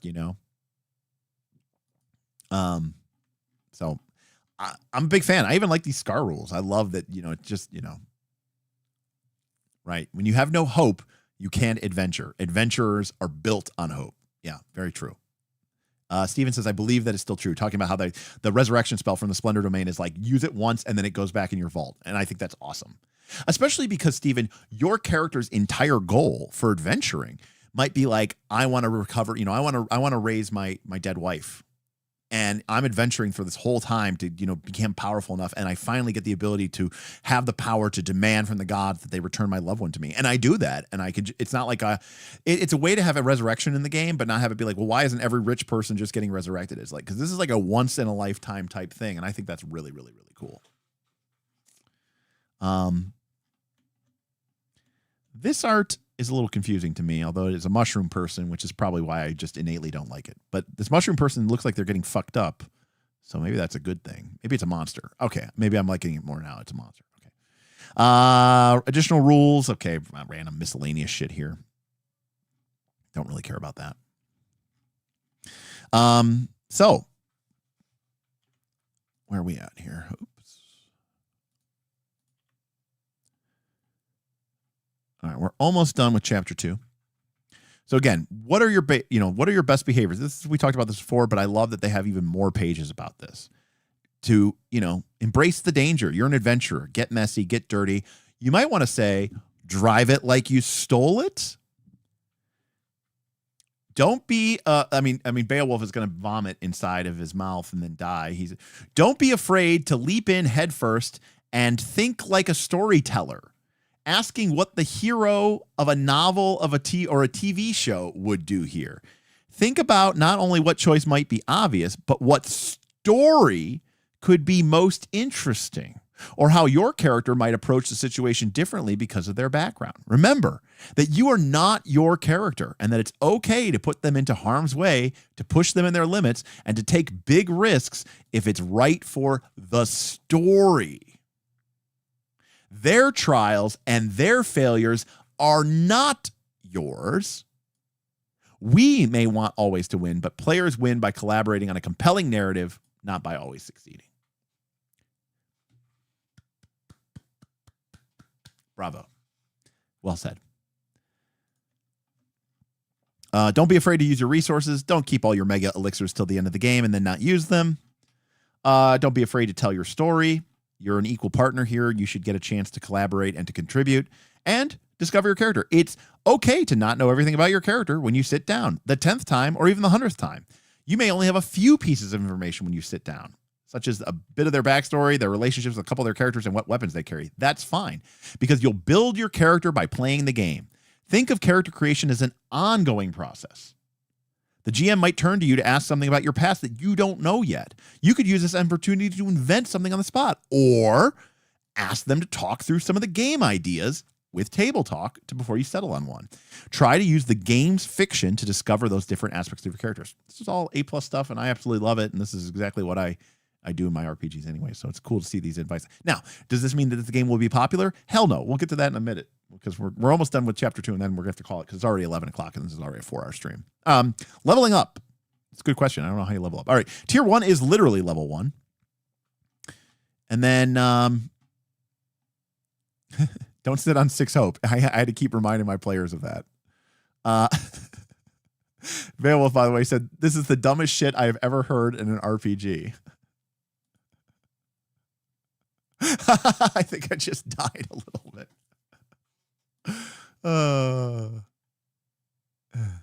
Grim Prism says, players not being able to detach from their character made me quit TTRPGs for 3 years. No, it's a huge differentiator from players. The reason, Evison, is that some people play role-playing games to create stories, and some people play role-playing games to create characters. I play role-playing games to create stories. Some people play role-playing games to create characters. And that's basically what it comes down to. All right, buddy. We'll peace you out. Thank you, by the way, for the support in the chat.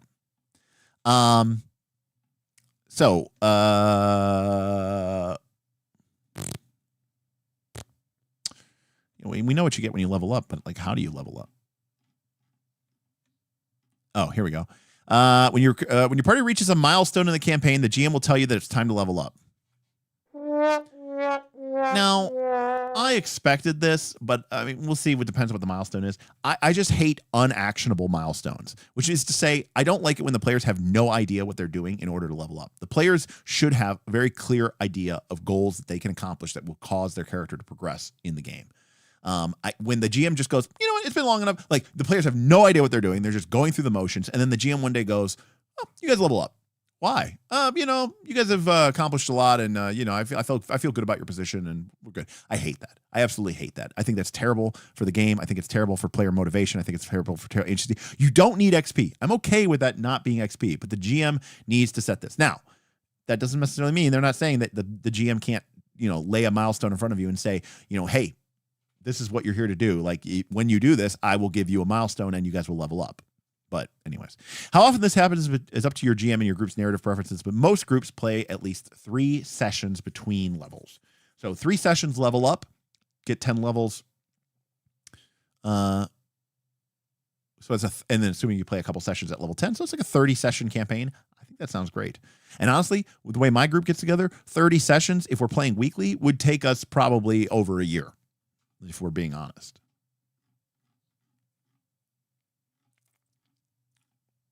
There are more guidelines in the GM section. I figured as much. We're in the player section here. So we've seen this before here. Good stuff here. What you get when you level up. We've talked about this before. Scotty P! What's up, buddy? Scott P tipped $37. Don't think we will hit the $150 goal, but we can hit $100. Absolutely, Scott. Absolutely.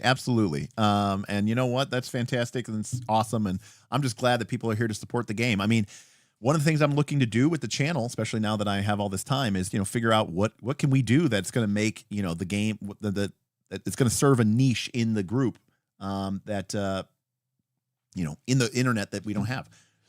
This game looks awesome to me, and I'd be excited to try to play it. So maybe we talk about Daggerheart for a while. Not saying that would be the only thing we talk about. Of course not. But I'm just saying I can stream multiple times a week. I can do videos. They don't all have to be 4 hours long. I know, but buddy, I cannot blame you at all because that's me too. Although I will say this, Avison, if you do appreciate this channel and you do like what we do here and you want to support us and you have Amazon Prime, okay, then you can go to twitch.tv/Knights of Last Call. And if you are have Amazon Prime and that is linked to your Twitch account, you can give us your Amazon Prime sub. It costs you no money. It only costs money out of Jeff Bezos's pocket. You can do this once a month. If you're not using it on me, I would encourage you to use it on somebody. But it gives me, like $2.10 or something like that. It's not a lot, but if a couple hundred people do it, that pays for my insurance premium, which I now have to pay out of pocket because I don't have a job. Which allows me to, you legitimately attempt to do this as a full-time gig. I mean, to be clear, I lost a lot of money and a lot of benefits when I lost my really nice data science job. But I love RPGs and I love talking with everybody. I love talking with you. So it's really cool that this community of patrons and people supporting us here on YouTube and supporting us on Twitch have allowed me to maybe even consider doing this. So again, I get it. Money's tight. As someone who's recently lost their job, I completely get it. So again, if you do head over to twitch.tv/Knights of Last Call, you can follow us over there. But you can also throw us a Twitch Prime sub as well for free. I will say too, we are going to eventually do some streams over on Twitch. We are going to do it. We're going to do some more video games. Might do some other stuff that isn't like fully TTRPG experience. So if you just like my grumpy takes, nerdy grumpy takes on things where I go into random tangents about Lord of the Rings, and you would rather see me doing that while playing like, old D&D games from the 80s and 90s, or Final Fantasy games from the 80s and 90s, well, then maybe you could check us out over there as well. I don't want to fill our TTRPG channel on YouTube with that, but I do want to do that at some point because I think that'd be a lot of fun. Okay. Equipment. I'm assuming equipment's pretty random. Hey, what's up? You switched over? Fantastic. That's no problem. Listen, when I see 4E, I got to respond. And thank you for shooting us the Prime sub. Hey, that's all right, Grim Prism. I'm glad you used it. I mean, people are paying whatever, $150 or whatever it is a year for Amazon Prime. I hope you're at least throwing somebody that free sub. So we have equip. We have active weapons and active armor. We can carry 2 additional weapons, so we don't have to worry about like the golf bag. You can mark a stress to equip an inventory weapon and move all of your active weapons into the inventory weapon. If it's in a calm situation or preparing, you can switch with no cost. So basically, you can't just switch for free, but you can switch with a stress. And this is a good way to make it cost something without getting into like pixel bitch action economy, right? Because if you make switching weapons free, then there's no cost, and like you can just have whatever you want, whenever you need it. But if you want to make it take a cost, most of the time people make it take an action cost. But if you make it take an action cost, you don't want to make it your whole turn. So now you got to introduce like third actions or fourth actions or minor actions or bonus actions or whatever actions. And then you're like, I just don't want to deal with this. I like having it just cost a stress resource because it's not free, but it also isn't going to like complicate the game. And holy shit, we just completely shit where we were in the process here. So I really like their process here of just, hey, if you want to quickly basically swap out all your shit during combat, takes a stress. I actually really like that. You cannot equip armor while in danger or under pressure. Otherwise, you can equip armor freely and replace it. Okay. Cool stuff. Yep. Very cool. Very cool. Some stuff about throwing weapons. Here's what a broadsword looks like. It uses agility to attack. It attacks in melee range. It does D8 physical damage per point of proficiencies. It's one-handed, and they call it burden, I guess. And then its feature is it's reliable, and you get +1 to hit with it, or +1 attack token die, or something like that. So pretty cool here. Now, let's see here how many. And then armor gives you your base thresholds, how many armor slots you have, and a feature, which in this case lowers your armor class by 1. So actually having better armor gives you lower armor class, which I like. It makes it harder to evade, even though that's not really how armor works, but it's a good enough thing for RPGs. I love it. I love it. I love it. Reflavoring armor.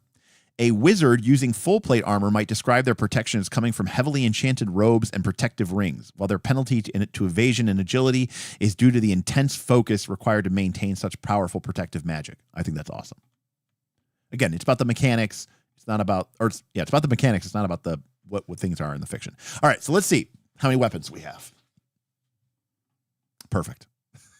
This is exactly how many physical weapons are. We actually have had polls before in our Discord about like, what is the ideal number of weapons? And I said it's around 12. So let's see how many we have. 1, 2, 3, 4, 5, 6, 7, 8, 9, 10, 11, 12, 13, 14, 15. I can accept 15. Like, I can accept 15. Like, I probably don't need, I probably don't need a broadsword and a longsword, but at least the longsword is two-handed, which is more accurate. But like, do we really need, well, I guess you have one that's an agility, one that's strength. But look at that. It's cool. You got an instinct weapon. This is like Fabula Ultima, right? Where like the staff uses your reason and you attack. That's cool. The rapier attacks with the charisma stat. That's kind of sick. It makes no sense, but it's kind of cool. So does the cutlass. Obviously, it makes completely no sense, but it's very cool. It's very cool. So that's very cool. Here's some magic items. Again, I'm Beowulf. I hate that. I hate that so much. No, we need hundreds of weapons. And by the way, most of them need to suck. Yes, correct. So here's some magic weapons that they give us, that we can use in the game as well. Glowing rings, arcane gauntlets. And here's tier 2. So we get slightly better versions of some of this stuff. Ooh, you get the bladed whip or the war scythe or the great bow, which is pretty cool. I like the art. It's pretty simple, basic, easy. Here's tier 3, the advanced. And then tier 4. All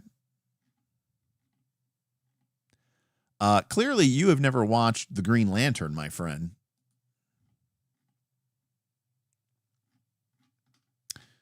So then we have, they include rules for a combat wheelchair for people who are quadriplegic or paraplegic. No surprises there.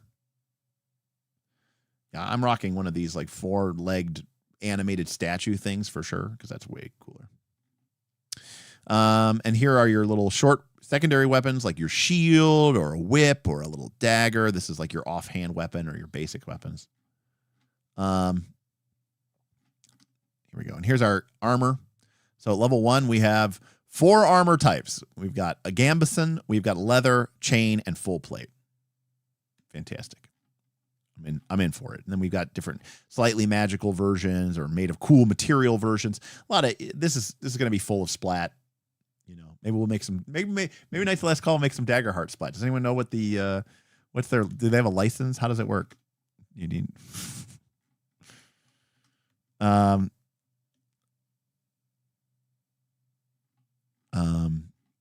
And here's some loot, and they have a loot table, and they got some cool little magical items here.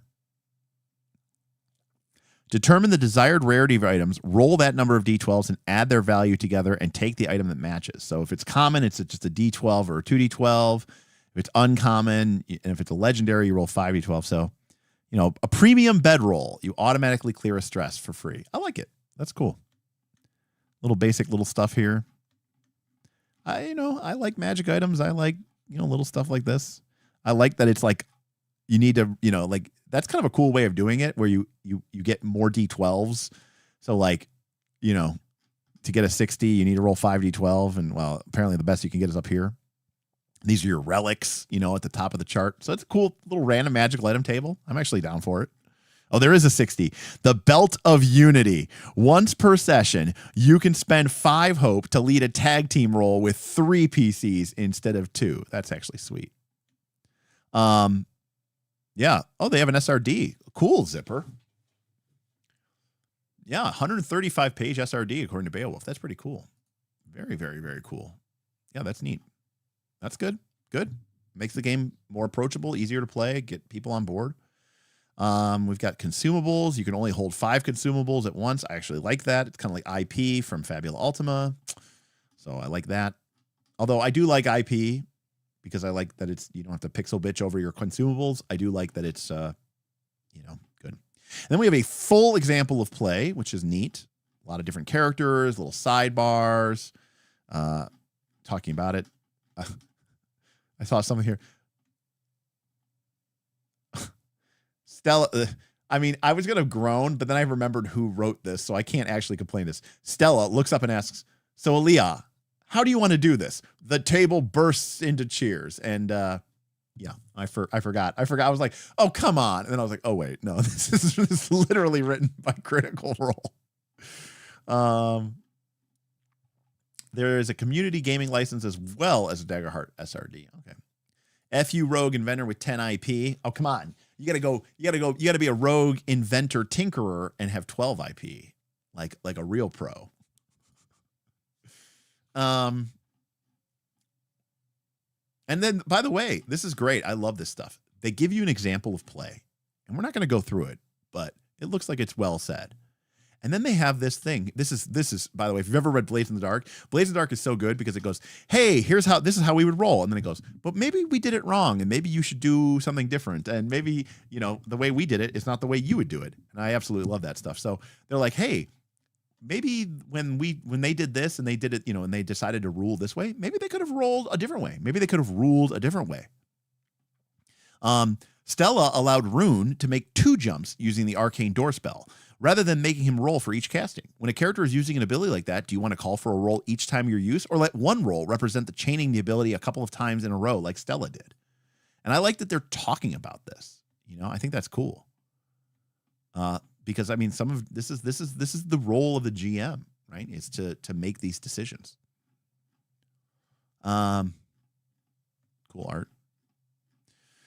So that brings us to the GM section, which is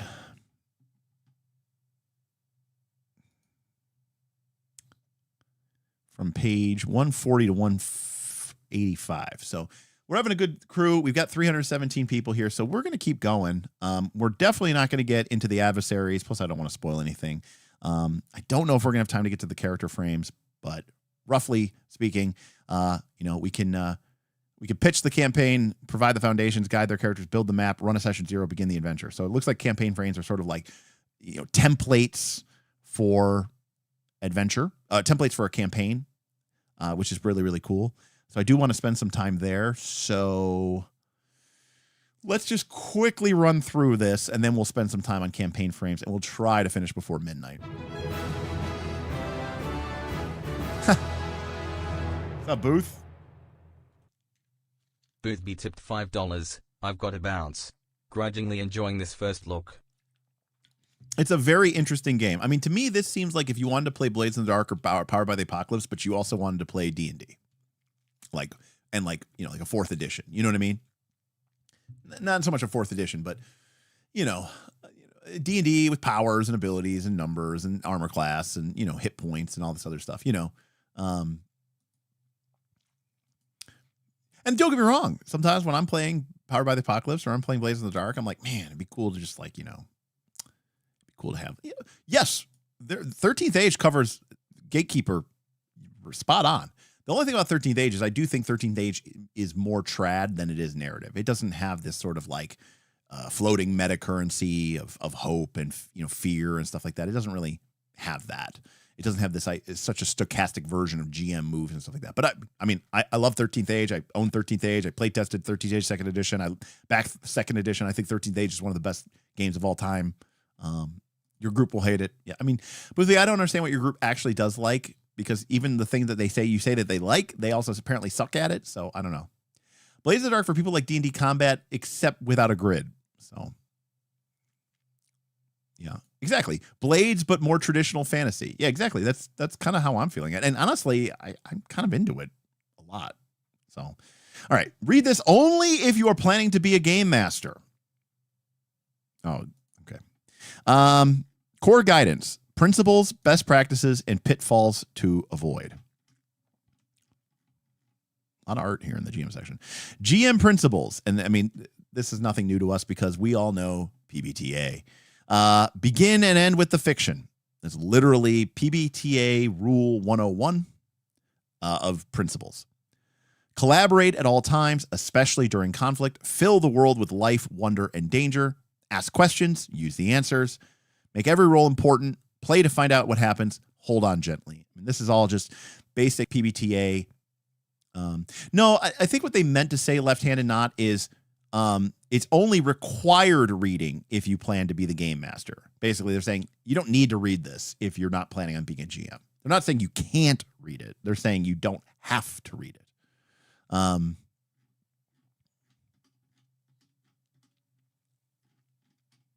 So again, the fiction refers to the story being created as you play.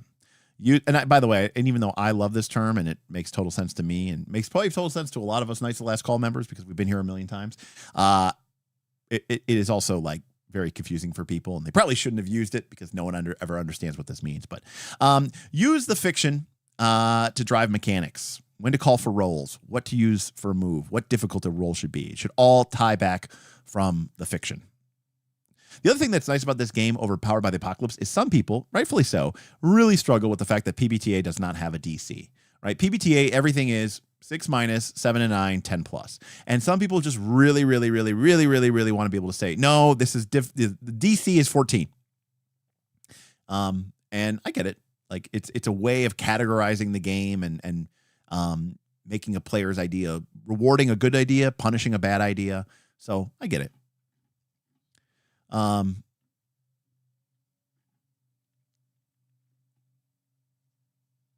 Andreas, what I meant is I don't think we need 55 weapons in the weapon list, like for you to choose from. You know, give me a couple swords, a couple hammers. You know, give me a bow, a crossbow, you know, a spear, a mace, you know, a dagger. Like I don't really need like 45 versions of weird fantasy dumb shit. So again, collaborate at all times, especially during conflict. You know, you're there to build a story. You're not there to necessarily beat them. This is definitely campaign as collaboration, not necessarily campaign as conflict, which is fine. And that means being a fan of the characters and being a fan of the PCs. But your job is to fill the world with life, wonder, and yes, danger. Your job is to provide them with an environment in which their characters can rise to the occasion and yes, even be put under the crosshairs. Remember, if someone dies, you can't kill them. You know, they could choose to avoid death. So bring out both barrels, shoot them. Don't worry about it. You can't fuck this up. Like you can make a completely uninteresting, completely unfair fight theoretically. And while that may not be the most interesting thing because their players are like, we never had a chance, maybe that's where their actions, maybe that's where the fiction took. They chose to not deal with the awakening thunder god that was coming down from the temple. And so, yeah, the thunder god shows up and you're like, yeah, he's really broken and powerful. And yeah, he kills you all. And you're like, okay, well, we don't want the campaign to over and I like my characters. So we're all going to avoid death and the story will continue. But, you can let the risks, you can let the consequences that the PCs engage with come to bear because you can't kill them unless they choose to die. So it's cool. You can really just go for it. What's up, Pathfinder PhD? Good to see you. Nice to have you drop in here real quick. Ask questions and incorporate the answers. Again, one of the things that I think is so important is not just letting the GM be the one who makes up all the answers. Ask the players for their input and bring it into place. So this is all really, really good stuff. Now, if those are your principles, then these are your so that's what you're aiming to do. So how do you do that? Well, you cultivate a curious table, you gain your players' trust, you keep the story moving forward, you cut to the action, aka hard framing, of which I'm a big fan of. Help the players use the game, create a meta conversation. Yes, Beowulf, a meta conversation. Tell them what they would know. Don't hide information. People need appropriate information to make to have agency, right? In order to have player agency, characters need to have the ability to make choices, and they need to have knowledge about what those choices and outcomes could be. Ground the world in motive. Bring the game's mechanics to life. I'm going to take a look at that one. Work in moments and montages, and reframe rather than reject. Don't shit on people. Say, okay, I like that idea, but maybe we can, restructure it or reframe it a little bit. Here we go. I want to see this. As a GM, you should always ensure players feel comfortable shifting out of character to discuss something. Whether we as creative collaborators or friends enjoying a game together, players should feel empowered to utilize safety tools during the game or ask for clarification about the story or the rules.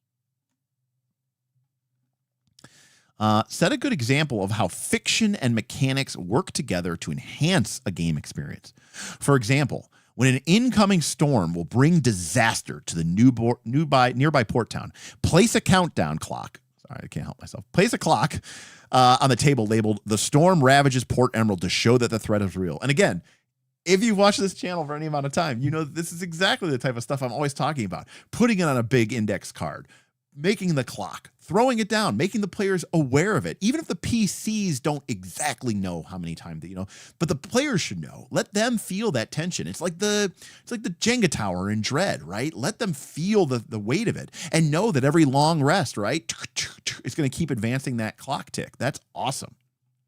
Mechanics and storytelling accentuate each other in nearly every aspect of the game. When a PC rolls with failure for fear, go hard with your description of the consequence to convey the feeling of that fallout, demonstrating the difference between failure with hope and failure with fear. Embody the enemy's fatigue and desperation as they mark their less stress, but continue to goad the party on. If the heroes are ambushed by a large band of raiders, lay out your battle mat and set down figures for all 14 enemies to show how outnumbered the party is. That's very, very cool. Hey, Rolling with Hope. Rolling with Hope tip $25. My group really enjoyed the playtest. The GM section is great. Love that they included suggested GM moves, p. 152, and a battle guide, p. 197, for balancing encounters. Okay, well, hey, Rolling with Hope, thank you so much. That's a great name, by the way, for that. Putting in GM moves is great. I can't wait to get there. And then Battle Guide will also be good. So I'm sure we'll get to that as we go through the GM stuff. So thank you so much for the $25. That's extremely gracious and extremely gratitude for you. And I'm excited about this because, again, this feels like a more crunchy D&D 4E PBTA game. And I'm kind of digging it. Pitfalls to avoid.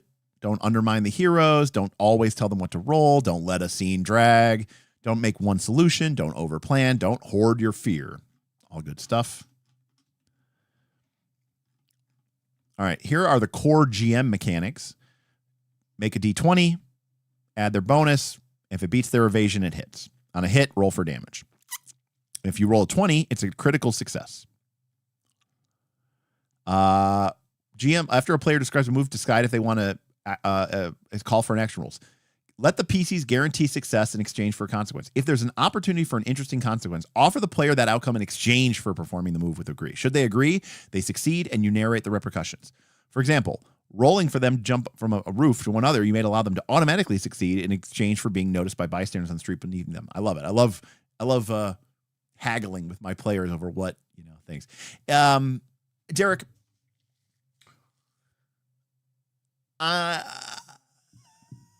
At this point in the game, I think it's okay because the reason we're rolling 2d12 is so that we could have the binary outcome, right? We can have with fear, with hope. The DM doesn't need that. So why not just make it simpler? Also, the players' roles are going to be more consistent, grouped around a certain cluster, and the DM's roles are going to have a lot more volatility and variety. And I think that's okay. Because remember, randomness favors the underdog. And 9 times out of the 10, the GM's monsters or minions or whatever are the underdogs. So, I think it's okay. Establish the stakes, make clear any guaranteed consequences. Again, communication. Making your GM moves. Look at this. Look at this. They give you a golden opportunity. I am strong. This is fantastic. I mean, this is PBTA 101 here, people. If the players hand you an opportunity on a plate, fuck them. Seize the opportunity for a powerful story beat, respond in the fiction, make the players, realize that what's happening in the game is happening. Make them realize that the fiction is real.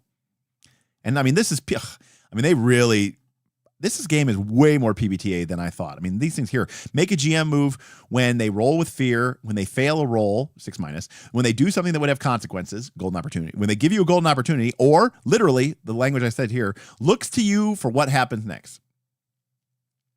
So, we'll get to this at the end when we talk about it. How to choose a move, blah, blah, blah. This is probably about hard moves, social, avoid undermining success. Don't make it be like you succeed, but you didn't. Softer and harder moves. Some moves are soft. Some moves are hard. Yep, good stuff here. And again, we're not going super deep into this because I do want to get to campaign framings. Scott. Scott P tipped $20. Okay, we are too close not to hit the goal now. Got to get Beowulf a part 2 stream. There you go, Scott. Well, thank you, Scott. That is awesome for your second tip. That's very generous of you just to complete the goal. I'm glad that your OCD is working against you and you had to finish the goal, so we're going close. So Scott takes the hype boss, and he is now our hype boss leader. So thank you so much for that, Scott. That is very, very, very, very, very, very, very nice of you. Appreciate that. For Scott being our new hype boss leader. Thank you, Scott. But we'll definitely finish this up. 4 more hours. No, we will finish the GM section and we will do campaign frames, but I'm not going to get into some of the stuff that, again, I don't want to show everything that they have. This is a great piece of art. Very evocative, very cool. So they give us a list of GM moves and they talk about, they go from soft to hard. So show how the world reacts. Very soft move. Very soft move. Ask a question. Build on that answer. Make an NPC act. Lean on their character's goals to drive them to action. Signal an imminent off-screen threat, right? Think off-screen too, right? Show signs of approaching danger. Reveal an unwelcome truth or unexpected danger. Split them up. Make a PC mark stress. Make a move they didn't see, aka think off-screen too. Show the collateral damage. Clear an effect. Shift the environment. Give a spotlight to an adversary, capture someone or something, use a PC's backstory against them, take an opportunity away permanently. Great GM moves, organized from soft to hard, and I'm telling you, if you can, these moves are not new. These moves are based out of principles that GMs and storytellers have been using since the game's inception. And I promise you, if you can internalize these, if you're having to literally look at this list, you're not there yet. That's okay. It's a good place to start. I'm not saying you're wrong. But what I'm saying is if you can internalize these and think this way, your ability to GM anytime, anywhere, without any prep will go through the roof. I promise you.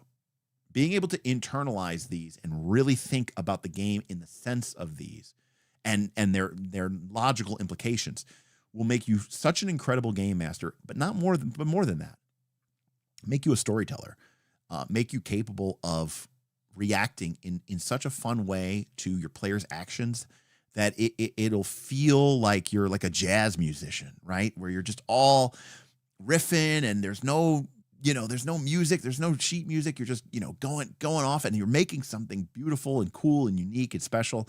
And it'll be a really, really, really amazing moment for you and for your players. And it's the best feeling in the world for me. That's why I play RPGs. Yeah. So very, very cool.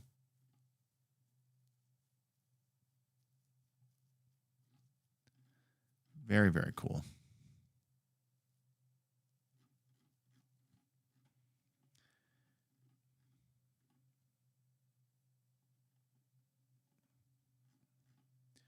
All right, fear. You can have up to 12 fear. Holy shit. You start with fear equal to the PCs. Whenever a PC rolls with fear, you gain a fear. You can also gain fear from the players taking downtime, certain PC abilities, or specific adversary features. You can track it with tokens or dies, and you should keep this pool visible, and it carries over between sessions. Hell yeah. Whenever you spend fear, describe how fate changes the world against the characters. When you spend fear, you can interrupt the players to make a move. You can make an additional GM move. You can use an adversary's fear feature, an environment's fear features, and you can add an adversary's experience to a roll.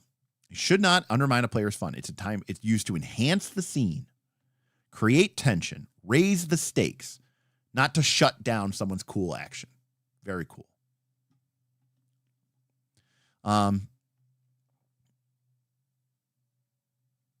Yeah, so right here. This is probably one of the best pieces of tech. And I say this as someone who has played a lot of PBTA games and a lot of Dungeon World, which is a fantasy PBTA game. You can spend a fear to make a GM move as if the PCs had failed an action or rolled with fear, allowing you to interrupt between the player's moves. This tactic is most useful when you want to make a move during a slew of successes. For example, if the PCs roll with hope 4 times in a row during combat, but you want to give your adversaries a chance to fight back. You know, again, in PBTA, you know, we're not in the position of really just like cheating. So unless the players are rolling, you know, successes with complications or, you know, misses and generating GM moves, we are kind of stuck. And so using this meta currency that we banked earlier when it wasn't a good time to use it, to now be able to interrupt and sort of basically make a GM move, it's almost like a move delayed, because we could have made it back then. We're making it now. That's a really powerful pacing tool. It's a really good, it's a tension mechanic for the players to see that fear building up, but it's also a great pacing tool as a GM to be able to interrupt and say, okay, no, they're going right now, you know, without fudging. Like, you're like, look, this would be a cool moment for my villain to do this cool thing. And you're like, yeah, let's do it. I'll spend a fear point. I'm not just doing it for free. I'm not cheating. I'm not saying, wait, before you go, the villain goes and he does this thing. No, the players will understand I'm using my fear that I earned because you used some ability or you rolled with fear earlier, and I get to do this thing. And it makes us feel more like we're equals in creating the story, instead of, you know, we're just visiting here and it's the DM's world and we're just living in it, right? Very cool. Recommendations about how much fear you should spend. Perfect. Great. Cause this is a, you know, that is true. I must not fear. Fear is the mind killer. Fear is little death that brings total obliteration. I must face my fear. I must allow it to pass over me and through me. And where it has gone, I will turn the mind's eye to see where it has gone. And where the fear has been, there will be nothing. Only I will remain. Improvising fear moves. Love it. Sometimes you want, like, look, if you want to do something and, you know, and it feels like you're kind of cheating, just spend some fear. And, you know, basically be like, yeah, everyone understands I'm kind of cheating right now, but I'm spending my fear and it's going out of the fear pool. And you know what? That's cool. Like, that's good. You know, like, sweet. I'm here for it. I love having those kind of levers and those kind of resources. And here we go. The roll difficulty. 5, 10, 15, 20, 25, 30. Nice little range. 30 is not too bad. It's a little high, but it's okay. I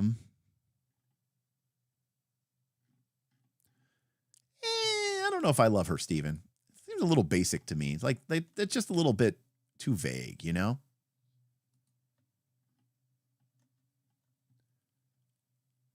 Sure. Yeah. Beat the bad guy that's supposed to escape and have them not be dead. Right. You know, totally, William. You know, like the players beat him. Like, you're like, look, this is just straight out of Fabula Ultima, by the way, which is, you can use ultimate power. But it's like,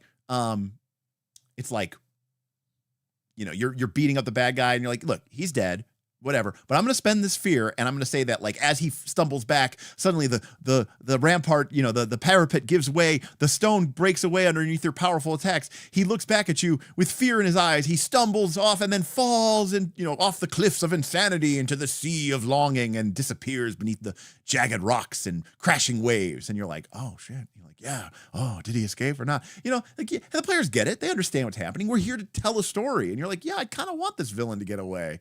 Like, yeah, if Fabula Ultima villain is always escaping. Hell, you're like, please escape, run out of Ultima points so that you can upgrade and become a better villain. I love it.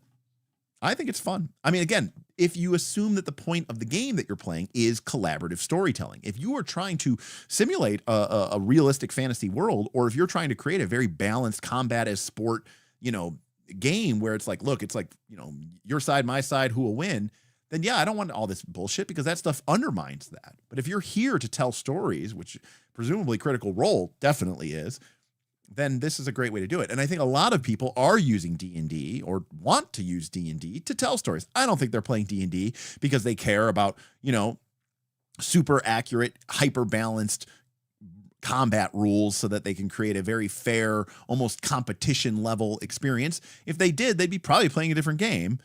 But also, I don't think that's why they're playing it. And I don't think they're playing it because they care deeply about the simulations mechanic. Most people don't even track that shit, and they don't care about arrows and torches and rations. So I mean, the people who are complaining about that for D&D, I think are just all right, fine. They want the illusion of both things happening. I will actually concede that point 100%. You are correct. They don't actually want that. They just want the illusion of it. So I will completely agree with you.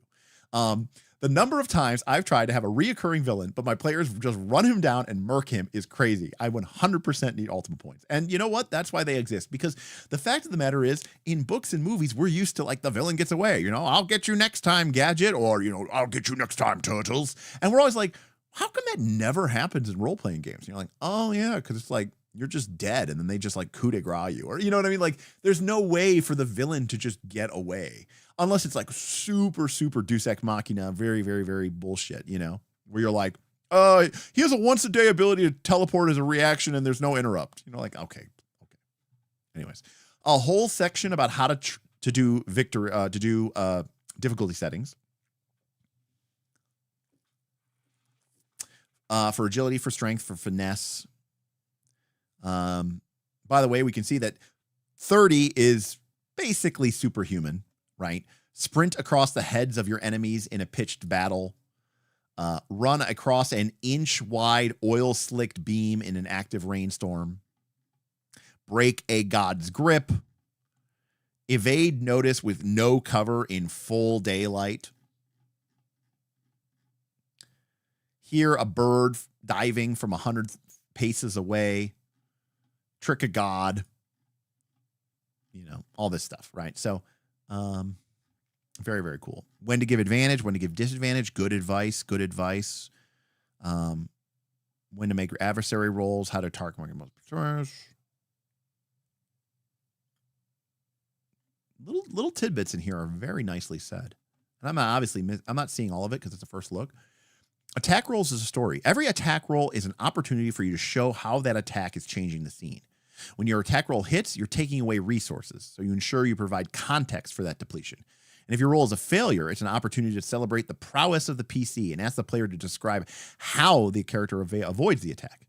If a player isn't sure how to describe their evasion, remind them that it's not just about how quick their character is, it's about how skilled they are at not getting hit.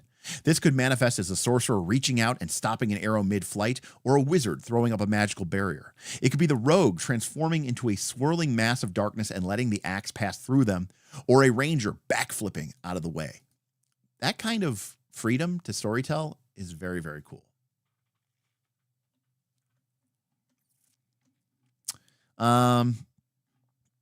Countdowns, they want you to use a die instead of a clock. I recommend a clock. And they talk about all the stuff for clocks. We're not going to go over all the stuff for clocks here, but you can see here advice on when to tick down clocks, using clocks for, and they call them countdowns, but they use them for chasings. They use them for dynamic, like tug of wars or consequences. You could have loops. You could have randomized starting values, tug of war clocks, opposing clocks, racing clocks. You could always check this out in Blaze in the Dark as well. Long-term clocks for massive. This is kind of basically getting into fronts 101, and like talking about how you can set up whole campaign arcs and let them advance naturally through the advancement of these countdowns. Very good stuff here. Stuff about distributing loot. I don't really care too much about that. How to run NPCs. Optional GM mechanics. You could tell John Harper was involved when there's a fate roll. When you don't know what to do and you want to disclaim decision making, just roll a freaking D12, and if they roll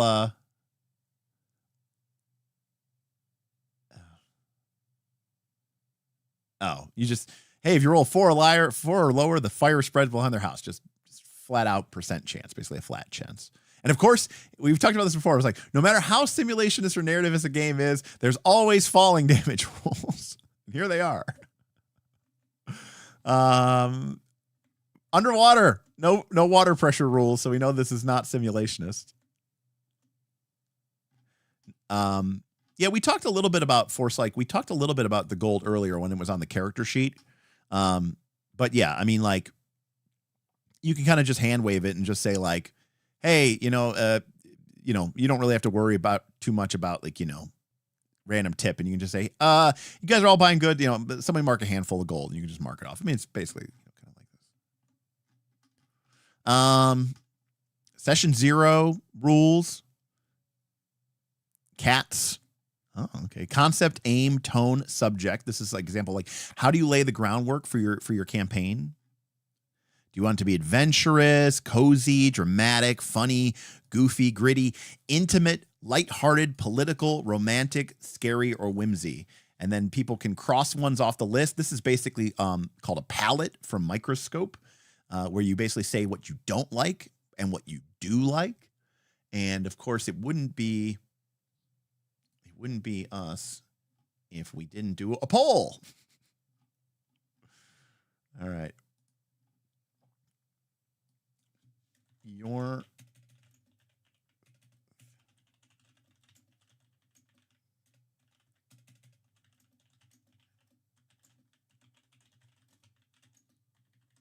All right.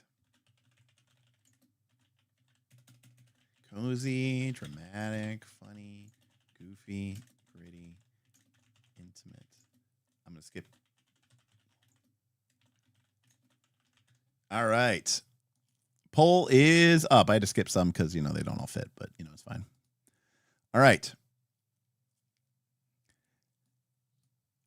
All right. So the poll is, you absolutely want one of these in your game.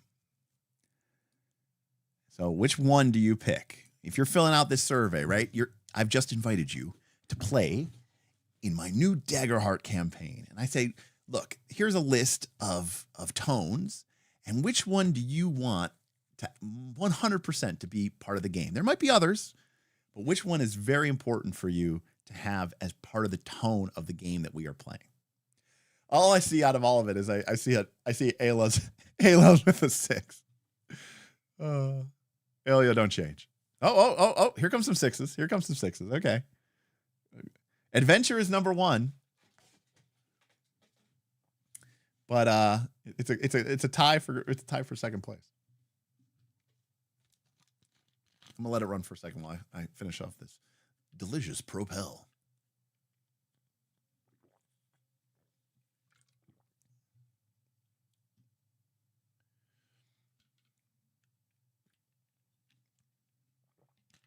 I think you can only add once. I don't know.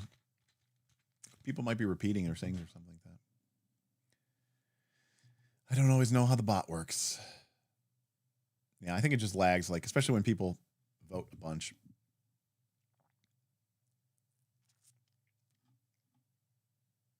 It's an adventure game, but it's so primed for some gonzo pulp goodness. Yeah, it definitely is. There's definitely a bit of gonzoism that you could put into it for sure. But I mean, I think you could tell. I think you could tell it in a more epic, intimate game. I think that's fine. All right. But yeah, I think pulp would be a lot of fun. I'm a big fan of pulp action. I mean, there's a reason I like the Outgunned Adventures. The Broken Compass. I love that. Spirit of the Century was a Fate game and stuff like that. Bardic Hospitality with an 8. Yuval says, I like 6 to 9. So they're gritty, intimate, political, and scary. Lion's Head Gaming, I'm jamming on it, Lion's Head. I mean, I like the rules. I mean, it's very influenced by PBTA, Blades in the Dark, John Harper, McGray Baker were on the lists, Felix Isaacs of Wildsea. Their DNA, their fingerprints are all over the game, especially in the way that it's sort of presented. I think it's beautiful. I think it's organized extremely well. I don't know. I think it's great. All right. Well, it looks like adventurous and dramatic. So basically Critical Role have won. And political. Does Critical Role get political with their games ever? Not like real life political, but like with their presentation. But yes, So it has a lot of the PBTA DNA that I love, Lion's Head Gaming, but somehow it also feels very 4th edition like, which I love, you know, which is great, you know. It's being kickstarted right now or backer kitted right now. And I don't know if I want to back it because apparently it doesn't really change the rules anything. So I'm not sure. Campaign 2 with someone. Okay. So then we talk about X card and Lines and Veils. So I'm going to do a little bit of a diatribe here. Just because I have an audience and I really want to make sure that this is, you know, this is understood. Okay. There is one thing about the X card, which I think people have gotten wrong. And I'm not saying that I think the X card's great, especially when you're playing with people who you've never played with before. And I was first introduced to the X card at Indie Games on Demand, which is still at Gen Con, and I would really recommend that you do it. I'm actually going to do a short video called Gen Con, I Apologize, You're Great, Almost. Because they did do some things recently that, you know, last year I kind of shit on them. I still think that they have some mistakes, but there are some things that I want they have done that I think are good. Anyways, but I first played with the X card, and when the X card was introduced to me, now we think of it as a negative. And the idea of the X card is that you have maybe 1 or 2 or 3, or maybe everybody has this index card or printed card and has a big red X on it.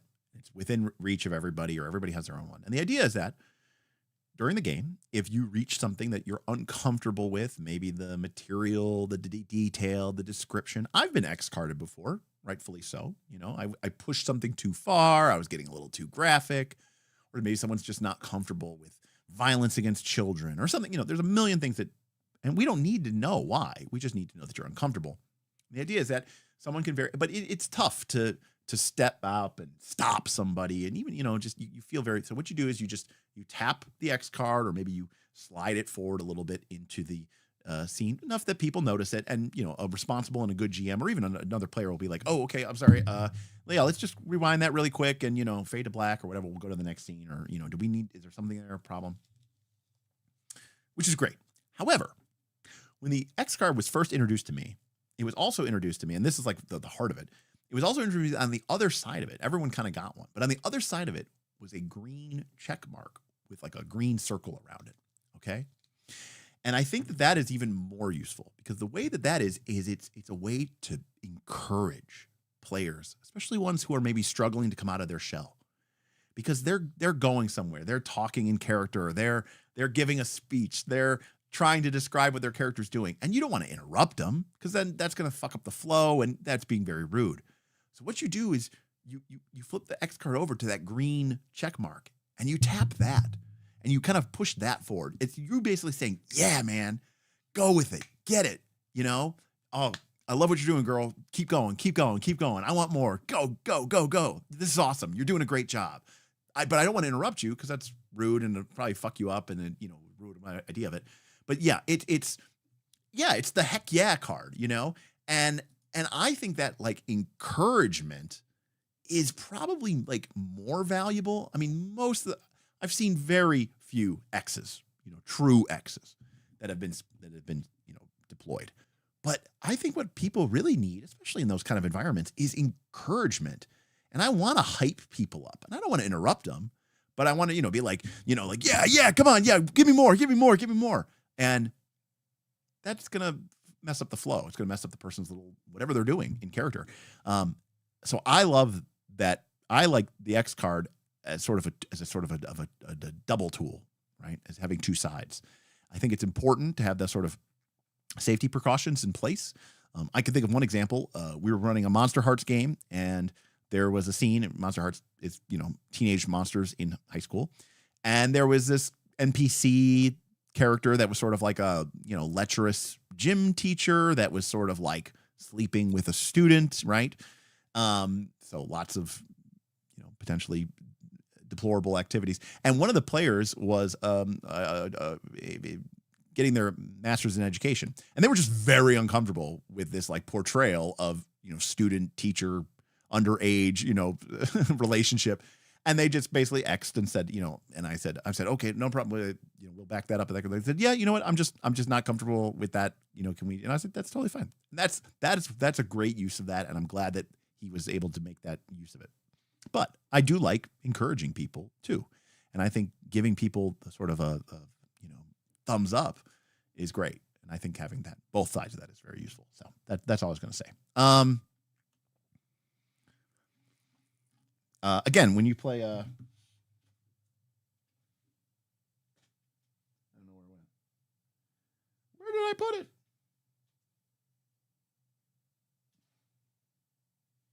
Oh, it's all the way up there. When you play free market, right, you get these attaboy tokens, and you can give somebody an attaboy token. You say, attaboy, So then we have information about, asking questions and setting up session 0, making sure your campaign's inspired. And, here's a breakdown of session 0, how you should break it down. I've never, introduce people, talk about the tone of your game, world build collaboratively, take a break, then do character creation. And here is the greatest lie that we've ever seen in our life before. Character creation, 70 minutes. Come on. Every time I read a game, it's like character creation takes less than 15 minutes. I'm like, okay, so 2 hours? I'm not even joking you. Like when we sit down to make Pathfinder 2 characters, like after 4 hours, we're done for the session, and everyone's like, yeah, I have a pretty good idea what I'm going to do. I still need to pick a couple feats and, finish up my equipment and, fill in some of the basic details of my character, like their name, their age, it's like, it's a freaking nightmare. Now Lionhead says 70 minutes is so reasonable for this. So that's reasonable. I mean, you know what, Lionhead, trust, but verify. I'm also going to take, we're going to get to this lollipop, and don't let me forget this, but I want to say we've obviously covered a lot of the book, but let me say something right now. This may be one of the greatest instruction manuals for how to play a role-playing game and how to game master a role-playing game that I've ever seen in my life, but also as a player.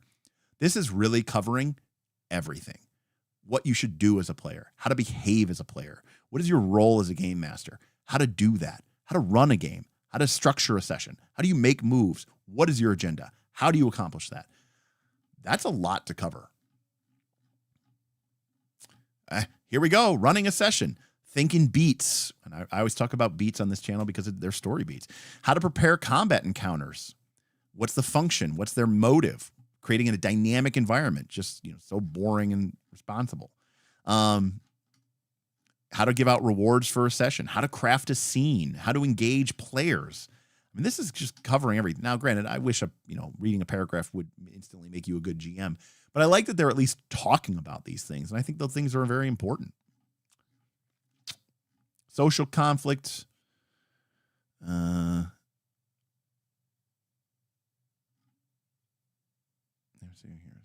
So now, Draw Steel has this whole ass social conflict system with the patience score and all this other stuff. And to be fair, I don't actually completely hate it. I think it's actually kind of cool.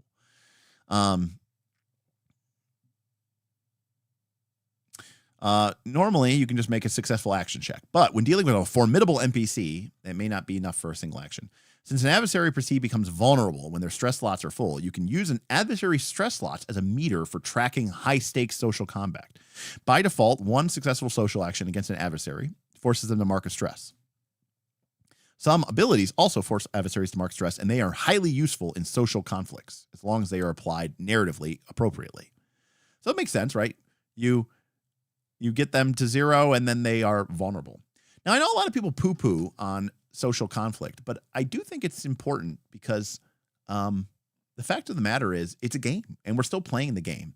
And the same way that we use rules in our characters to decide who can jump over a pit or, fight their way out of a ambush, I'm not opposed to the idea of using mechanics in order to decide anything about our characters, including how good are they at convincing people. To say nothing of what about the player who is not really good at convincing anybody. Plus, I really don't like the idea that the goal of the game becomes you need to convince me, the game master, because that's really what it comes down to. Did you convince me, the game master? Stuff about conflict, combats, battlefield, phased battlefields, downtime, projects, character death, just whole. And remember, we talked about the rules. This is a commentary on the rules and when to use and how to choose it and how should it affect the game. Good stuff. How to introduce a new character in case someone dies. Good morning, RX75.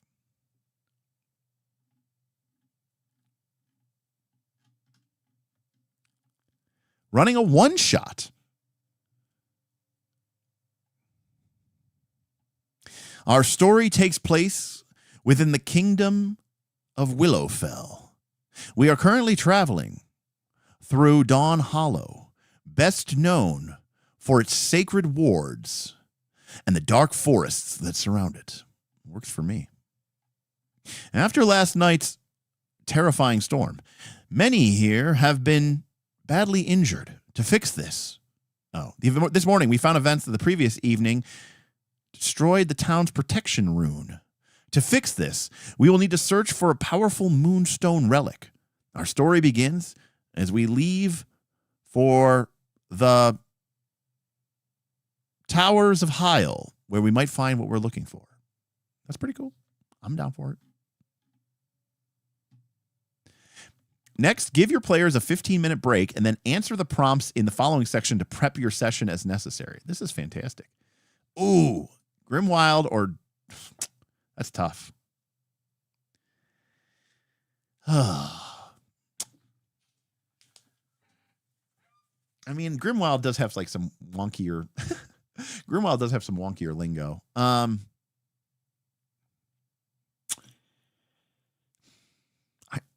might say Daggerheart. I think this game could work really well. I think it's got enough, fun beats and fun moments and cool little mechanical gimmicks that I think it's easy enough because it probably translates to more of what people are familiar with from D20 games.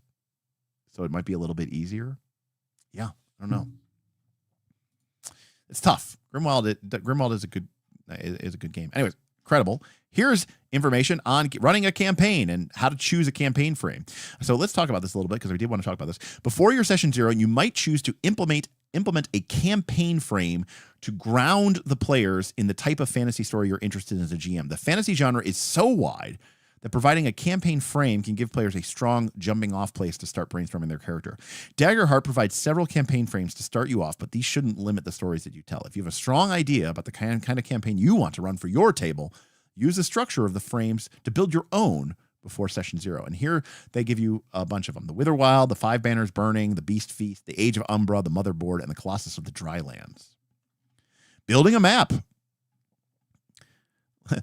Filling space and draw maps, leave blanks, right? That's the classic PBTA thing here. So they actually literally have a map building process in their game, which is fantastic.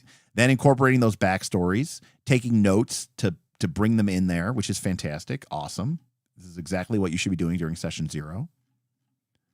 How to tie their backstories together, their little elements. This is where, personally, I know apparently it's out of business. Apparently it's out of print. You can't get it anymore, so get fucked. But this is where I love the backstory card setting grid and using the backstory grids because it kind of automatically ties everybody together, which is really cool. Start thinking about your campaign in terms of arcs and how it's going to play. I don't necessarily know that I like planning things that far ahead, but that's my time. The A plot, the B plot, the C plot. I mean, this really is this is a little too controlling for me. So I don't really like that as much. I mean, if they're fundamental questions, I'm okay with that. Like, I know that the orc army is rising in the west, in the western mountains. And so one of the plots might be, can the party stop the orc horde from, destroying the town? Right, because I have my plot premise, which is the assumption of like one of the best ways I think that you can do it is like imagine the scenario if the PCs didn't get involved, right? Imagine the PCs don't exist. You're like, okay, so the orc horde builds up their strength. They test their strength against the small village. They destroy it. Then, emboldened by this, they go to the dragon and strike an alliance. The dragon joins the orcs, and then the dragon and the orcs march on the great town and they destroy it and burn it, right? That's like what would happen if the PCs didn't exist there at all. So you kind of have this idea of this front of what would happen if the PCs weren't there. Now, after that point, I have no idea what's going to happen because the PCs are going to change the shit out of that. So I'm hesitant to do this. And yeah, someone said that you can see that Spencer's background as a screenwriter is really coming through in here. This is a little bit too prescriptive for me. Yeah, this plot map is creeping way too much on the GM story. So this is the second thing I have seen that I didn't really like. But let's take a look. We've reached the end of chapter 3. So chapter 4 is all about bad guys and environments. And chapter 5 is the campaign frames. So these are inspirations, tools, and mechanics to support your table's story. You can choose one of these frames to pitch it to your players. They give you suggestions for the tone and the feel of the campaign, as well as touchstones. It's just like this movie. It's just like this book. An overview of the backgrounds, guidance for ancestries and classes, principles for the GMs, unique setting distinctions, special mechanics, and questions for your session 0. So you will pitch the campaign, touching on how it feels, what it looks like, give the foundations, guide their characters through creation with ancestries and class, build a map, pass a copy of the campaign frame map around the table, and add locations to it. Then run a session 0, asking the questions from your frame, and then use the inciting incident to kick off your campaign. Pretty sweet. So the Witherwild. When an invading nation attacks an ancient forest deity, a virulent overgrowth spreads throughout the land. The pitch. Read this section to your players to introduce them to the campaign. Fanewick was once a place of great abundance and peace, dangerous to those unfamiliar with the land, but a cornucopia to those who respected its ways. When Haven invaded the wilds and forced the land into eternal spring, a dangerous bloom known as the Witherwild took hold and now threatens the lives of all who live here. In a Witherwild campaign, you'll play unlikely heroes from humble beginnings who are reckoning with their newfound duty to save Finwick's people from dangerous corruption. And along the way, you'll discover that family is more important. The tone, adventurous, dynamic, epic, heroic, thrilling, uncanny, and whimsical. Cultural clash, ends justifying the means. Grief, people versus nature. Touchstones, Princess Mononoke. Nausicaa of the Valley of the Wind. The Legend of Zelda, The Dark Crystal. So then we have an information about this, maybe some of the NPCs that we could use, some of the core ideas, a little bit of cool art. Here are some of the communities that we would add, and maybe people are from, maybe you're from, if you're Order-born, where are you from? Maybe you're a member of the Haven army that invaded and you've deserted, right? You're like the Stormtrooper character from the Star Wars sequels. If you're Lore-born or Highborn, then maybe you're an artisan in one of the communities. Maybe you lost your home. So giving you ways to tie this concept together with the character options that are already in the game. All ancestries are available, but some may have unique aspects within this campaign, such as clanks or fungrel, because again, maybe the fungrel have grown in because of the Witherwild. How classes might indicate. Here are some additional principles for the players to make the invasion personal, to treat death with importance, and to embrace your own vulnerability. And here's some additional GM principles to keep in mind while you deal with this. Offer alternatives to violence. Show them the true danger. Paint the world in contrast.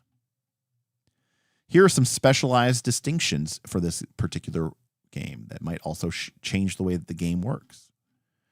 And here are some locations that we might use when we build our map. Finally, the inciting incident, and to kick it off. And here's an additional, this is a specific mechanic that is only present in this campaign. Adversaries and environments in this campaign can gain an additional type called Withered. When an adversary is withered, describe how the Witherwild changed or impacted. You also need about 20 Wither tokens. Anytime a PC takes severe damage from a withered adversary or environment, gain a Wither token and place it on the PC's sheet. When you do, the PC must roll their fear die. If they roll equal to or below the number of Wither tokens, they immediately gain a scar and they clear all their tokens, describing how the Witherwild has changed them permanently. At the end of each session, clear all Wither tokens from the PC sheets and gain an equal amount of fear. If a character ever dies with Wither tokens on their sheet, their body is taken over by the Witherwild. So there's kind of like a zombie mushroom plague spreading thing there going on, which is pretty cool. I think this is really, really neat. I think this is really, really, really, really cool. My scar is I am now poison ivy. Yeah. I'm not going to go into all these things, but man, there's quite a lot of stuff here. This is far more detailed than I expected it to be. And then we have the appendix where you have a reference for all of the different powers in the game, all the different character sheets, a multi-class character sheet, character creation printouts that you can use. If this wasn't designed by John Harper, I don't know what was. This looks so John Harper-y. Here's a bunch of names that you can throw out for people to have, just shortcuts so that they can quickly find this stuff. Here's some hold on a sec here.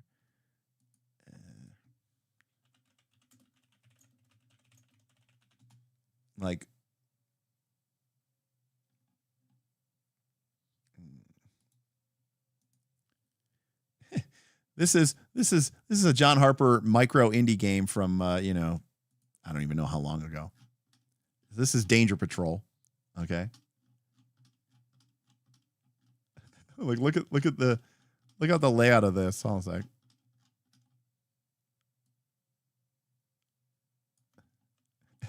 And tell me that doesn't look like this. Looks exactly the same. That's funny.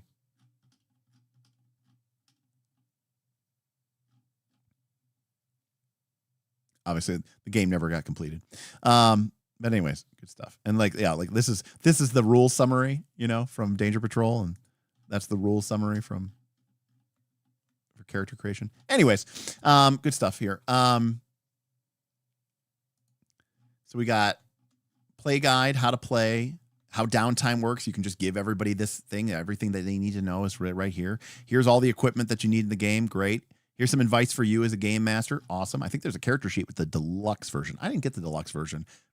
Now I'm kind of sad I didn't. Hey, Darrington Press, I like your game. There are a couple hundred people here. Send me a deluxe version. I'll be at Gen Con. Here's information about all the different classes, druid, races. If you have a ranger, here's a companion. Here's some maps that you can add in with locations that you can add into your world. Very, very, very cool here. All these different cool little locations. Here's our map for the Witherwild. Very sweet. That's Haven, encroaching upon Fainwick. Maps look absolutely gorgeous. They're almost maybe a little bit too nice.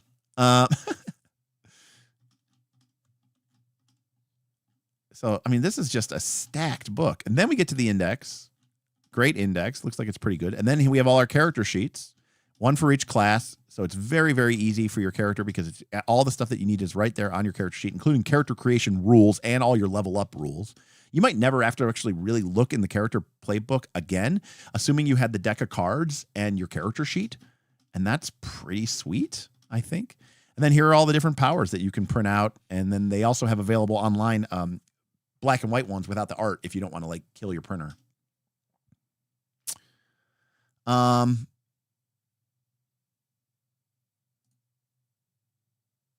Okay. Well, I'm impressed. However, I do not do final reviews on a first look because I didn't play the game yet. And I haven't gotten this to the table. But I have played a lot of role-playing games, and I played a lot of PBTA games. And I played a lot of 4th edition games, and I played a lot of Genesis games.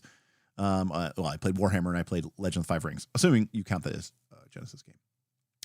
However, this game has one glaring problem, and it's staring you right in the face. And that is me. What does that mean? I like this game. I think this game is cool. I think this game is interesting. I think this game looks fun to play as a player, and I think this game has a lot of the tools and mechanics that I like to do as a GM. And if you're a Bane game publisher, if I like a game, that's not good for you. The things that I like about this game are exactly the things that people will hate about this game. And that's self-confessed cynic. He knows me very well. He's been on the show a couple times. He's visited us in the States. It means it's niche as fuck. And it is. I don't want to be mean, and I don't want to sound superior, and I don't want to sound elitist. But a game like this is it's too good for most people. You know, it is. It's giving you its incredible, palette of colors in order to paint these incredible. Yeah, it's not for the plebes. LaFlamel, it's not for the plebes. A game like this requires players to engage. A game like this requires players to be active. A game like this requires players to step up. Players don't want to step up. Players want to sit back and do nothing and have a story told to them. Now, you might be saying, my players aren't like that. Look, I'm not saying there's not none of us. There are clearly dozens of us, right? But the fact of the matter is most people don't want that. People don't want to have to think during their game. They don't want to have to creatively storytell. Honestly, I don't know what they want. I think they just kind of want to roll dice and then get told blocks text and then level up occasionally until they get bored or the campaign dies. And I say that because that's the way that most of these things work. Now, the reason why I know this is because I was there for the Avatar Legends Kickstarter. Okay, I bought it. And best number one Kickstarter, RTTRPG Kickstarter of all time. What, $9 million or something like that. And you know how many people play the Avatar Legends kick game? 0. There may be, no, I'm going to go 0. In fact, I'm willing to bet right now on the planet Earth, there are 0 games of Avatar Legends going on. I'm just guessing, but I think I'm pretty safe in saying that. And yet it was hugely popular. Why? Because it had the backing. I think this self-confessing says, oh my God, can you please bring up the Gen Con game list? I think this game will sell like gangbusters. And it will sit right here. Okay? Right here. All these delicious Avatar game books, okay? And never be played. You know how many people I know who kickstarted this game, who got the super deluxe version with the cloth maps of the 4 nations and they haven't even opened it, Now, do I want that to be the fate of this game? No, I do not. I think this game might be a game that, with the backing of Critical Role, with the backing of Guaranteeing Press, and again, please, critters, there was a debate. I think we did this on Roll for Combat's channel, who is still here. We played Avatar Legends at Origins 2 years ago, and for a lot of people, it was their first time playing Powered by the Apocalypse. It was Stephen Glicker's first time playing Powered by the Apocalypse, and he loved it. In fact, he killed it. He did great. People had some really great story moments. We had this great beats, and it was all completely zero prep. We just made it up, and it was great.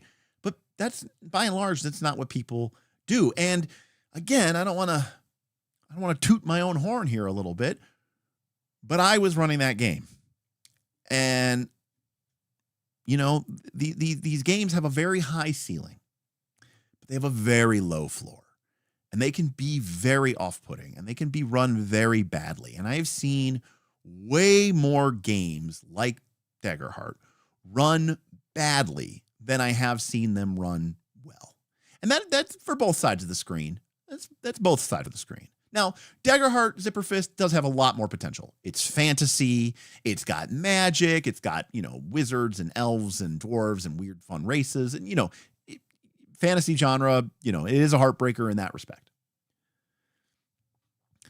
Now, does this change the game? I said, is this a heartbreaker or a game changer? Number one, is it a heartbreaker? Yes, it's not going to do as well as anybody wants it to.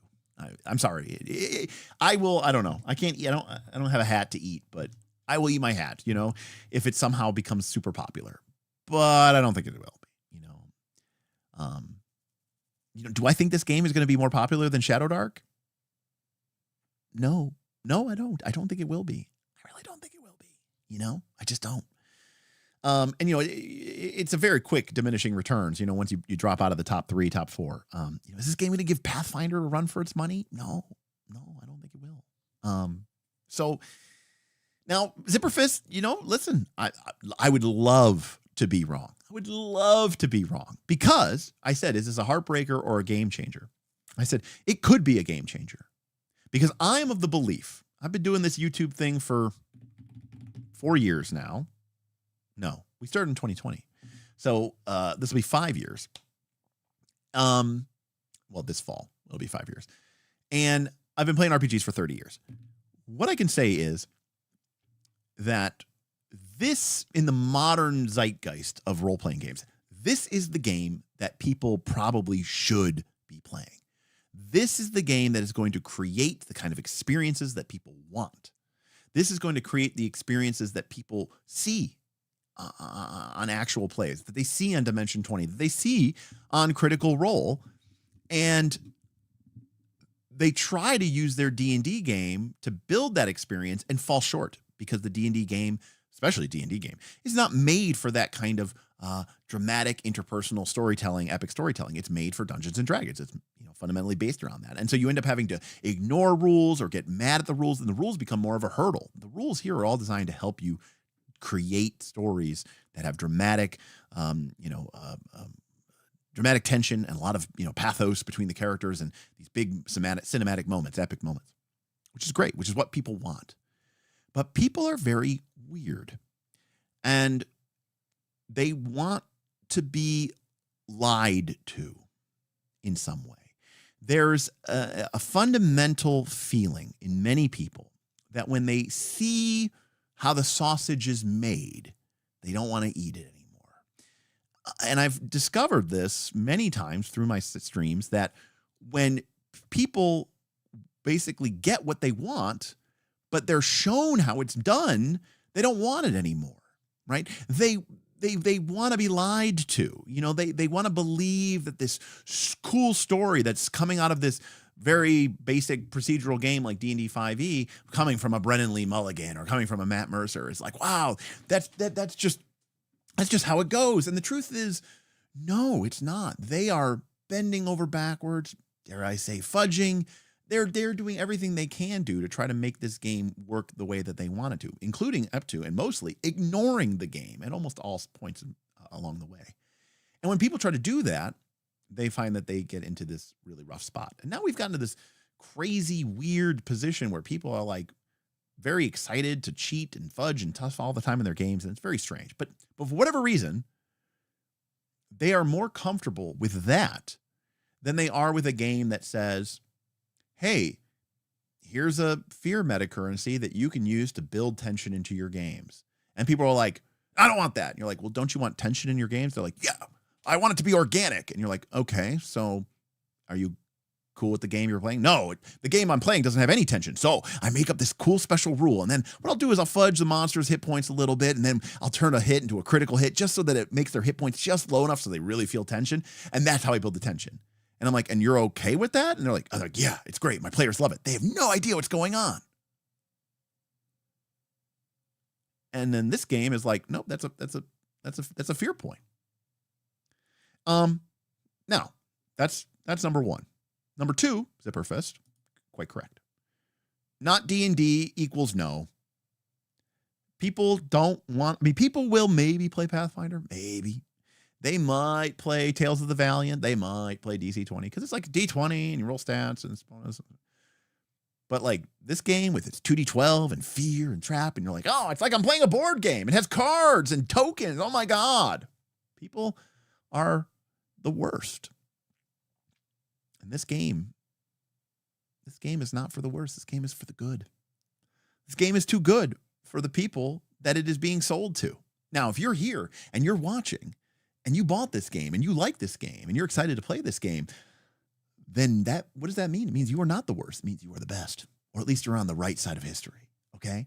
And so I fundamentally believe that if more people played this game or played like this game, the gaming industry would be a game changer. I think we would get people playing the games that they should be playing. They would grow as players. They would grow as GMs.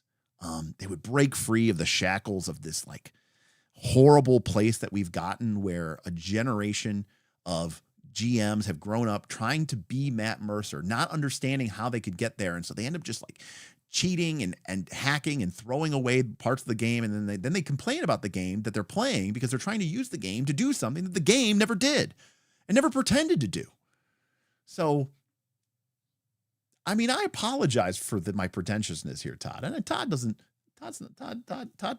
calls it like it is. But I mean, am I wrong? I don't think I am, because this game is going to ask for people to step up. It's going to ask for players to engage. It's going to ask for GMs to think on their feet, be dynamic, be expansive, read their players, read the situation, read the room, be willing to compromise. That's a lot. It's a lot to ask of people. And this game seems cool, but I promise you, if you start playing this game like it's fucking Pathfinder 2, where you're just like, I'm going to move to 25 feet, and then I'm going to use ferocity, and then after I use ferocity, I'm going to make a reckless attack, mark stress. Right? Once you do that, the fuck are we doing? You know, what are we even doing? Yes, and Dragons coming in with a super chat. Thank you for the $5. I'm so convinced that this game is going to reach audiences that I am launching a live play stream show using Daggerheart next week. Well, Yes, and Dragons, you know, leave a comment. I don't know if it will because it's a link or something like that. I don't know. Email me or something. Give me the link to your show. I'll hype it up. You know, I'd love to. Be great. Get some eyes on it. Happy to do it. Hey, what's up? Stephen Palmer is here. A vet, a classic vet, a master of his own domain. I think people will try to play it like D&D and get frustrated by the collaborative engagement. But ultimately, I think the lack of depth with items and monsters will be what shelves it. Interesting. I mean, for me, I'm a big fan of, you know, speed at the table. And so I don't necessarily know how deep a game has to be in those respects. That being said, you know, there isn't as much here as, say, Pathfinder 2. But when you look at Pathfinder or D&D, right, you get 3 items that you can, you know, attune to or whatever. And you get a couple feats, and that's it, right? You know? So I guess the question is, but it's also a 10-level game, and you're making a bunch of choices. So, I mean, at 10th level, right, you're going to have, what, 7, 6? Let's see here.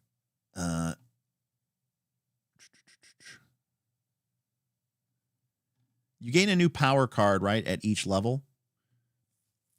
So, like, by level 10, you start with 2, so you'd have 11. And if you took the additional ones, you'd have 11, 12, 13. You'll have 14 class powers, plus whatever you got from your ancestry, plus whatever you got from your subclass. I mean, that's a lot.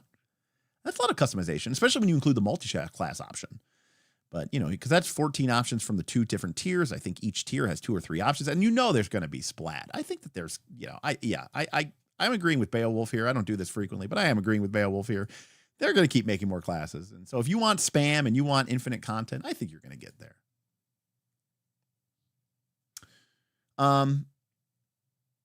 Right. That's also true. I mean, because they do have a philosophy here, too, of really of espousing rulings over rules. You know, they are trying to say this. They are trying to say that this isn't the gamest game that you think it is. In fact, if anything, this is a PBTA game that is lying to you about being a gamist game. But that's also why, like, people like Self-Confessed Cynic don't like it, because he doesn't like PBTA games, but he also really wants his game to be super gamey, I think, personally. And of course, it's very low on simulationists. So that's also going to turn off some of my hardcore simulationist friends and fams. I don't know how. I mean, I've seen people play Pathfinder 2 for years, and they literally probably 80% of the time use strike or some variety of strike. I don't know. People voted, and they said that they felt like the numbers went burr enough. Trespasser is the bomb, and you all should go check it out. It's on itch.io. Go look up Trespasser, look up Tundalus, go pay him a couple of bucks, and download his game. It's awesome. It's old school D&D mixed with 4th edition D&D tactical combat, and it's great, and it's well designed, and he's doing a fantastic job with it, and you should definitely check it out. itch.io/Tundalus, maybe. Bro, the monks in my games have used flurry and only flurry for like 3 campaigns. Yeah, so the whole idea here of being like, it's not, what about the variety? I mean, people don't do anything anyways, you know? I mean, they use the same moves over and over and over again. Now, here comes some person with something that we don't like around here that we right, which is experience and applicable advice. And instead of just shouting each other from complete nonsense that we're just, completely making up. But Calculus says, I've converted 2 campaigns from 5e and run about 50 sessions, 50, in Daggerheart now. We all find the combat in Daggerheart more interesting and faster than 5e. There you go.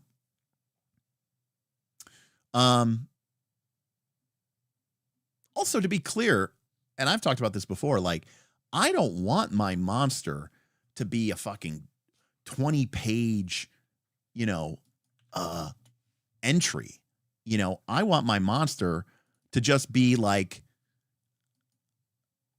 it's like, okay, where's my monster? Hold on a second. I'm even on my freaking thing. Where's my mouse? Oh, no, I'm not there. Like, these are high level monsters. It's like, what do I want a low level monster to look like? It's like, okay, here's the Cave Fisher Spiker. It's an artillery. Right.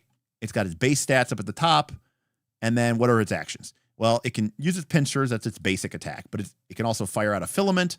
And then its like special ability is Filament Wrap, which targets somebody and immobilizes them, and they take ongoing damage, persistent damage while they're affected by it. And that's it. So, web somebody up, shoot people, worst comes to worst, hit them in melee. And that's it. The creature has this basically one ability, it can hide a little bit, and it has this thing that can wrap you up. But it doesn't need to be much more complicated than that, because I'm going to be running like 4 or 5 of these freaking monsters. Like, how much game text do you want for a creature that's probably going to live 3 or 4 rounds ever? This is all I want. Anyways.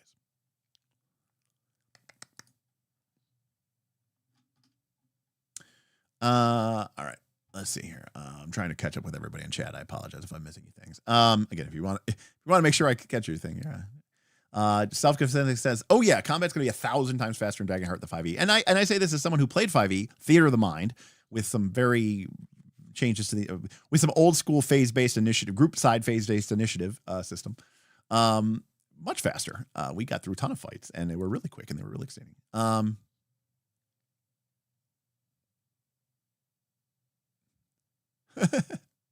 Lug says, do you know those memes where they have a dumb person on the left and a smart person on the right, and they do the same? Pathfinder 2nd Edition is similar to that, and I love the game. I mean, Pathfinder 2e is a tremendously well-designed game. We just kicked off a new campaign. I'm a player, as I said before. I am playing a cloud of nanites, a nanite swarm, which probably used to be part of a weapon of mass destruction of gray goo, and became self-aware and is an Eldamon summoner. But I don't actually summon the Eldamon. I actually incorporate their essence or DNA into my nanite swarm, and then my body sort of reconfigures to make them. So I'm kind of like a shape changer, but mechanically, I'm an Eldamon trainer. So, yeah, here we go. I mean, here's the thing. Can I tell you why I get a little bit, why I have so much umbrage? When people shit talk 5e, you know what you're really shit talking? D&D. And like, I love D&D. I love 1st edition D&D. I love basic D&D. I love 2nd edition D&D, 3rd edition D&D, 4th edition D&D. And you know what 5th edition D&D is? It's basically D&D. I mean, they've changed things. They've filed off a few serial numbers, but 5e is way more interesting from a mechanics perspective than pretty much any version of D&D before the year 2000. And I love those versions of D&D. And I grew up playing those versions of D&D. So when people shit talk 5e, I'm like, you're kind of shit talking my like favorite game of all time, which is D&D.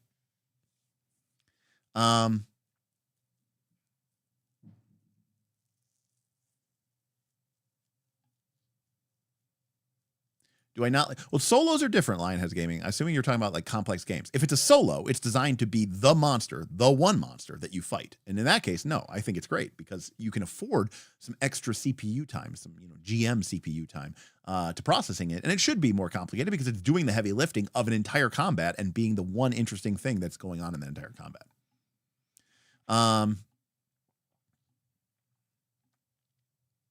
I mean, I tend to agree with Lollipop. People just need a handful of 2 or 3 things that seem cool and work. Laundry list of powers is overrated. Kind of agree.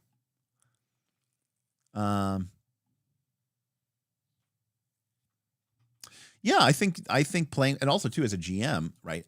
We're talking about tactical and strategic things from a combat perspective. I'm thinking about tactical and strategic things from a narrative perspective, right? Because now I have these levers. I have fear and I have hope, and I can use them as sort of a meta currency to sort of influence and shape the direction of the narrative outcomes of the game. And I can reflect players' good decisions by awarding them hope. You're crazy if you don't think I won't award my players hope, or I won't penalize them by taking fear. I'm absolutely going to do that. The game has already sort of given me permission to do that through things like resting, generating fear, and other things generating fear. But I would absolutely use those as incentives and disincentives, carrots and sticks, if you will, in order to sort of create a narrative, tactical or strategic element to the narrative aspect of the game.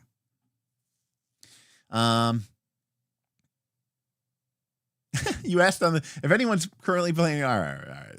One person on their. By the way, that just means they might have an active campaign. Doesn't mean they're playing it right now. Can you show a Daggerheart monster? I am curious what it looks like. That is a totally reasonable response or question or request, whatever it is. By the way, for starters, real quick, not that I want to go into it, but we get advice on how to make a battle. So you get this many battle points, 3 times the number of PCs in combat plus 2. And then if you want it to be tougher or easier, you can subtract or add. And then we spend points to add in solos, bruisers, ranged, skulks, minions, etc. We've got bruisers, aka we're bringing back 4th edition / monster rolls. So here is a Minotaur Wrecker, a tier 2 bruiser, so good for probably levels 2, 3, 4 of the game.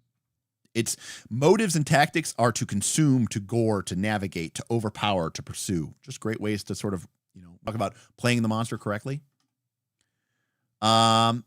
Its difficulty is 16. Its thresholds are 14, 27. Its hit points are 7. Its stress is 5. It does 2d8 plus 5 physical damage. It has 1 experience, which we can spend a fear to activate, which is navigation plus 2. When is that ever really going to come up? It rolls plus 2 to attack against our opponent's or PC's evasion. It has 4 features. Ramp up, which is a passive. You must spend a... We're losing. You must spend a fear. Sorry. YouTube is telling me I'm having problems again. You must spend a fear to spotlight the Minotaur. While spotlighted, they can make their standard attack against all targets within range. Okay, so you can't just use the Minotaur, right? You have to spend a fear. You have to bring it up. But when they get the thing, they get to attack everybody. Charging Bull. Mark a stress to charge through a group within close range. Make an attack against all targets in their path. The targets the Minotaur succeeds take physical damage and are knocked back. Gore. Make an attack with a target for very close range. Moving the Minotaur into melee range of them. On a success, deal 2d8 damage. This is kind of a perfect monster to me. It feels like a Minotaur. What's it going to do? It's going to, it's going to rampage around and swing its axe and hit everybody. It's going to charge across the battlefield, knocking people aside, doing damage with its horns, throwing their characters back on the miniature board. Or if it's really close, it can just come straight at you and gore into you and just deal a bunch of damage. So, yeah. Very 4E. Yes. Where is the useless stat block? Don't know. So, yeah, I mean, that works for me. Hordes are used for like a swarm of creatures. So we have mechanics here. When the horde has marked half or more of their hit points, their standard attack deals X damage instead. So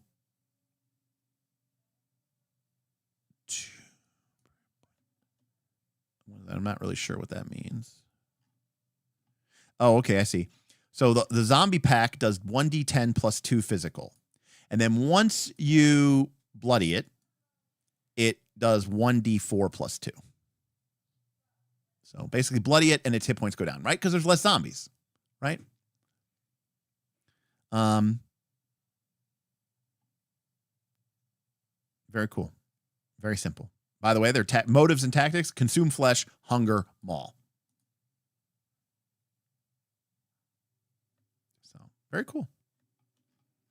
We have leaders, which, are like, buffers and signalers. And then minions, which is literally just a minion. Giant rat.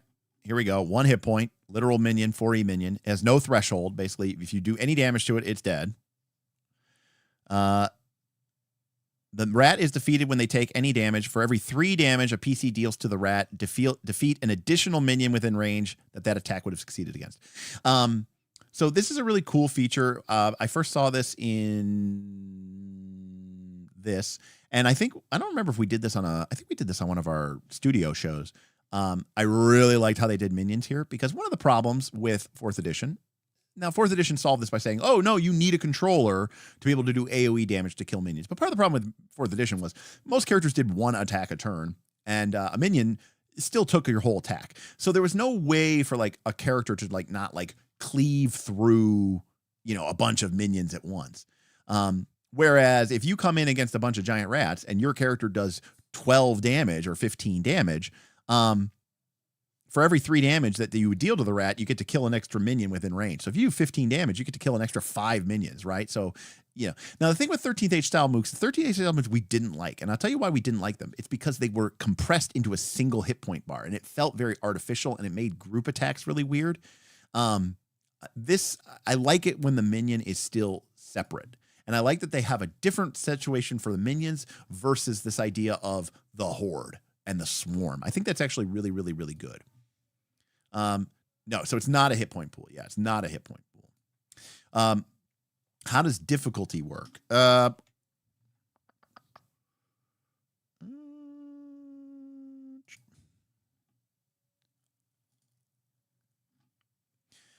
Adversaries don't use evasion like PCs. Instead, all rolls against them use their difficulty. The bandit has a difficulty of 12. So a roll of 12 or higher succeeds against this adversary.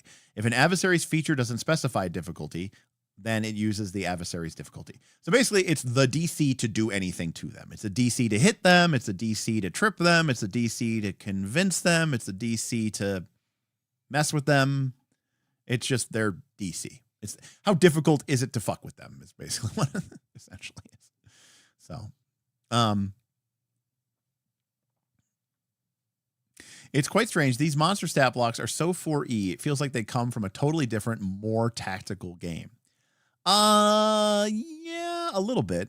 I will not lie that Self-Confessed Cynic is kind of right. While I'm for it and I like it, this does feel like a very strong tonal shift from what all the other stuff that we were doing the whole rest of the game. And it's a little, we'll see. This is the one area that we'll see. Because now, to be clear, my experience with, the games like Critical Role and stuff like that is a lot of way, and by the way, the way a lot of people play D&D, like when I haven't really watched Dimension 20, but like when they get into combat, they're like, it's combat time. We're fighting. We're on minis, we're on maps, we're moving things. Yeah, we're role playing maybe a little bit, but for the most part, we're playing combat. And then when we're out of combat, it's like, oh, it's all story time and my emotions, it's very, that. And so that's kind of what I'm feeling here, where it's kind of like, hey, we're really, digging into the role play, and we're really talking about our characters' feelings and what's going on. And we will fight this evil and we will win. I cut my wrist, I cut my palm, and I swear a blood oath. I will defeat the Dark Knight. And then it's a combat, and you're like, all right, sweet. I'm gonna move over here and use this power. And I that's the way a lot of these games work, and maybe that's what people want. I've seen a lot of people who are like very okay with being like, combat is combat and not combat is not combat. I'm a firm believer that role playing never stops, because the whole game is role playing, Travis. Calculus says, my players want to tell a great story together, but they also enjoy tactical combat. Check and check. Daggerheart. Not gonna lie, that's pretty much what I want. See, yeah, there's a lot of people who really like that, who really want that, And when we've played Powered by the Apocalypse games, some of my players have started to chafe a little bit, because they're like, man, I miss having, a little bit of little bit of miniature, a little bit of tactical, monitoring some hit points, you know, doing a little character thing, you know. People miss it, you know. If your stride, attack, action, map attack, or whatever it is, that's not role playing. I mean, you're playing the role of someone fighting in a combat. I mean, it sounds like you are role playing to me.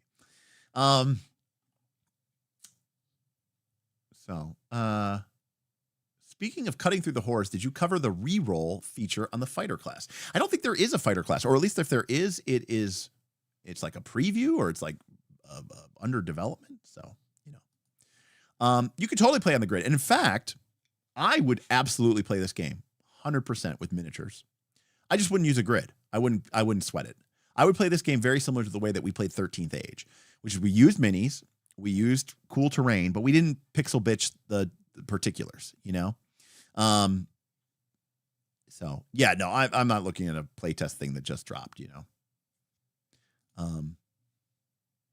But Void is their version of Unearthed Arcana. Okay.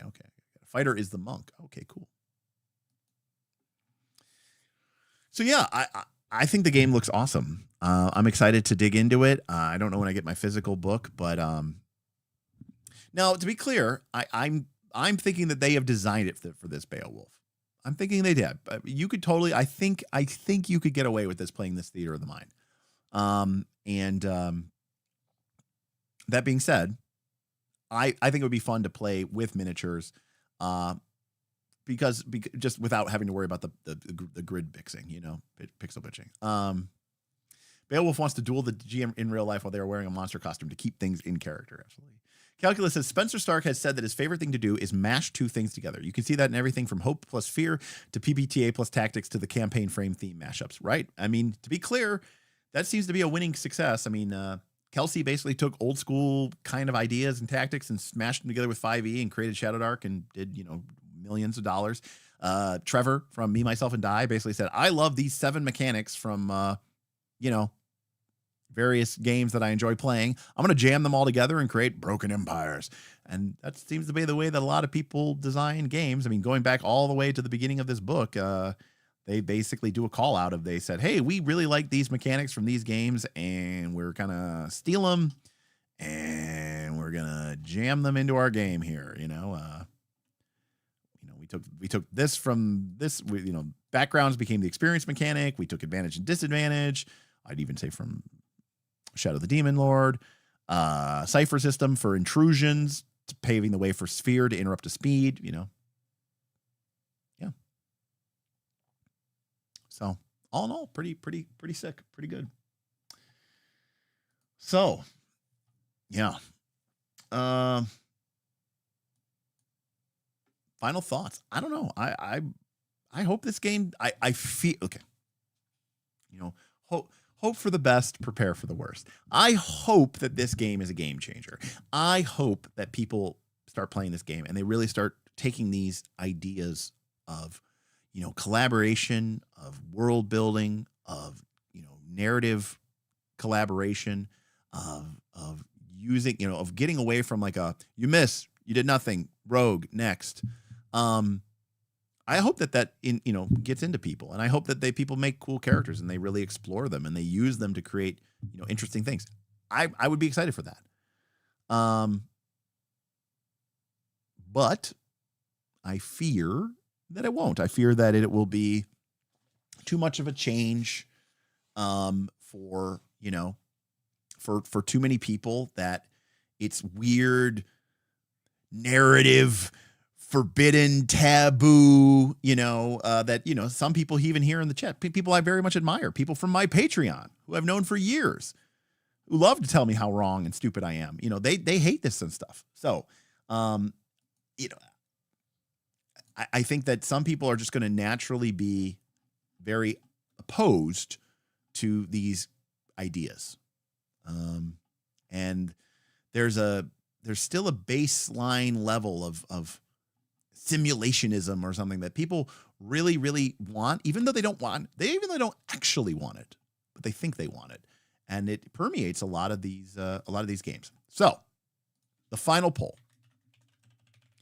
Daggerheart is a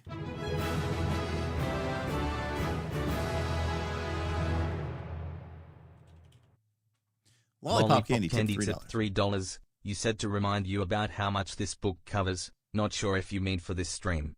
No. We can talk about it right now. Thank you for the reminder, by the way. Thank you for the $3. I wouldn't have missed it. Yeah, this book is one of the best books I've ever seen. Like, this book covers everything. I mean, it covers monsters, how to use monsters. It covers the roles, how the roles are used. It explains the rules. It gives advice for players, for God's sakes, not just like what character creation rules are, but like, how do you be a player? How do you do that? Here's how you framed and structure a campaign. Here's how you frame and structure a session. Here's how you frame and structure a fucking one-shot. I've never seen a game be so comprehensive. And the GM advice, from what I've seen, and we kind of briefed through that, was very good, extremely good. And I find that the PBTA advice very good anyways, but this is kind of dialed to 11. So I think this is fantastic. Which brings us to our final poll. Daggerheart, is it a heartbreaker or is it a game changer? The final countdown, the final revelation.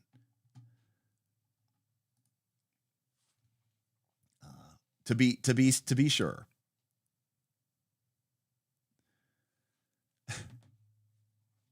No, you must make a decision. You must make a decision. You have to stand. If you don't stand for something, you'll fall for anything. You ambivalent son of a bitch. Vote.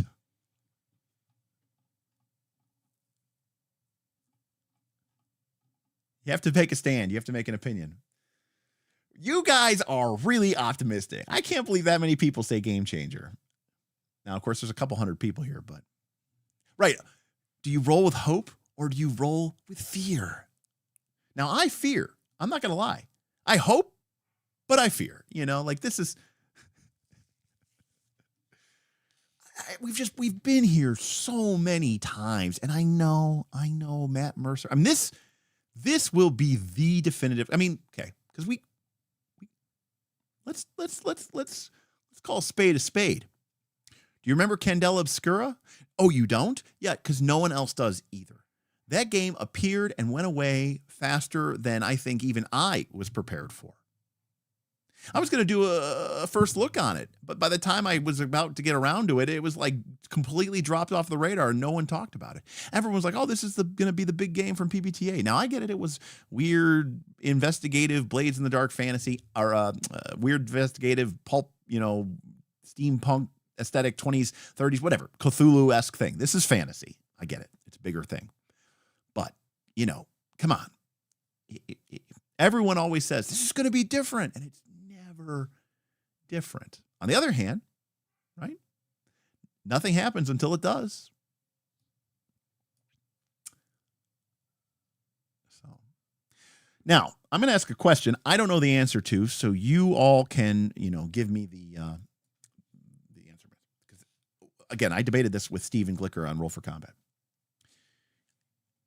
Is Critical Role campaign for not some stupid side thing with some random side character that everyone pretends to like, but no one actually likes?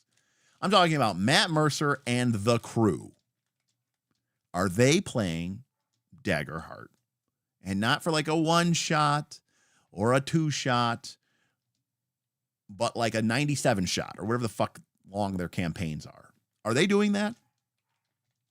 Because I said on Roll for Combat stream months ago that I didn't think that they would. And people said it's crazy, but 8-shot is no good. 8-shot doesn't count. That doesn't count. That doesn't count to me.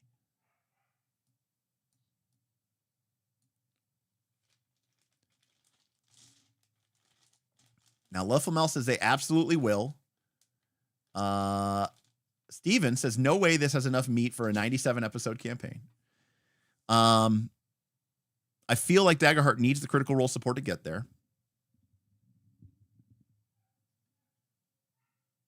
Zipperfist says, so far they have not officially commented on it yet, but they are strongly hinting that they will. I mean, the game came out today. Wouldn't they have like really hyped that up if they were doing that? Sure, 20 to 50 sounds reasonable. The base game says 3 is average. And remember, these are people that probably chew the scenery a lot. So, yeah, fine. I would say 30 to 50, probably, they probably would spend a little bit more time, chewing the fat and being all that stuff.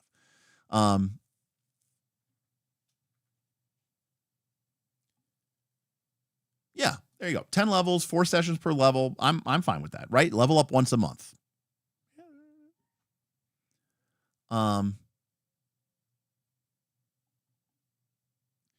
Again, I'm not saying that. Of course, they're going to support it. You know, they're going to support the game. But I mean, like, are they going to put their money? You know, are they going to put their role playing where their game is? Basically, are they going to put their channel? Are they going to say, nope, we're not doing D&D. We're doing Daggerheart.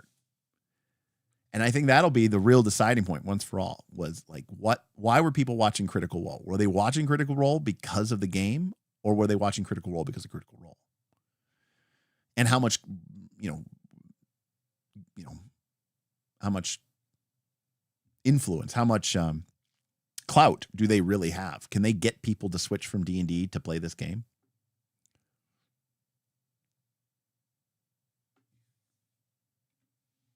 So Danielle says, I think they're using the 8-episode Age of Umbra game to test the water. If that does well, they may do a campaign. So they're like, we don't have faith in our own audience and our own game, so we're going to do a test run, because if it does badly, we don't want to put all of our eggs in that basket. I mean, that's how I read that. That's how I read that. Now, I also think that some of the critters don't want to be there anymore. Now, I don't watch the show. I only see random clips here and there and all this other stuff.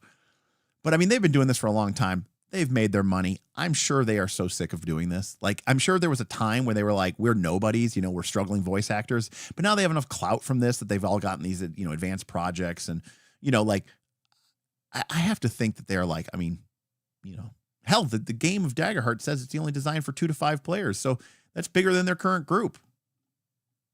Yeah. The lack of hype for this release was weird. If your question is, will this change people from playing D&D? I think the answer is no. So if people aren't changing from D&D to play this, then who is playing Daggerheart? Is it people who've never played role-playing games before?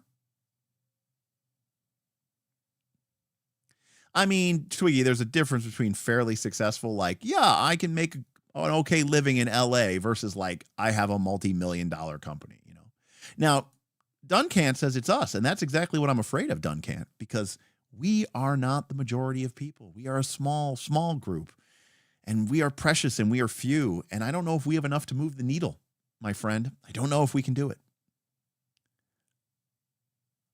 Me in my rotating 10-session max games, yes. Now, what you just described, if someone asked me in one sentence, Avison just nailed it. In one sentence, describe Daggerheart. It's PBTA players, PBTA with people with an itch for combat. I think that's probably the fair assessment, and kind of like level-based leveling up. Yeah. All right. Well, the majority of the people are in, and they've said game changer. So we'll see. We'll see who is right and who is wrong. People just need to keep their expectations in check. I reckon this will easily be Mothership and Dungeon World tier. Pathfinder 2nd Edition tier is a big jump up, as is Shadow Dark. And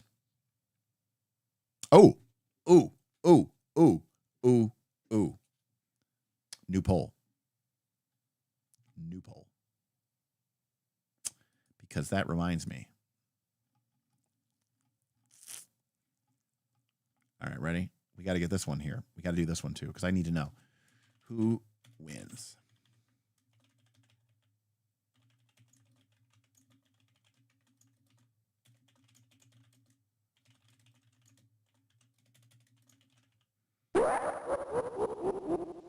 What up, Francois? Thanks for the first look. I might try it. Good night, Francois. Bonsoir. Merci. Thank you very much for that. Appreciate you appreciating us, and I appreciate your super chat a lot. Thank you for your Canadian. All right. Who wins? I don't know what that means, but which game comes out on top? Which game is the more popular one? Which is the game that's going to get more than 2 games at Gen Con, right? Is it Daggerheart? Is it Draw Steel? Or is it one of the other new ones? All right. Now, we're here, and we've been talking about Daggerheart, but Matt Colville has a lot of clout. Self-confessed cynic says, oh, I see a ton of ones coming in. What? Wow, this is crazy. I can't believe you guys put that.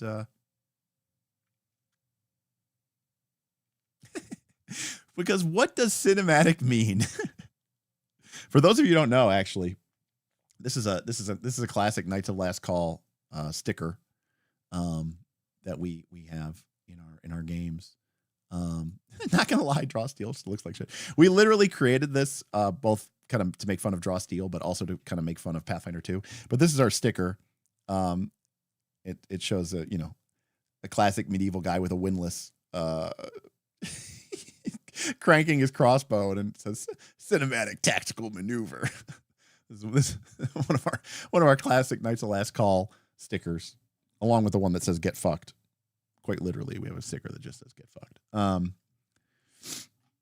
So anyways, Daggerheart crushing. Now that shouldn't surprise me because this stream is pretty cool. Now I played Draw Steel. It was okay. It's a little too Colville-y for me. Yes, that is correct. Too long didn't watch. What mechanics do I need to steal for Earth Dawn? I mean, Earth Dawn's already perfect, Donnie, so I don't know that we need to steal anything for Earth Dawn. I think it's good just the way it is. You could make Karma Hope, and then you could make Horror Fear, and you could kind of like maybe steal that and kind of use that and like have horror and karma or something, and that would kind of be Earth Dawn-y. You think that Draw Steel out niches Daggerheart? Yeah, I could see that. All right, well, Daggerheart is the clear winner. So yeah, Shadow Dark has already proven it's very winning. I mean, to be fair, I mean, it was still a small press publication. God knows how many copies of this they sold. We'll never know because they did a pre-order instead of a backer Kickstarter. That's a good question, Dr. Steve. I don't know. My guess is that they don't. I'm so bummed that I spent my Kickstarter budget on DC20 instead of on this or the upcoming special edition of Fab U. Well, luckily as a YouTube content creator, I can write off most of these things. So I've bought both. But to be fair, I am very excited for the special edition of Fab U. So, can I vote for Fabula Ultima even if it makes no sense? No, but it is a great game and more people should play it. Yeah, but Shadow Dark is a game aimed at people who want that extremely stripped down old school experience. They just want the easy peasy, advantage disadvantage mechanics of 5e. So it's pretty good. I mean, I didn't hate it. We did a first. I mean, I talked to Alan, the dungeon coach, about it last year at Gen Con, right after his Kickstarter finished. And he had some cool ideas in there, and he definitely was excited about the parts that excited him. I think that it was a little it was probably very, very, very, very, very. It was like the closest to like a fourth edition game I've seen in a long time. Like he was really trying to get to a very high level of balance of combat as sport. Everybody just used like their best ability score to attack with, so that way the math was tight. Like it was very, very combat focused, gamey. Yeah. Again, I didn't hate it though. We did a cover of it. We did a live stream of it. You can go back and watch it. Yeah. Special edition of FU cover done by Amano is going to be incredible. It's just going to be fantastic. Because it's hardcover, right, Jackal? Am I right? Am I wrong? Is the special edition going to be hardcover? I think it's going to be hardcover. Because if it's going to be hardcover, that's really exciting. Well, if I hear the math is tight one more time, I'm going to cry or rage or both. Yes, Zipper Fist. I mean, I want to. Again, I liked it. Alan, very nice man, and he had a very incredible enthusiasm for the game, and I think he had some really cool ideas. But it's my understanding that Alan, I mean, now of course it's been years, but when he first started his channel, I think he'd only been playing D&D for like a year, and he was the dungeon coach. And I think his experience was from MMOs. And so his whole thing was like, how do I bring the stuff I love about MMOs into tabletop gaming, which ironically was what people accused 4th edition of doing. He's a teacher and I think he's a coach as well. I think he's literally a coach. So yeah. Yep. He's a really cool guy. Yeah, I mean, it's kind of dropped off. I think they've had a lot of changes in play tests and stuff like that. I don't know, Well, Platinus, I don't think EMA does Kickstarters for their Dead Tree versions. So I think it's just going to come out when it comes out. Now, it'll probably come out in Gen Con. So usually he does his release at Gen Con. Because I got Techno Fantasy last year, and I got High Fantasy the year before that. So I imagine I'm going to be able to pick up Natural Fantasy at their booth this year at Gen Con. So, I mean, look, there's a million games out there, and, hopefully we can find them and play them. That being said, I am trying, potentially even with this channel, to focus in a little bit. I think there will always be a place for us to sort of pop around and pick, keep looking at games.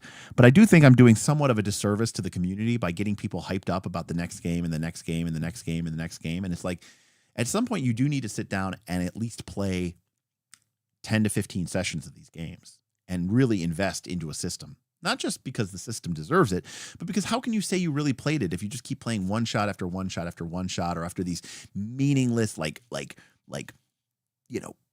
piss puddle deep campaigns, something with something that you can choose, something that you can really remember, something you can look back on, as opposed. This is my main problem I have with people who go to conventions. They play these meaningless games for days at a time, and then they think, oh yeah, it's like they check it off and they said, yeah, I played that game and it was okay. It's like, yeah, no, of course you didn't enjoy it. You were playing it with a bunch of people who didn't know what they were doing, who didn't care, who were distracted at a big convention. It's just crazy. So I mean, there are people who play 4, 5, 6, games a week. To them, I say amen. But I'm not saying you have to play a 20-year campaign like some of these crazy people do. But I think that these games deserve to be played. Well, Grim Prism, unfortunately, now that I'm no longer employed, more now than ever, I need the channel to make me some money. And unfortunately, live stream games make me no money unless I am selling wheel spins for TPKs. So, yeah, Root's fun. I had fun with the Root. I know some people didn't dig it. It was actually it's actually our worst performing thing ever. But I loved the Root campaign. I had so much fun with that, with the guys playing PBTA. It was so great. Saberheart, sick. Sci-fi, sounds awesome. This game would be cool as sci-fi. Actually, I don't know if Saberheart's the right term, but Laserheart. Good night, Wojo. Take care. Root was a labor of love. The Root campaign is why I built the studio. Not for that campaign specifically, but after playing Quest for the Frozen Flame remotely, I knew I wanted to get a place where we could all play together with a really cool aesthetic. Cyberheart's really good. With a really cool aesthetic where we could have a really cool, great moment and just enjoy it. And so that was my love letter. And I tried to do some experimental things with the audio that didn't work out. But we fixed that quickly enough. But that was my dream, was to run really cool campaigns at an awesome studio with my friends, with great lighting and great audio, and basically the closest I could get to Critical Role. And it did terrible. So, it was kind of very disappointing. So anyways. Alrighty, folks. Well, I think that's going to do it. It's 1 a.m. So this was a 6-hour stream. So fantastic. I'm excited about the game. I'm glad I pre-ordered it. It might be time for another holiday kawaii enhanced one-shot stream. And one-shot streams are fun, and I do enjoy them, and they're fun. But I love the way that a campaign develops. One-shots I've talked about before. Just one-shots are not my favorite thing. I just don't dig them. I love the ongoing complexity of the games. I like watching the clocks tick over weeks and months. So got to 360 viewers at a point. That might be an all-time record for us. So that's pretty sick.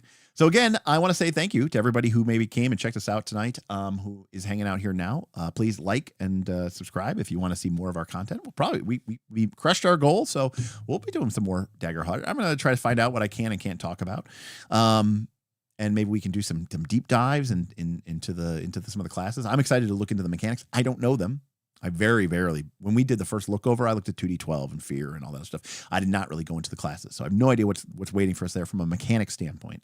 And so I'm excited to look at that.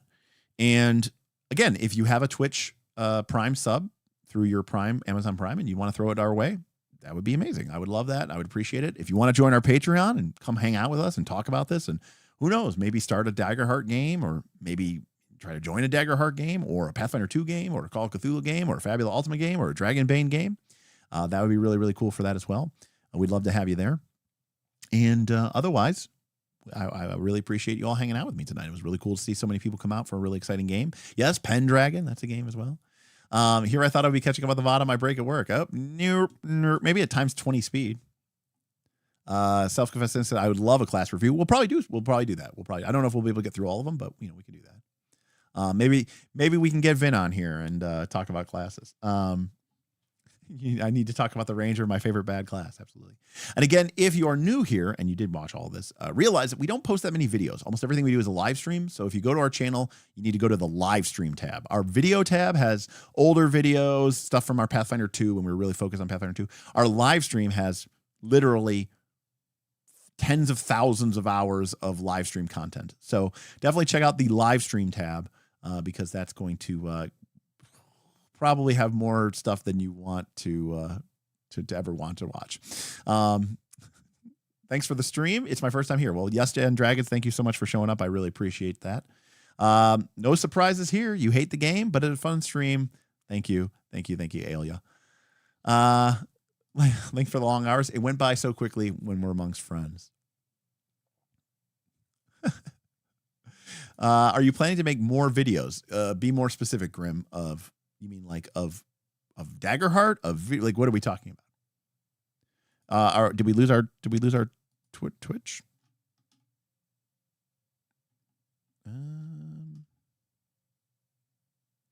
Maybe let me see if I can repop it out.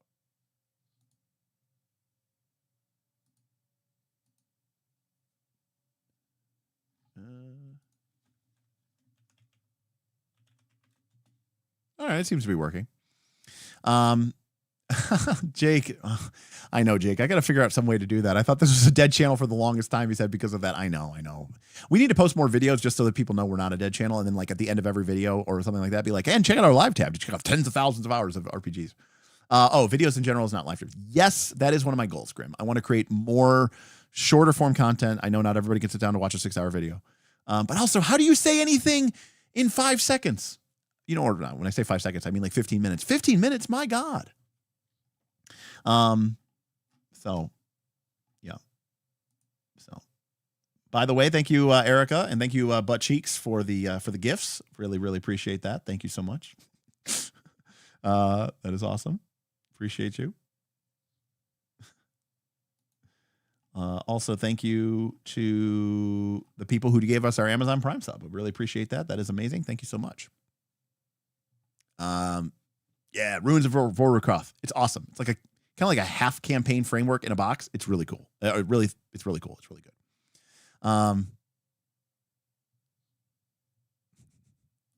Yeah, but then I have to pay an editor zipper. Also, you'd have to watch through millions of hours. It's pretty crazy. But then people have to do that. Who's going to do that? In any case, we tried shorts. It just didn't work out. It's just not my thing. Anyways, my point is, how can I say anything in 15 minutes? I have no idea. It'd be too much. It's much easier for me to like create something that I can say in 15 minutes. But anyways, I want to do that for video content because I understand that not everybody has time to watch these videos. And there's people who are fans of us who like our show. They're just like, Derek, I can't. You fucking released 15 hours of content last week. I can't watch 15 hours of content a week. I know. I'm sorry. But also new people, it's very hard to like be like, oh, cool. And then, you know, yeah, I need to get my Twitch. I need to step my Twitch pussy game up. My Twitch pussy game is weak. I need to step it up. I will admit that. So, yeah. In any case, ongoing. And hey, we finished our RPG overlay goal. So we're going to get our gaming roles and stuff like that. That is so true. It's brutal. But even then, don't they do it like every other week now or like 3 times a month or something like that? And even then, isn't it not rare? Anyways, I don't know. Yes. all videos should be watched at times 2 speed. Long story short, more stuff's coming. I got to go. It's 1 a.m. I got to get to bed. Thank you, everyone, for hanging out tonight. Thank you so much for stopping by. Thank you for the incredible support that we got tonight. We have a bunch of Twitch Prime subs, and I really want to thank you, everybody. We had some gifts, which is incredible. And I really want to give a shout out to loading. I want to give a shout out to Dr. Metropolis, Luddite, Dr. Metropolis, Sunhawk, Wojo, OED, Duncan T, Self-Confessed Cynic, GM Scott, Scotty P, Booth B, Rolling with Hope, Scotty P again, Yes and Dragons with their first time here, Lollipop Candy, and Francois for all the super chats and for all the tips. I really, really appreciate it. You guys are making it so that I can, try to do this and maybe, make some cool new content and maybe do a Kickstarter or maybe make a Shadow Dark dungeon, and who knows? Maybe we'll do a Daggerheart game. Who knows? More Daggerheart when?